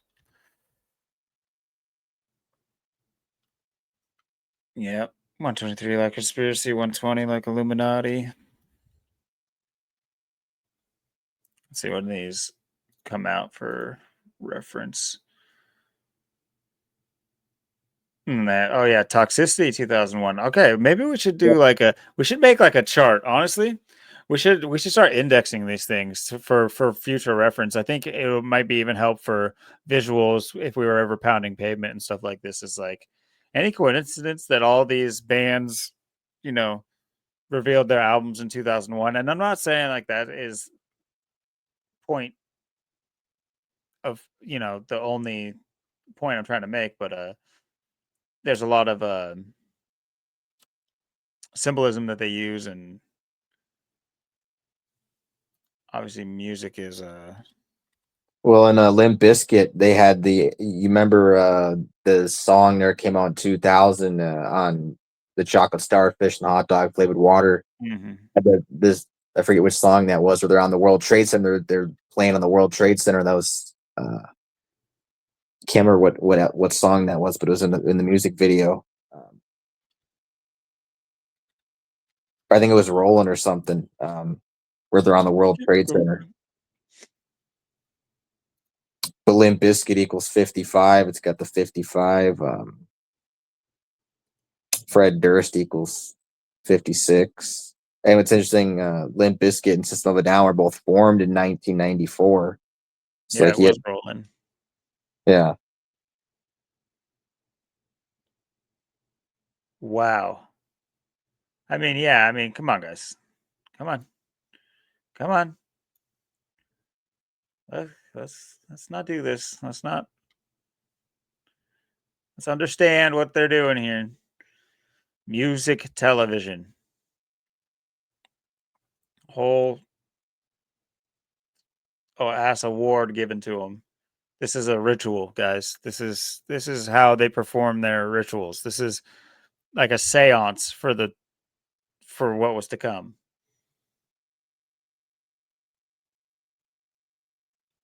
They probably just left their equipment up there too. Yeah. I'm not carrying it down all these elevators. The elevators were probably already disabled that night. Yeah. Crazy. It's just the gift that keeps on giving. The 9/11. It's just absolutely insane. Yeah. And it's like, come on, people. Would anybody like? How did we let this happen? Fred Durst. He just. Oh my god! If you're gonna punch somebody, please let it be someone who looks like him. And just in my opinion, I'm not even trying to be like too hateful. This is fake violence talk, but some people just are meant to get under your skin. I can't imagine it's just me. I don't know how Limp Bizkit was such a popular band personally. I mean, I might be offending you here, but I definitely know the song "Rollin'," and I do know other songs by them. But like, holy crap, I don't consider them good. You know what's really interesting? Their album "Chocolate Starfish" and "Hot Dog Flavored Water" equals 222. Order out of chaos. Wow, yeah.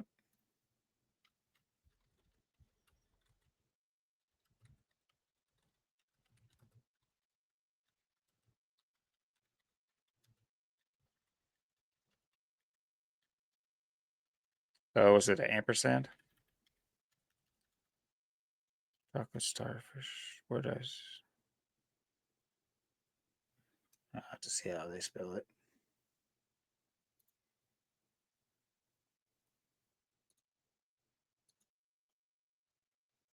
And the hot dog flavored water. Okay.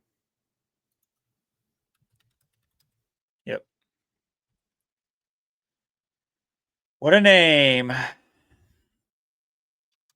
sure they're very proud of that. 222.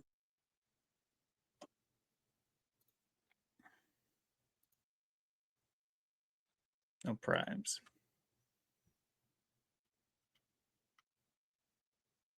I mean, yeah, and they're doing rituals on the world trade right before it gets hit.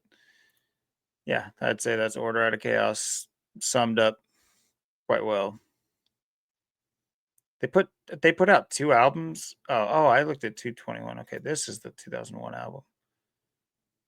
Significant Demos in Hell. Interesting. Or demos. I don't know why I said demos. I think. Oh wait, it is. Or do they just capitalize everything? Okay, they capitalize everything. I was like, wait, never mind. It's a title. That's why it's capitalized. Dirt.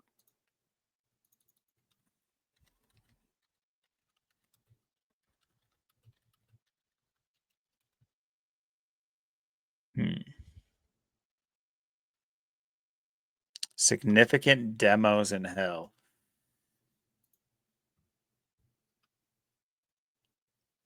I can give you a few reasons for that title, but let's see their track listing.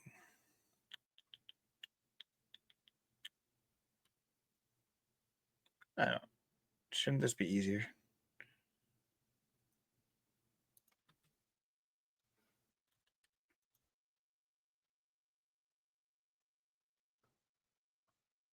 All the other ones just gave a track listing. Why isn't this? Okay, there we go. The hell out of my face.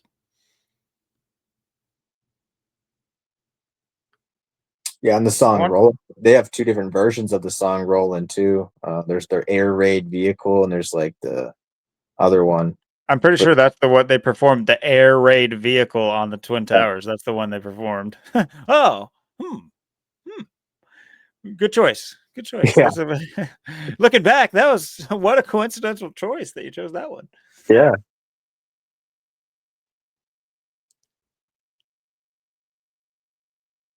And yeah, then oh hey, they did a song with Surge. Oh, System of a Down. I've never heard this song. Don't Go Off Wandering. Huh. Not to say I heard a lot of Limp Bizkit at all, but that's worth a look into potentially.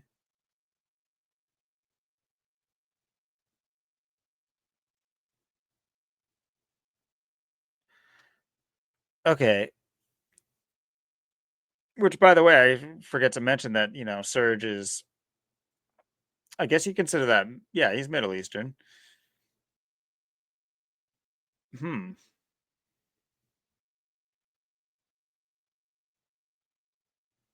No Control.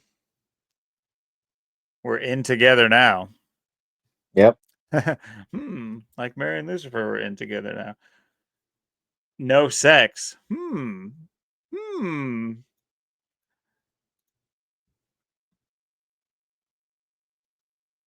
Oh my goodness. I can't. I could go into just from the track listing. It'd probably be worth going over the lyrics in order for me to explain the whole context of the story. But just it's so many times I can just read track listings, and it's like I can already see what they're doing. I completely understand these titles and what they're going for and the story they're telling. New metal. Oh yeah, that's right. New metal spelled weird too. I wonder what that is. I forgot about new metal being new. It's like, isn't that kind of, not to be like purposefully offensive, but just the way I think of it, isn't that kind of gay? New metal. It's new Right. metal. It's like metal is supposed to be this like, I'm hard. I'm like, I guess that's hard. But new metal. NU. Interesting. Like I think of shorthand and like emojis. To me, that all that stuff is like insanely like gay. Not like I said, not to be offensive. It's just like that's the word that comes to mind. Or um annoying, obviously. But well, you think gay people are annoying? Well, yeah, but that's not what I mean. It's just like for sure men shouldn't be doing it. Adults shouldn't be doing it. But I would say for sure guys should not be using like emojis. Like you'll pop into chats and especially Zach's chat. It's just like, what is going on here? How are there this many like adolescent brains that are just so addicted to emojis?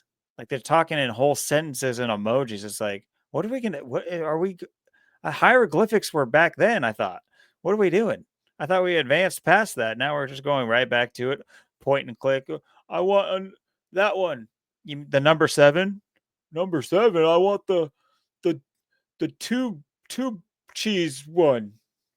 It's just like how we're just devolving. We can't even like speak in normal everyday language. We have to like need a picture to say it for us. It's just, it's like having two kids. It's like that's how you point and click at pictures to explain things to kids. Are we not seeing the mockery here? That they have all these adults now using those little comic strip pictures to talk. Anyway, sorry for that rant, but that was just off of that. Sheesh, my bad. Yeah, and you don't even know who's real in the chat, anyways. It's so many True. bots. Yeah, it's just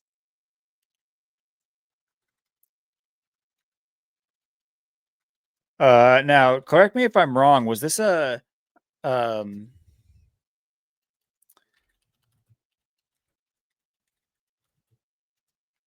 um a rumor with System of a Down, or did they write either their initial or just maybe contemporarily just did one album by randomizing their lyrics? Have you ever heard that?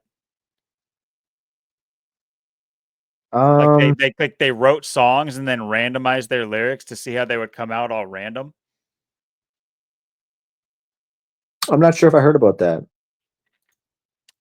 I wouldn't have made this up, so I'm curious. I haven't searched for it since I used to listen to them. Seattle. Yeah, because they did that one album not too long ago, and then they did that's only got like a few songs. They did the 2005 with Mesmerize and Hypnotize, and that was it. And they were done after that.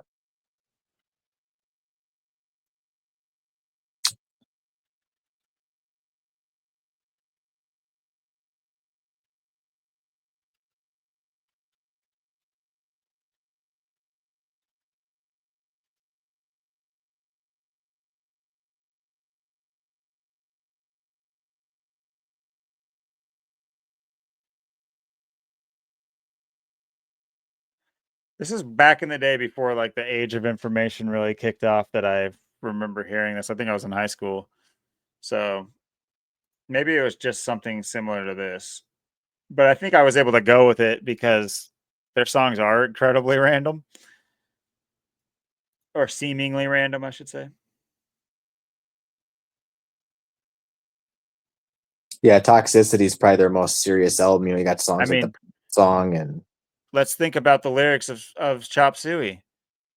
Why have you forsaken me? It's just like these when you start to listen to music, you realize how religious the contents of music is. It literally is religious, and then it's also when you understand this story, then you see why it is that way. Let's see. Oh, Rick Rubin produced this too. Man, Rick Rubin is all over the place. Handler, elite handler, Rick Rubin. He's Outcast's handler. I think he does all of Outcast stuff, like his flute album. I'm sure he was big on that. I'm sure they were smoking peyote and rubbing nut sacks together and making that album. It's really weird. He has like this like fifth wheel type of house where he does all his producing from. And it's just, I swear, these are just like joke ass stories. I don't know what I'm expecting to get from the Revolver if I click on that. Whoops. But yeah, this guy. He's like the producer of like major bands and rappers and stuff. I have no idea who he is. I should do a deep dive into him. But this looks like some savory bunch there. But just like they do like these. I've never watched them either. I've just seen little like lead-ins to it to remember who this guy is. But like Outcast, here, let me just show you, because this is what I remember it from. Is like Outcast visiting Rick Rubin, and he has this like visited Portland, Oregon. Shut up. They did this like out. Yeah, see, like this is how they like. Hello, I'm Jimmy Kimmel, welcome to Can You Gift They hate It? you, by the way. Here's Rick Rubin and Andre. See what I mean, though? He lives in this like airstream that's like parked, and it's like it just gives you this weird like view of like how eclectic and like, oh, he's so like, I don't know. It's just like it keeps people in this like stupid mindset about how these things go. And it's like I highly doubt if he does live in this. I'm not saying it's impossible. It's just that, I'm sure him and Andre 3000 just have an endless amount of relatability. You know what I mean? They just probably can talk for hours. They're almost the same person. Just look at them. It's like, why would he be the producer of almost everything he puts out? Are we not seeing what's going on here? So, but yeah, this guy's got his proverbial fingers in a lot of honey pots. Let's just put it that way. I'm sure he was making all the Diddy parties. Let's just put it that way too. But yeah, apparently for Chop Suey, he got a lyric from it or the name of the song, or not the name of the song, maybe the name of the song from a random book on the wall. Okay, so that might have evolved into what I had heard, that they randomized all their lyrics and that's why they're so weird. It's because they just made a song and then jumbled them up. That's the rumor I had heard when I was in high school.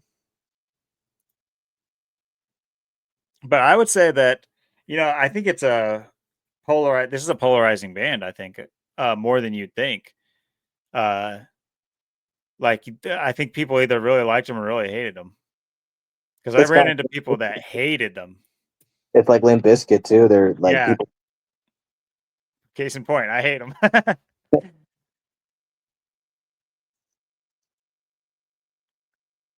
Yeah, I don't know Yeah. if you ever heard about the Kurt Cobain and Rivers Cuomo. That Rivers Cuomo of Weezer is actually um, Kurt Cobain. Mm.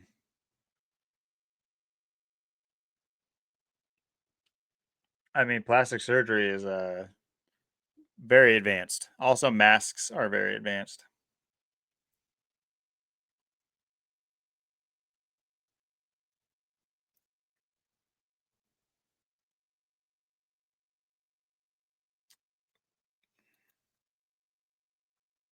It's interesting. He's got like two names. He's also known as Peter Kitts, and that equals 44, like kill.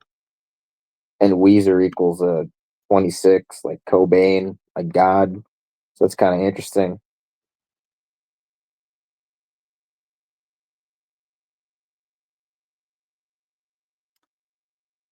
He'll be 55 next year. Wait, that's Donald Trump's birthday, is it not?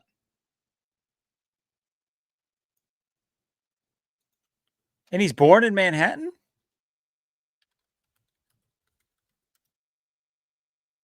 Oh, no, it's the day before Donald Trump's birthday. Okay, yeah, June 14th. Well, it's close. He's born a day before Donald Trump in Manhattan. Interesting.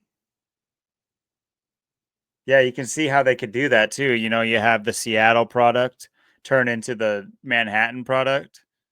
Yeah. It's like the Boeing connection with, or Seattle connection with Boeing crashing into the New York buildings. Yeah. But People say that he's Kurt Cobain, that Kurt Cobain didn't die, and that's like the big conspiracy. It's Rivers Cuomo. That's what he just jumped into Rivers Cuomo.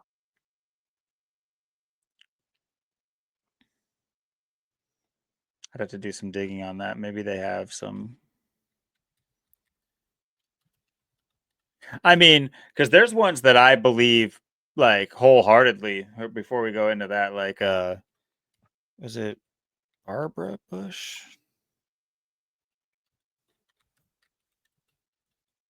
Yeah, Barbara Bush, Aleister Crowley. I think I spelled that wrong.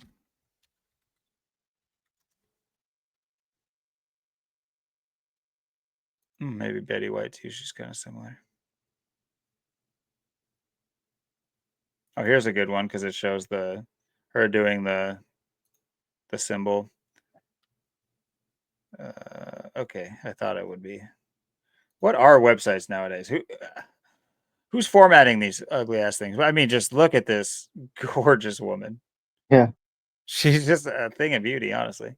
I mean, even look when she was younger. Such a handsome woman. Yeah. He's more feminine. I mean, I wouldn't be surprised if he. But yeah, there's a pretty big discussion around the idea that Aleister Crowley became Barbara Bush.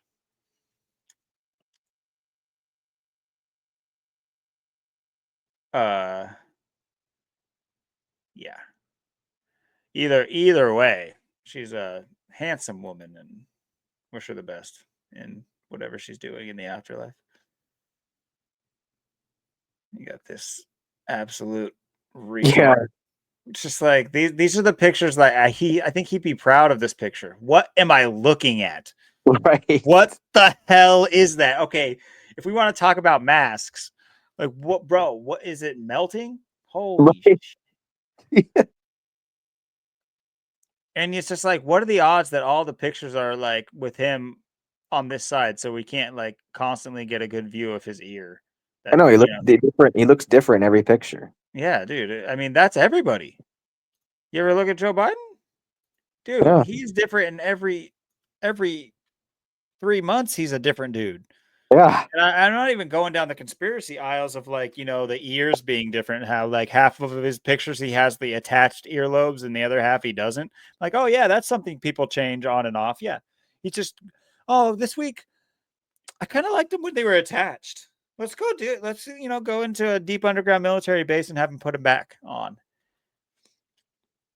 But I mean, I think we can finish out with this. But yeah, I swear it's a different guy. That guy is that guy? What's he doing here?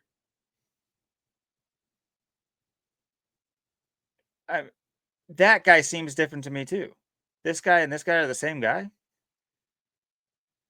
Who's that guy? Who's this? That's not. It's like that guy is this guy. That's the same guy, but that's not. That's not this guy. Right. So it's just like it's weird how that works, and it could be pareidolia or whatever those. Maybe the Nazi scientists would know better what this is truly. What am I really looking at? It's like the Eminem conspiracy. Is he a clone? You had Cobain die in 94. You had Easy E in 95. You had Tupac 96, Biggie in 97. So every year you have a major person die. You have a major person in music die. From Cobain to Easy E to Tupac to Biggie. 94, 95, 96, 97. And then you have Slim Shady, Eminem, and then people say that he died and he got in that shooting he got shot in 2006. And that um the Eminem now is an imposter. It's someone else. It's a clone or something. It's interesting.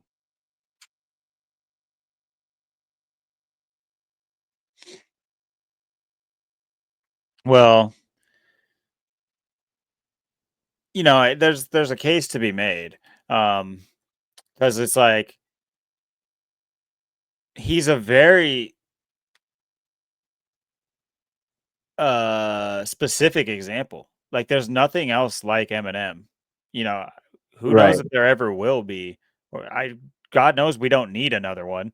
But I'm saying like the trajectory. They've obviously chosen this character for a very specific reason to play out the way it's been playing out.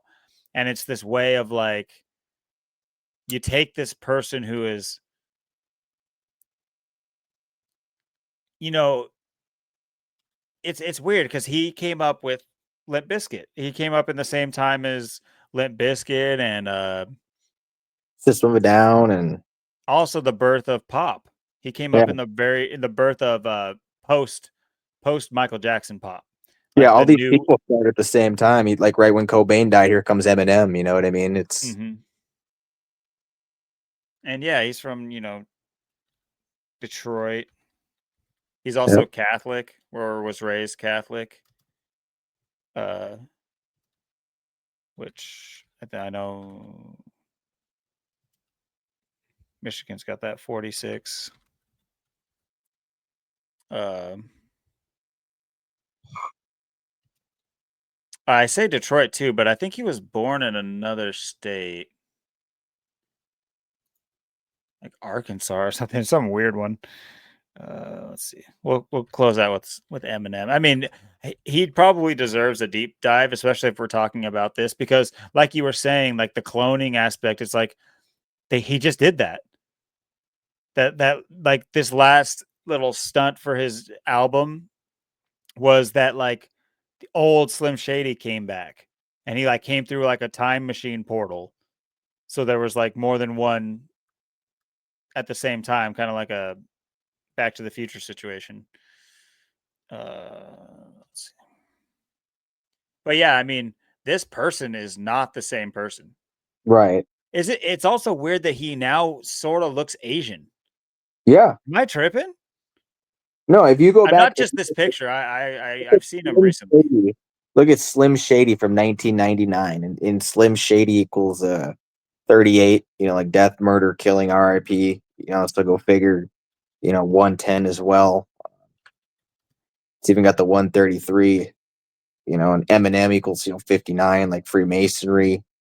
Um, so you have to like put the pieces together. You look at him from the old days, back in the 90s, and you look at what he is now. There's no way that's the same person at all. I mean, his face, his ears, everything, his nose, his body parts aren't even the same. I mean, it's not even the same build. It's not the eyes, nothing's the same. Yeah, I mean, he would also have to admit that he got major plastic surgery, which is kind of Exactly. gay. You know, Exactly.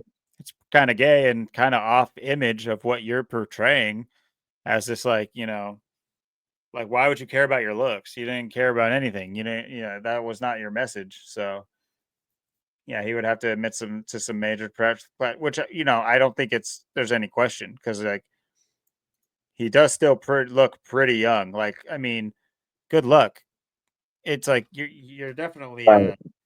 you're definitely getting your spa treatments from the uh abortion clinic. Let's just put it that way. They're letting the celebrities in the back door of Planned Parenthood. It's just I'll let you fill in the blanks of what they're doing. But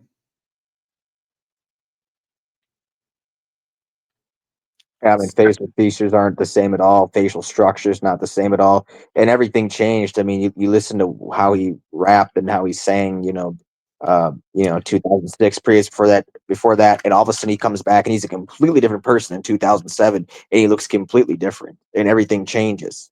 And then everything just changes from there, and is no longer the same, and just completely, You're talking about Infinite, right? Infinite, his first like actual full album. I think it was maybe an EP actually. No, yeah. it was an album. Yeah, this for this to turn into uh where is it? He talks about Cobain in one of his songs Let's on see. I think, or he talks about the Cobain shooting himself, or Cobain suicide. I think that's on the Slim Shady LP. But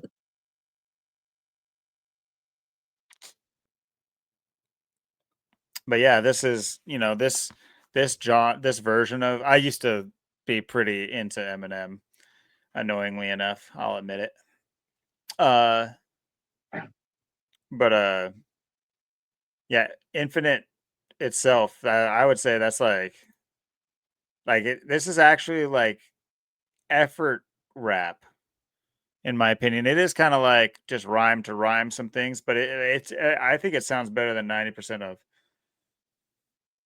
most of. But also, let's not forget he's highly connected to 50 Cent, who is famous for getting shot an incredible amount of times and living. He's still alive, but never mind that his best friend died.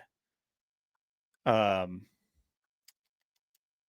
just remember his like rap name, which was like Duty or something like that.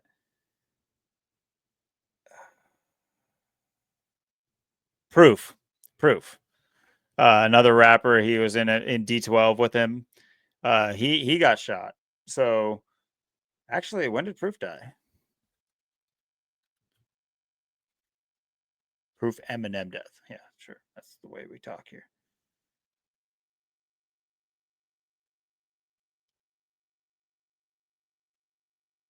Is it, am I tripping? April 2006. yeah, I think that's when Eminem supposedly got, because people said they were with him or saw that he got shot or said it was him.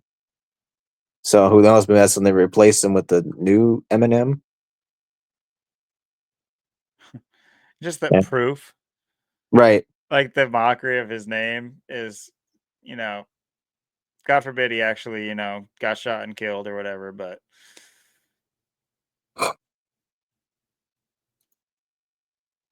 he was in an argument with Keith Bender Jr., a Desert Storm veteran.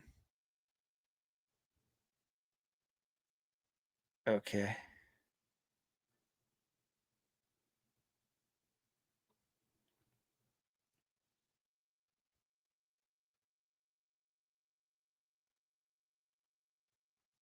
I actually don't remember Eminem being shot. I thought his whole hospital visits were from overdosing, which is kind of hilarious. You mentioned Kurt Cobain. Yeah. I didn't even type anything else in. What the hell? I know he hit somebody with a pistol in his hand. He pistol whipped somebody, supposedly, which is hilarious. Like the person who pistol whipped somebody and all these things, he's the voice for disarm America. What are you Yeah. guys doing with guns? It's not like I know how to take apart and put a gun back together from your lyrics. You literally, that's what you rap about. What are you talking about?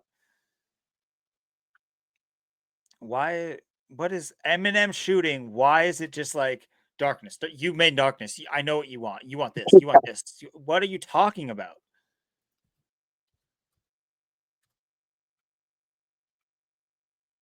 Not singles, you idiot.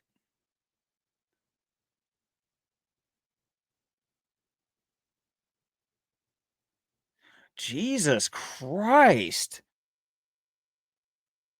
Let me just read this. This is this is real journalism, all right? People listen up. Red Hot rapper Proof, a close pal of Eminem, was executed in a Detroit nightclub early yesterday when a gunman blew his brains out during a heated argument. What the holy? This got through editorial review? Oh my gosh. Another man was left clinging to life. The nameless man, poor guy, he was left clinging to life. This fool got his brains blown out. Yeah. Jesus Christ. Oh my gosh, that's hilarious.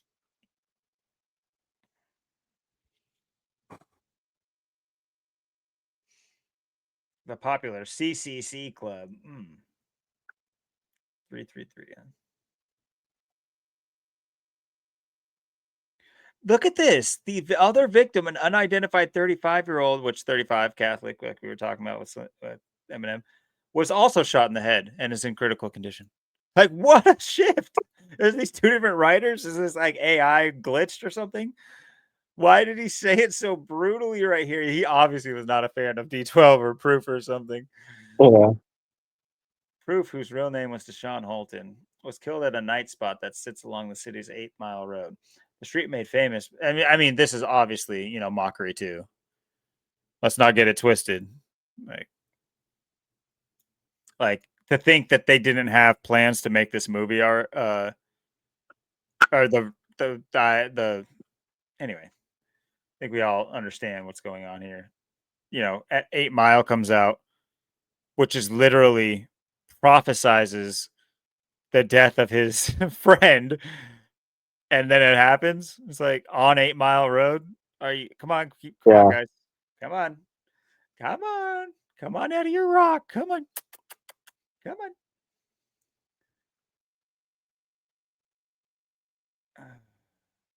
It's something I never looked into actually, so it's kind of interesting. I'm just boringly reading this police report. I'll let you know if I see something.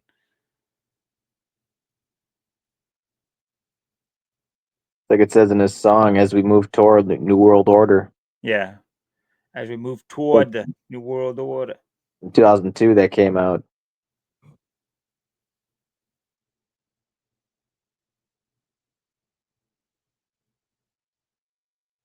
It's like that Tupac Oh song. yeah, Obi Trice got shot too. What were you gonna say? The Tupac. I think that Tupac song, "Keep Your Head Up."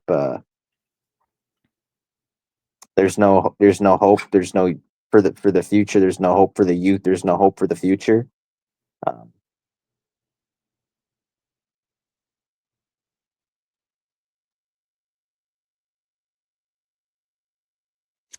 Rocketed to stardom with their 2001 debut album.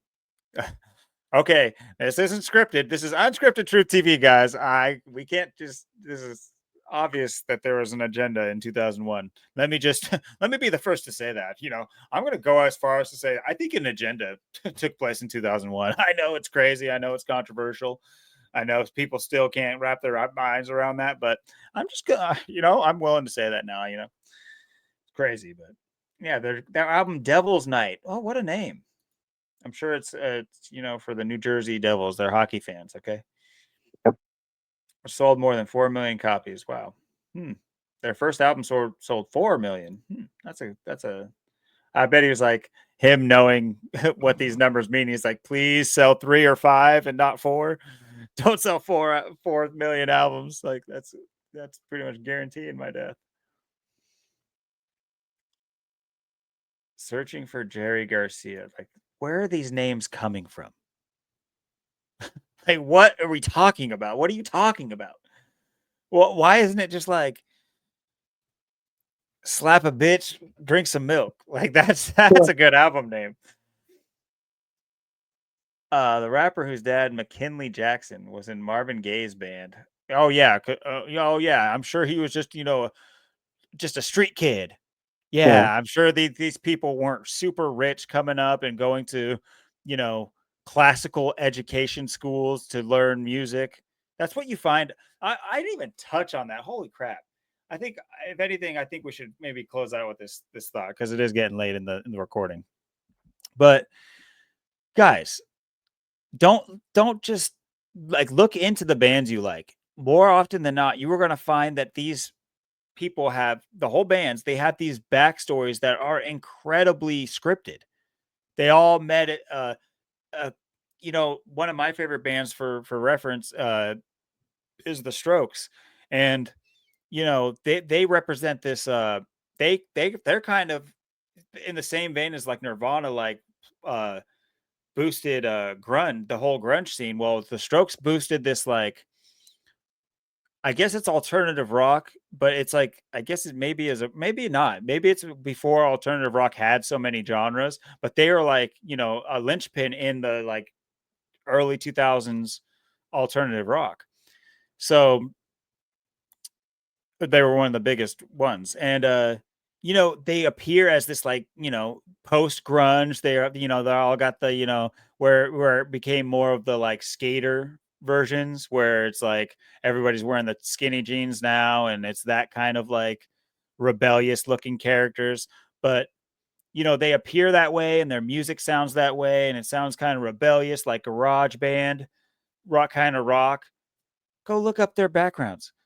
The lead singer, Julian Casablancas, his dad literally is the progenitor of supermodels.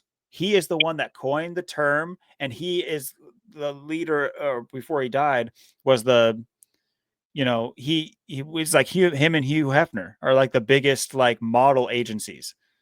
He is incredibly rich. He was born with a silver spoon. He is classically trained. That's where he met all of his band members. Albert Hammond, his guitarist, is the son of Albert Hammond Jr., what a super famous musician. Oh, and then like, you know, and they all met at classical school, which is insanely high tuition costs. These aren't not like the kids you see at school or smoking cigarettes outside, you know, instead of going to school. They pretend to be like those people, but they are not. They are classically trained. They're actors on the world stage, and you more often than not, you're going to find that out about these supposed like grunge. Like, they don't be surprised that Corey Taylor was probably, you know, went to a prestigious high school or, you know, post, you know, or graduate school for music to be classically trained, especially the yelling and screaming bands. Do you understand that these people that is an art form that you cannot scream and yell untrained for years, for decades? You will lose your voice. These people know, like opera. These people are classically trained in order to use their voice. They're not it's not like they got famous by just being grungy and then they decided to, oh, you know, if we will continue, if we want longevity, we should really invest in our health. No, they are born with silver spoons in their mouth. They're clandestine actors, and they're born and bred to be these people that, you know, are put in front of us. Yeah, and look how many, like you said, are formed in, 94, 95. How many music things come out in 94, 95, the 90s? I mean, all this stuff was happening at the same time. It's just like the band Chevelle, they're from Grays Lake, Mhm. Illinois, right from, the border of Yep, Wisconsin. Chevelle. They formed in 95. And they got the song Get Some on the song This Type of Thinking Could Do Us In. And that song, it's talking about a blackout. A blackout, could this be the one? Is the Oh lyric. yeah, we looked at the lyrics of that before. Yeah. 100%. Yeah. I mean, if that's not predictive programming, I always thought when I listened to this, they came out in 2004, and I listened to this album, I'm like, what is he talking about? What is Pete Loeffler going on about the blackout? Could this be the one? What is he talking about here? I always wondered that my whole life. I'm like, it's got to be synced up with the blackout that they're supposedly, the power grid, the cyber attack, whatever they got planned. I'm sure this is probably what he's Turning the talking. sun off. Yeah. I mean, would people, you know, would enough people even understand the significance if they turned the moon off? You know, if the moon just disappeared from our sky, would anyone care? Would anyone even understand? Um, I don't know. I don't know because, you know, just this last few months, they've introduced a second moon that we had for a while, but it's going away now. It just left right before uh December, just right before December starts. It's gone now. Cool. But you know, we scientists, you know, we know all about these two moons. These things happen. You guys should have been prepared. We're not special. We're just scientists. We know these. You can know these things too. Sometimes you have two moons. Sometimes you don't. Yeah. It's just Sometimes there's simple. Come on. Halo, sometimes there's not. Sometimes the Halo might be there next month. Many times it'll be next Exactly. year. Yeah. The covenants on their way. It's like, come on. Yeah. You guys didn't know about the swarm headed our way? It's like, it's Right. your fault. You guys all played Halo. You know what's coming. Didn't Beyonce tell you all about it? That was when Halo came out by Beyonce. I used to sing it at school, but I would do like, I'm playing Halo. Yeah. Anyway, just a fun fact. I was pretty good at Halo.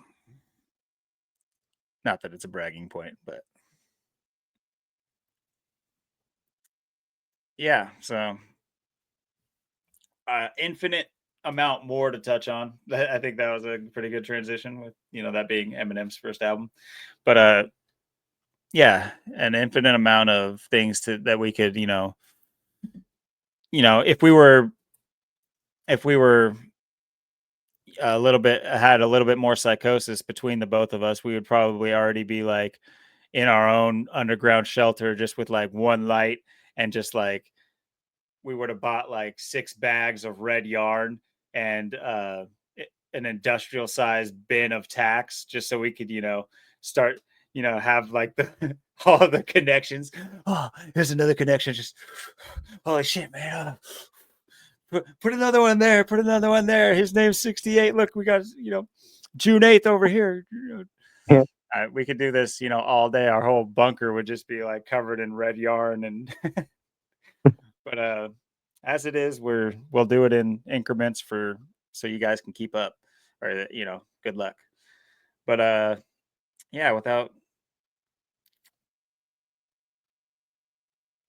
yeah, I think that, as far as I know, I think that's a complete episode. I think we touched on a lot. I look forward to, hopefully, if I don't think people make it this far, maybe we should get in the habit of like having like an alarm. So like every like 45 minutes, like mentioning something that people can leave a comment about. That way, maybe that might be a good litmus test. So we can see like if the only things we get like comments about are the first question we ask, we're like, well, you bastards are telling on yourselves. You didn't get to the second question. You stopped watching, you asshole. No, I'm just kidding. No, but yeah, if you made it this far, appreciate you. I mean, if you watched any at all, appreciate you. You just won't hear this unless you get there. So you won't know of our appreciation for you guys unless you get here. But yeah, I think we'll leave that there, and it was fun, Austin. Look forward to next week. Any idea? Maybe the Jesuits, maybe their history. Yeah. We could do something like, the Jesuits, the Illuminati, the Mhm. Freemasons, the whole construct to it all. I was just gonna say the Jesuits because that is what they are. But yeah, yeah. I guess people don't understand that, so we might have to go into more detail. Yeah, just kind of maybe break that down, something like that. I mean, we could think of some other things to add in too. Of course. Generally, every episode we do is kind of a mix, so it's Mhm. a little something for everybody. It's even this was kind of like supposed to be like heavy, like on the music, but we added a lot of other things, so It's almost impossible not to once you start looking into things too. It's the nature of the beast. right. There's always something else to add or talk about, and I think with this episode we did a good job. Good job with mix. Especially with the music. Uh, like Chevelle there. Pete Loeffler. With the Get Some. Talking about 2025 and ahead. This is a song people. If you never heard this song, you might want to take a listen to it. Take a listen to this album actually. This type of thinking could do us in. I mean, listen to that title, that name. I mean, you hear a song like this, it's like, how can you not be intrigued? I mean, um, once again, just telling you their plans. Um, of course, they come out 2004, 10 years after Cobain.